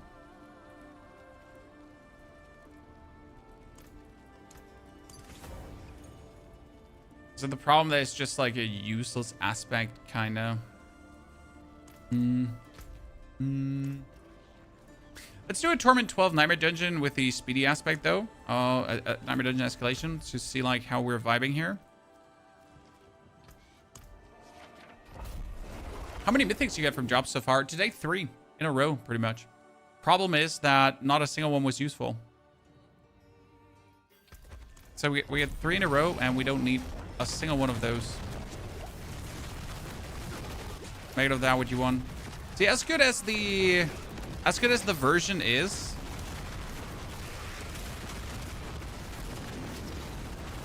I wouldn't want to play it. Yeah, our damage is more than enough for Torment 12. That's not a surprise. And the Theme of the Primes in.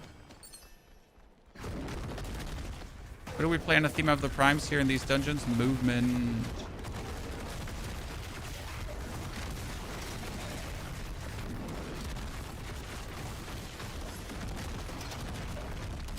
Travel to the crib.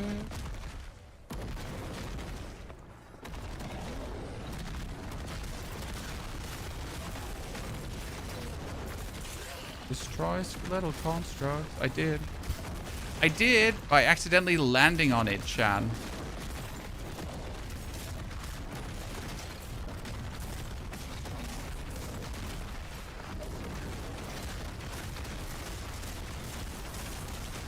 No, my fat ass just landed on this little construct and it just imploded.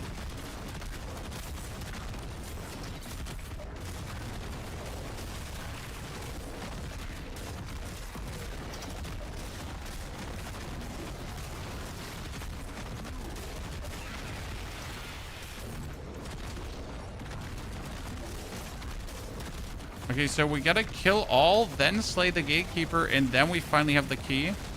Just give me a try dungeon, because why wouldn't you?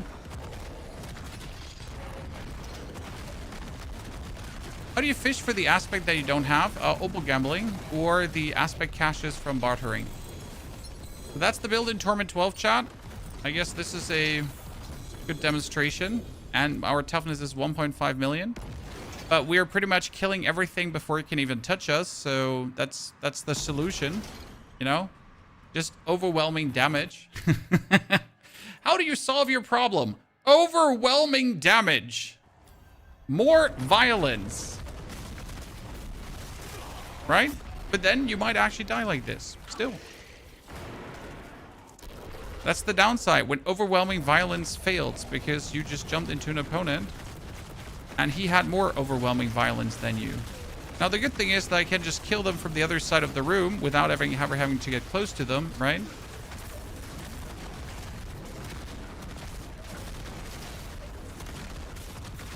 But it means we have to, like, tinker more with the defenses of the build, obviously.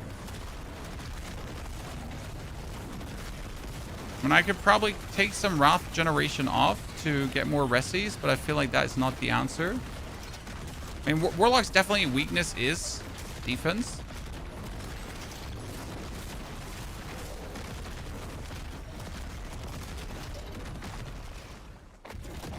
But it shall not be the end of us, ladies and gentlemen.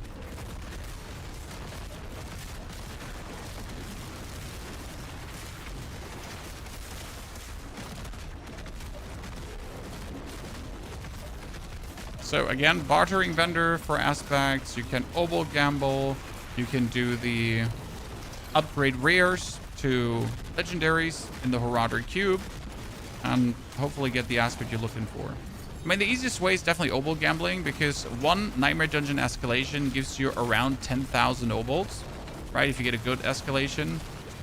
Ergo, you can just get so many obols, like, from one single event, that then, like, gambling with those is more or less guaranteed to get you whatever you're missing. Plus, minus, more greater affix items anyways. So that's anyways fantastic, right?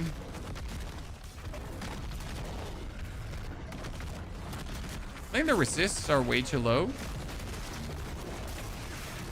I mean, we have 2 Grand Jewels happening. We have taken every single resist node that is possible in our Paragon board.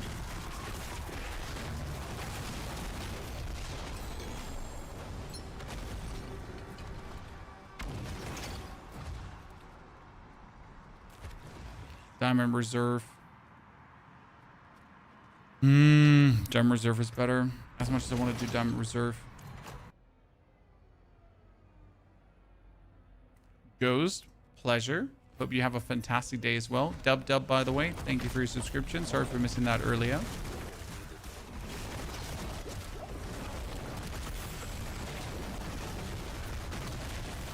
So yeah, I mean, it would be, oh god, unstoppable.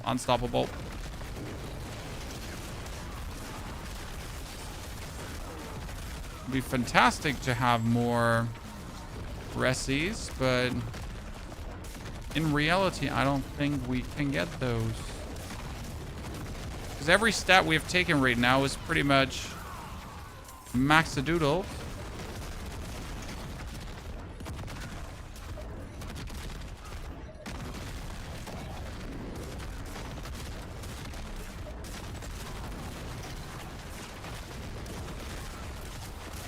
Slay Keepers. I did. Slay Keeper 1.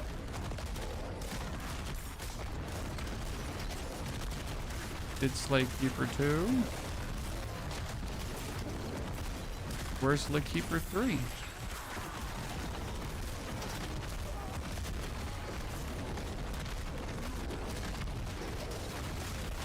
I remember this one killing me many times in old Nightmare dungeons.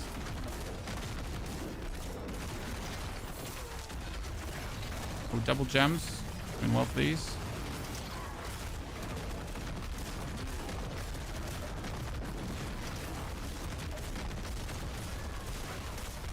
I think you were reading YouTube. I always read YouTube, my friend. I think I just saw your statue tech and I was like, those are the same as my chart and I'm super weak. I mean, like, resistances is definitely a harsh topic, especially if your Paragon boards just don't allow you for more resistances, right? That's like an ongoing issue.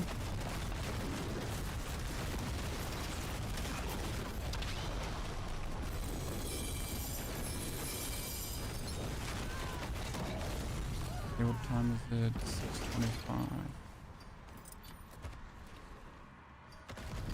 6:25. Unique riches of materials, unique spoils, rich material, yes. Okay, let's see. This is Torment 12 Astaroth. Who's obviously, I mean, he's a challenge, right? Torment 12 Astaroth is not an easy kill.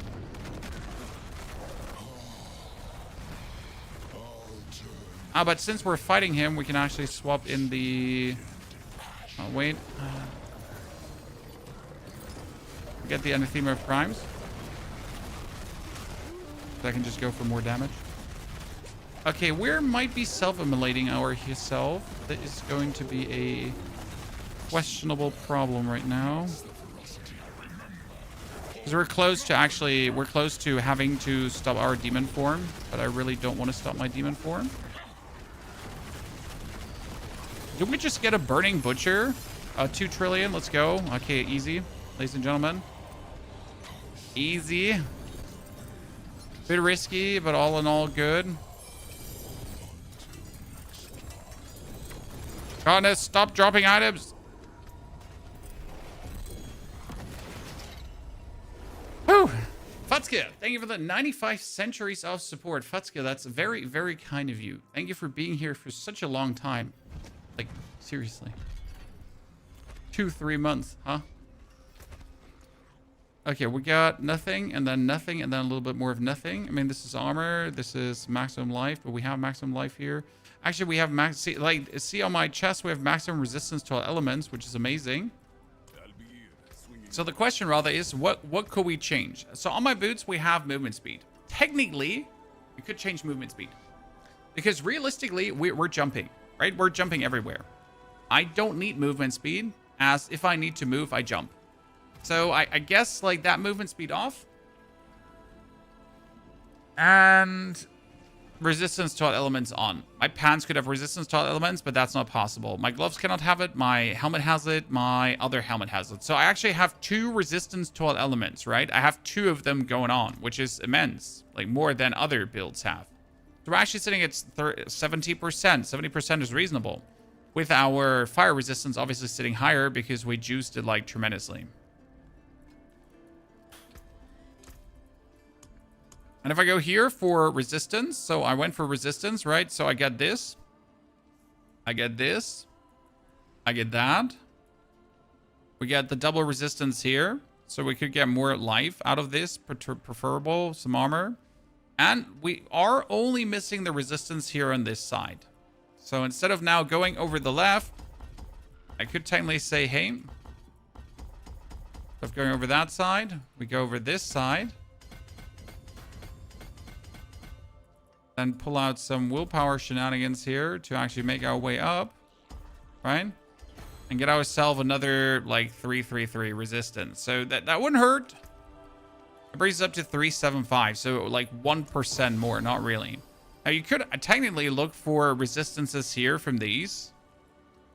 Not uncommon, right? But maybe we get some resistance on those, but not really.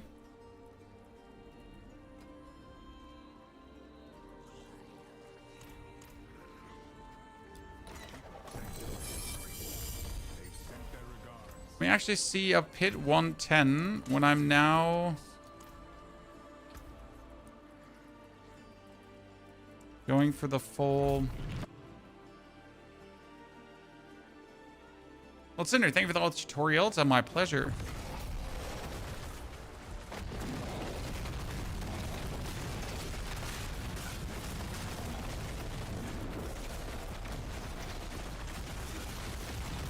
Oh, one of them has retaliation.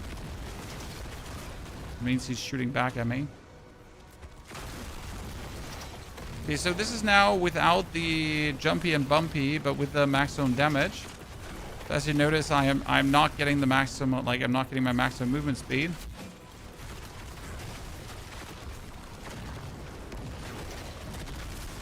Because we're putting the Anathema of Crime out, but we're playing our Sigil skill for 200% more bonus damage.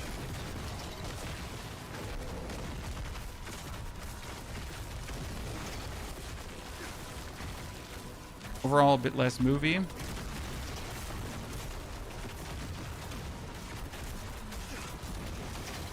I think movie enough, right? I can jump when I need to jump. Also, the damage is higher, so that one is actually nice.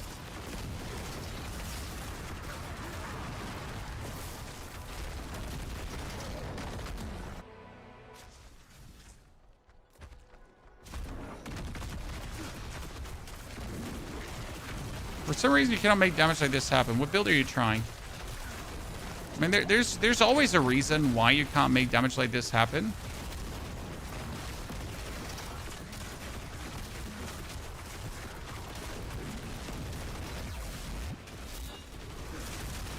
There's always an explanation.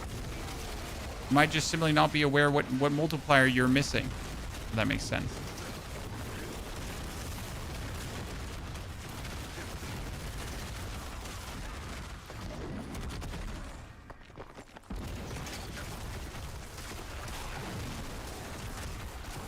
What is it you're missing? Yeah, definitely faster with this setup in terms of like overall clear speed. Not surprised. Also tankier in this setup, so that's important.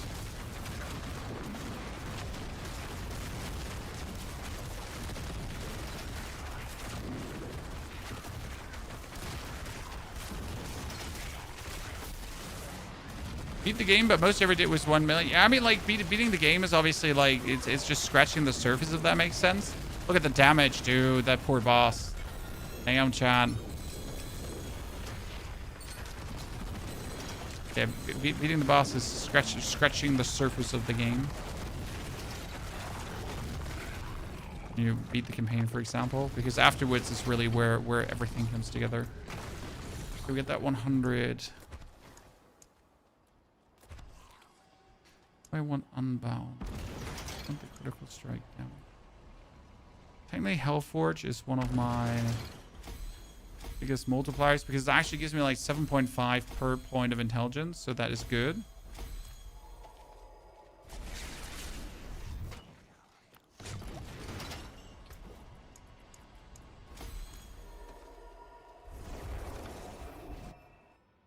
Yeah, also, if you don't have the DLC, you're gonna be suffering. I just recently learned that X multipliers are better than plus. I mean, plus is not a multiplier. Plus is additive. Okay? Plus critical strike damage. X fire damage. So X is actually a multiplier, while the other is an additive bonus. Additive does what it does. It adds damage, while multiplier does what it does. It multiplies damage.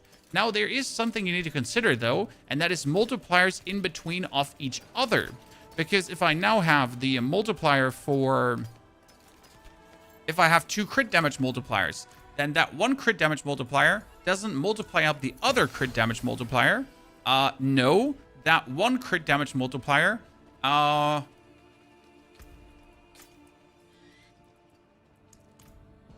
is additive with the other crit damage multiplier.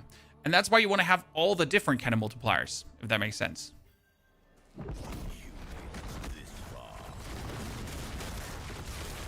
So you want a healthy amount of multipliers, essentially.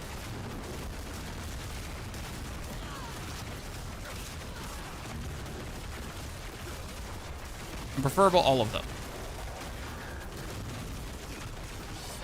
What are we doing here right now? We're doing our first entry into the leaderboard with a Warlock today. Just to test the waters. What we can do. I mean, obviously, in order to go deeper, we need to just level up our glyphs. So, it's something we still have to do. But it's already, like, pretty smooth in.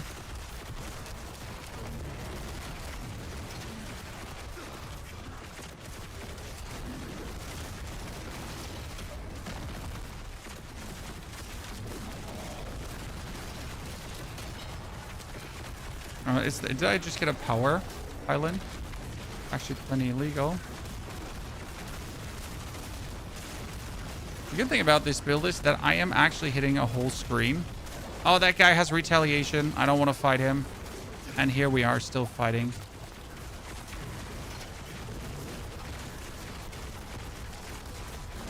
I'm just going to burn myself to death with this. Okay, we're going to have to live with less damage for a second. I mean, 750 billion is less damage in this case.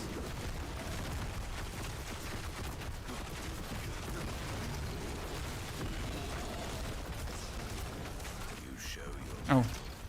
That is still the guy that has...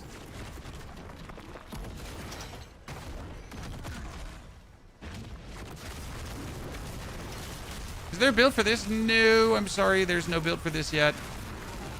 We're still very much in the setting up stage. Like, there's a lot of things I potentially will have to change still.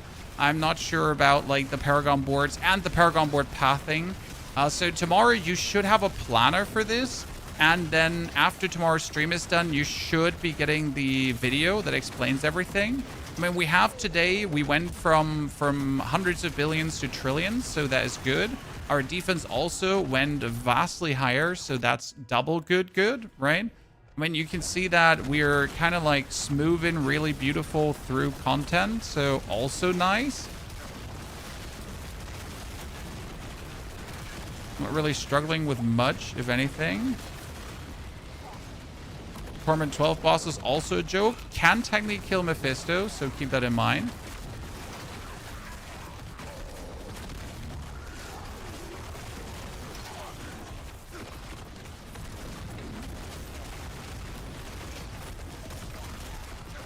I've never killed these. Oh, they drop you progression orbs. Okay, interesting. The cool part about this build right now is due to the area damage nature, I don't like suffer from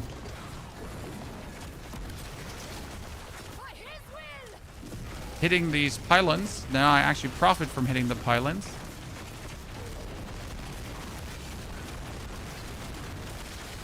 That's nice.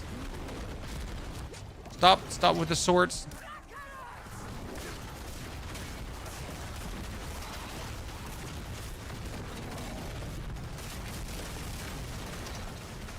What are you running for vulnerable? The aspect is called a cursed touch, and it's just the easiest way to get vulnerable in my case right now. I could technically play... no, there's no other way than a cursed touch for me, honestly. The difference is I could put it on my amulet, so I could use a cursed touch over my amulet. Right now I have it on my helmet, but that's pretty much because I just don't have a better helmet going on. Like, so there's no better aspect for my helmet than what I have right now on it. Okay, all of these just don't want to die. That's fantastic.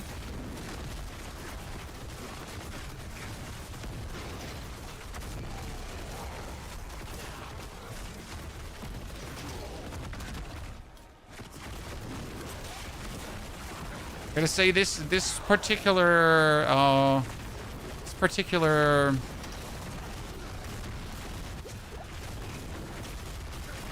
dungeon is just perfectly made for what we're doing. Where's the boss? There's the boss. Okay, chat. 5-minute easy look at the boss. Dude. Okay, ladies and gentlemen, nothing special. We made it. We cleared the pit. Rank 45 for the necromancers, right?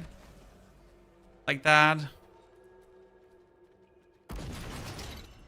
So we made it. We made it here. So that's our first entry without glyphs properly upgraded, without a mythic, right?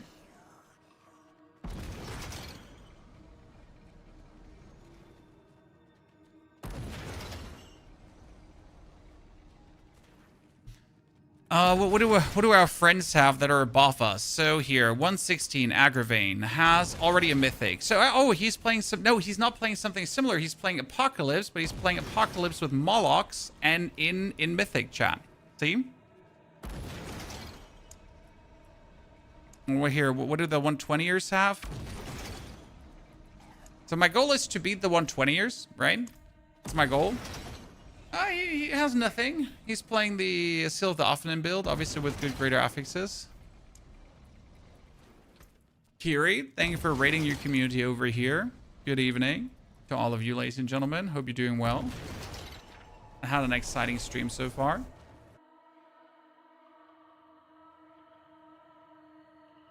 The boss was melting. Your boss damage is really not a problem for this. Again, it's like a self-immolation build, so it's all about balance, right? Like, you need to kill yourself, but you need to not kill yourself too hard. So you kind of need to kill yourself, but you kind of also need to reasonably not kill yourself, right? Like, punch yourself in the face, but don't punch too hard. Just reasonably hard. Okay, let's swap out our charm again for speed. And we get to play here another pit. We could do yeah, we wanted to do Helltide, but I want to do a Helltide, dum, yeah. Reasonable. I mean, our pit is now upgraded, so we can get Butcher. Pit Butcher as this build could be strong. Crazy. Kiri, good to see you there. Thank you for sending your community to us this late. Let me see. How would I fare in a Helltide? It's 13 minutes up. 13 minutes, you say? That should be enough for what we're planning. People want to play the builds they have fun with, but could use help optimizing. People want to play the builds they have fun with, but could use help optimizing. Yes. The problem is some builds just can't be optimized. Right, so like, that's the biggest problem. Some build, like, so someone comes to me and is like, I would like to play Bone Spear. And I'm like, stop. Just don't. I'm sorry. Just don't. Stop. Right away. Don't play Bone Spear. Like, there's only that much you can do with a Bone Spear build. Like, right? There's only that far a Bone Spear build can go. And, like, sure, I could optimize you now, the hell out of you to beat Torment 10, but I won't be having you smoothing through Torment 12. Because you're Bone Spear. And you won't just be smoothing through Torment 12. You will just never. And I don't mean this to be mean to you or hurt you, right? But it's just like, it's just not going to happen. But people are then like, yeah, I want to play my basic skill Hellfire build, and I also want to beat Torment 12 and beat Torment 12 Mephisto. You're like, but that's not happening. I am very much sorry about that. Like, this is not the reality of things.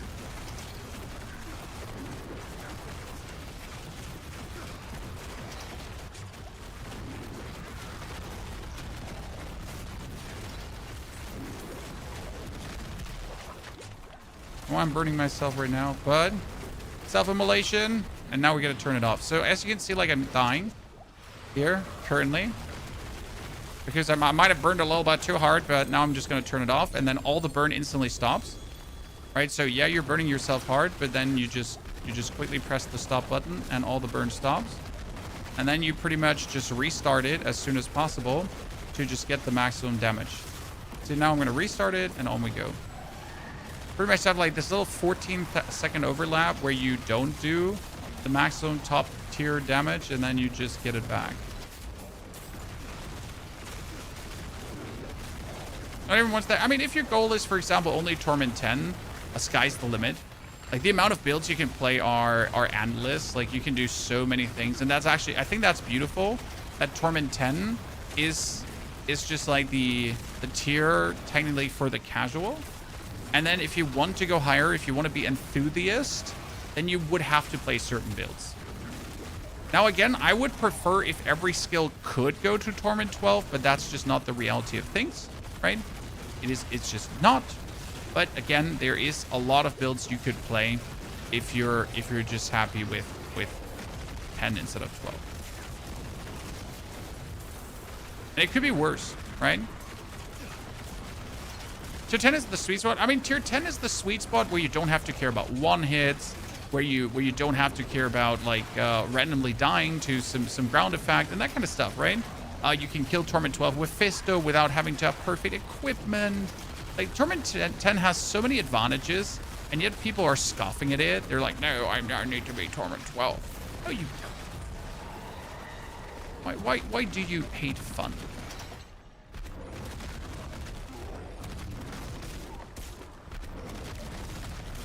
I think it's fun to see how far I can get with garbage. Oh, absolutely. And that's why I just tested out if I could do that Pit 115 with my rather average gear. Because I just wanted to see, I mean, my gear's not average, but it's not god gear, right? It doesn't have all the great all the like crit damage multipliers, all that kind of stuff. It's good. It's not like cray. And obviously it's fun to see like how far can you get with this compared to then the dudes that have all the good shit happening. And also so one thing we, by the way, forget to mention, that was someone asked, how can the Pit 126 guy be Pit 126 when I can't reach the same damage despite having similar gear? Paragon points. I forget to mention Paragon points. So like you can farm Paragon points so easy. So it might be that the dude on 126 is sitting at 300 Paragon points, right? That might be the reality. And you're not sitting at 300 Paragon points. When are you going back to PoE 2? When I'm done with Diablo 4 shenanigans. And there's still more Diablo 4 shenanigans to do. So we're...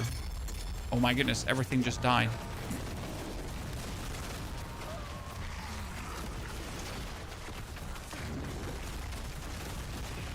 So far from...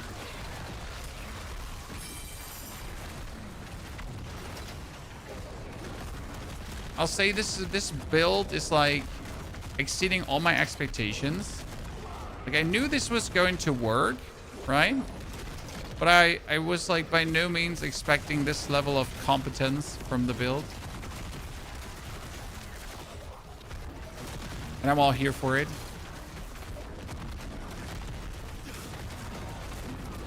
Did Diablo improve compared to last year? Vastly. I mean, just the new DLC changed the game wholesale. Now, again, if you don't like Diablo, I don't think that the new DLC will magically make you like Diablo, right? Because it's like, despite a lot of things changing, like we pretty much still have the same endgame loop, the same target farm that Diablo had from the beginning, more or less, which I personally enjoy, right? I like how you get powerful in Diablo, but if you never enjoyed that, then the DLC didn't change anything for you.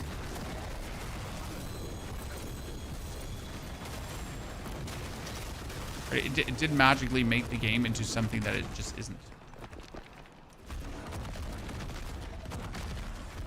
Why would you want every... No, so, listen, Ragnarok, I don't want every build to beat Torment 12. Let me say different. I would like every skill to have the chance to reach and do well in Torment 12. And the reality is that some skills from the get-go just can't do that. Like, right? You look at the core skills. You have 5 core skills. And I want all 5 core skills to be able to do Torment 12. Now, interestingly enough, for the Warlock, that's actually possible. So Barrage can do it. Hellfracture can do it. Umbral Chains can do it. And Blazing Scream. And also the Dreadclaw. So all can do Torment 12 for this class. But there are other classes where this is just not the case. Right?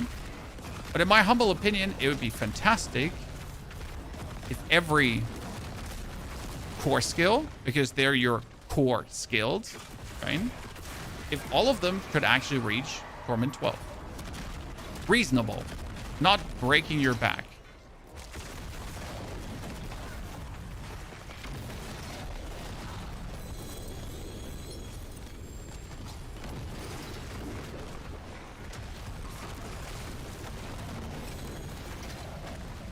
We all know that they factually can't.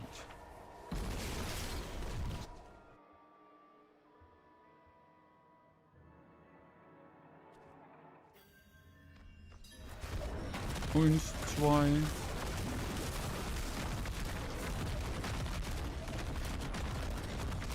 Get the piece of ice.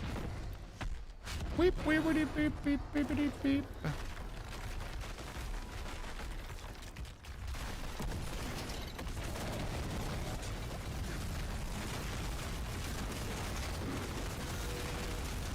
We're not ramped up yet, but it's enough for the beast of ice. Ah, come on now. You should have died there. Oh, actually, you did die there. Do you think set gear is going to come into the game? Because I found it easier to build when you had... here, these are sets. You have set gear in the game. Just not in the way how you might expect it, but sets are in the game. In case you missed it with the DLC.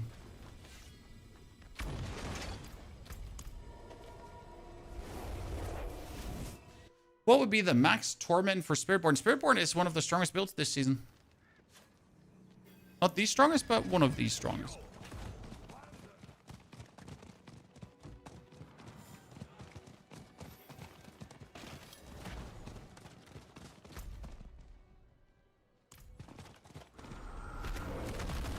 There will always be a meta. Yes, I understand that there will always be a meta. But would it be so hard to make every core skill viable, Ragnarok? I mean, some people just like Bone Spear, right? Because Bone Spear is a cool, aesthetically pleasing skill. But you're not able to play it. It's simply impossible. Unless you like pain.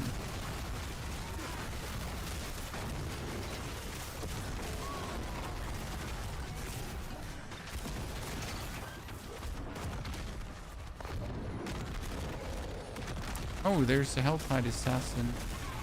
Hello, Mr. Helltide Assassin.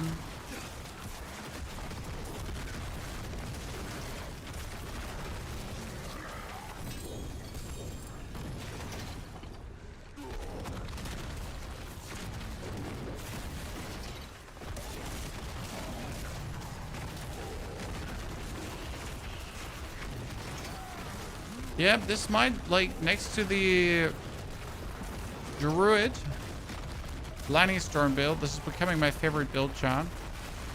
I gotta say, I like my Necro because it's my Necro. Don't get me wrong, right?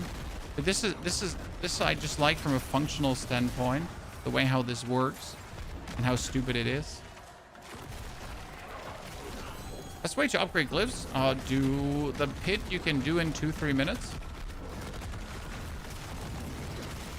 It's realistically the best way to upgrade your glyphs. I mean, right now, I need to get all my glyphs to 100, okay? And I can do a pit 115 in less than 3 minutes. So here. No. Pelgain, no. So, let's keep this out. Change our...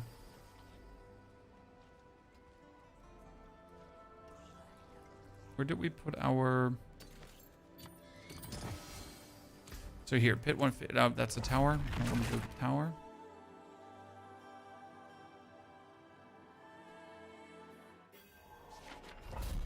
Gonna get into level 21, KO. I hope you've been working on those Helltide levels.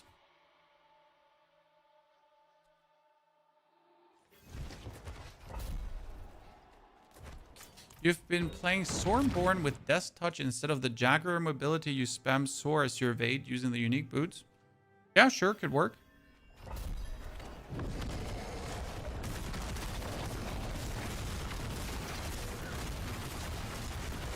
So this is like now a pit 115, right? And if I can clear this now in 3 minutes or faster, then this is a great pit to like level up my glyphs.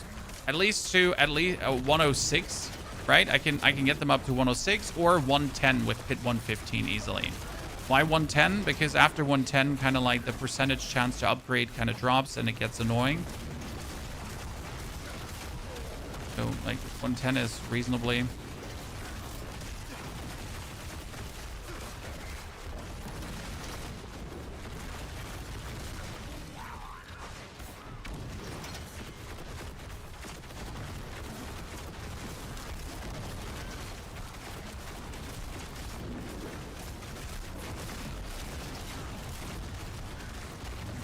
Slow me down. I don't like that.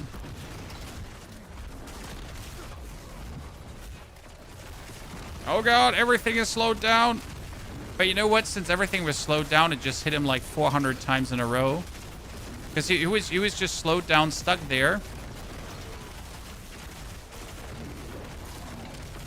So everything we just did hit him 400 times in a row. Damage minus right now. We need to get our demon form down.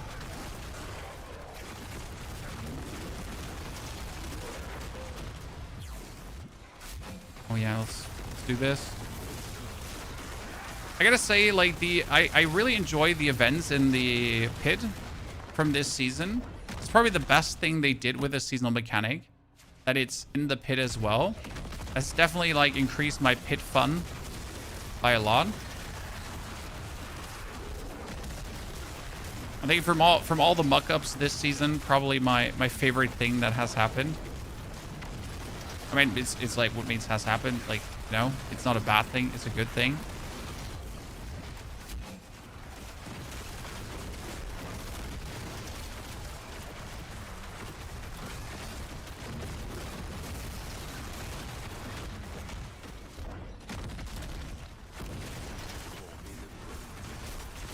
I hate the ghost dungeon where you just don't see your enemies because your enemies are ghosts, and then they like first have to spawn to be eligible to get killed. So, like, as you see, we like have 3 minutes for this one now, right? So definitely a good one for overall farm. If I now wanted to overall farm this. There's the boss, and now how quick can we kill him? The answer is decently quick, right? Boss Gonzo. I'm burning myself though, so I need to be a bit careful right now. I'm burning myself heavily.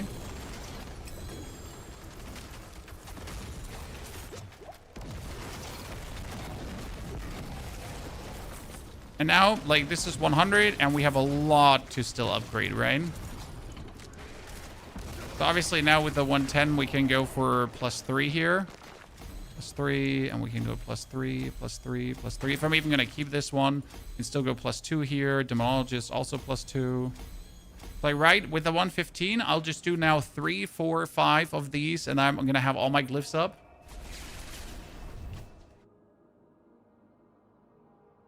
Where does attack speed come from for Bone Spirit? Oh, I don't know right now. Sano?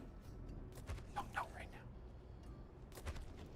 If you can't get legendaries to drop, Scott Dorchester, come closer. You don't need legendaries to drop. You go to the bartering vendor and you buy yourself defensive, offensive, utility aspect caches. In order to get these aspect caches, you need to make sure that your mercenaries are leveled and you unlock their report here. But these aspect caches, they'll always drop you legendaries. So it's the easiest way how to get legendaries in the beginning without really having to try much. Pit level? Oh, that was just a 115 MP. So we, like, this one is, we're going to clear a 120 tomorrow, easily. We're already in the top 50. So, hey, ladies and gentlemen, 45, we did it. So tomorrow we're going to clear a 120, probably higher. So with a 120, we're already sitting in the top 30, right? If we do this, so that would top 30. If we clear a 125, that would almost bring us up in the top 10. Correct? And if you look at, like, the people up here, they're all, like, having, you know, mythics, mythics, mythics, mythics galore for bonus damage. We'll have to see. Now, I still have to think about redoing my attack speed here over to crit chance, because currently I'm sitting at 70% attack speed bonus, which is great. But I feel like I need more crit chance. So we definitely have to try tempering this one over and actually directly see if we can then do the dungeon faster. Because if I now do this crit chance here until we're hitting the max, right?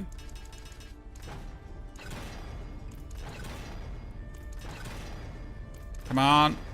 Give me the max. So that's 15. So 15 brings us up to 44.5. That's a lot. Now is the question, does the dungeon actually go faster?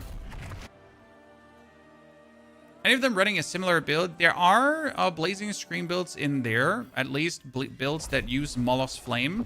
But none is using the skill combination we're using, no.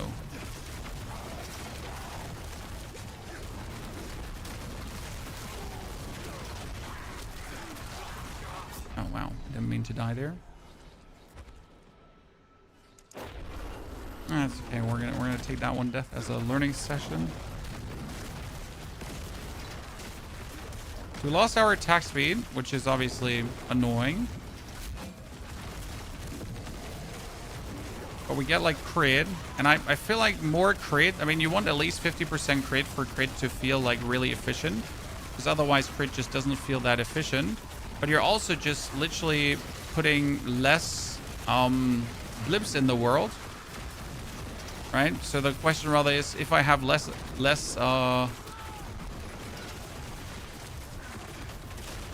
oh, my mouse is almost empty. Oh no! If I have less attack speed but more crit, but then overall put less attacks in the world,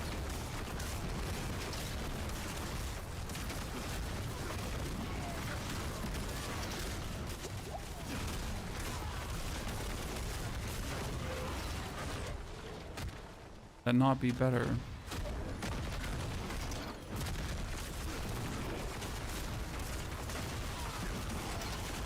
I definitely see more yellow numbers, so that's that.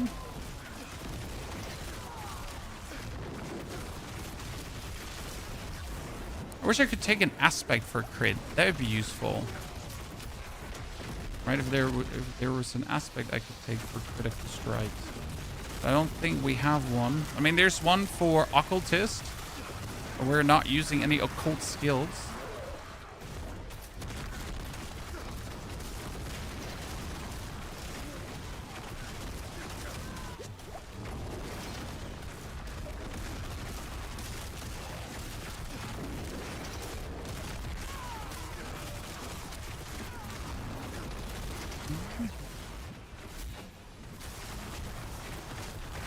Slightly similar speed, right?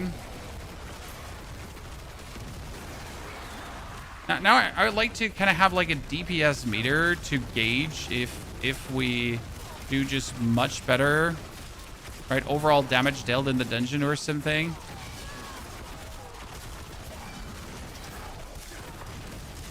It's hard to put like a finger on it. I mean, we died, so that's definitely slowing us down that we died when you think about it.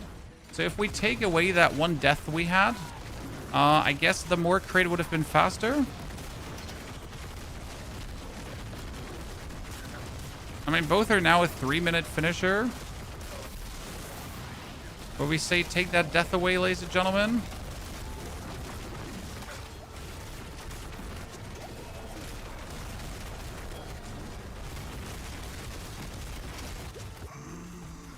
Then somewhat faster, I guess.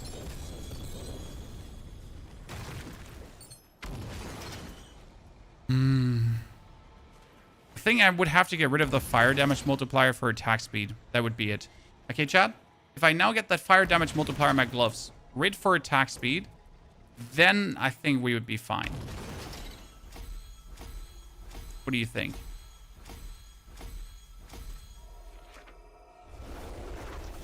Scott. Glad I came across your channel a few days ago. You've helped so much. My pleasure. Trying my best, sir. Can I do something to my gloves? I don't think I can, right? Nah, so they had critical strike chance. Yeah, I need a new pair of gloves with a greater affix to critical strike damage, and then we'll need to see what we can do with that. Find you Okay, well, chat, we know what we have to do tomorrow. So again, tomorrow you'll get the planner, okay? How to gear up as a new 70, super easy, random. I'll show you now something that will change, that will rattle your world, okay? If you're a new 70 and you don't know how to gear up, then you're gonna literally just have to watch this video here. It's called Progression Secrets Season 14. This one here. It's like reach Torment 12 in 1 day. That's what I did. This is, as soon as you're level 70, what do you do? Okay? I'm done for now, chat. I'm Gonzo. You should watch the video on the new Horadric Cube crafting secrets for an amulet with +6 to skill ranks, okay? If you haven't done that yet. I'll be back tomorrow so we can absolutely juice this build out. We're not going to stop until we have pit 120 down, maybe even higher. You do notice the potential of the build, I think. I will revamp the complete Paragon board because I think we can get a lot out of this Paragon board more in terms of resistances, maximum life, everything. Until then, I wish you a great, fantastic night, day, evening, everything, okay? I hope you have a plenty beautiful time, and I hope to see you all here tomorrow again.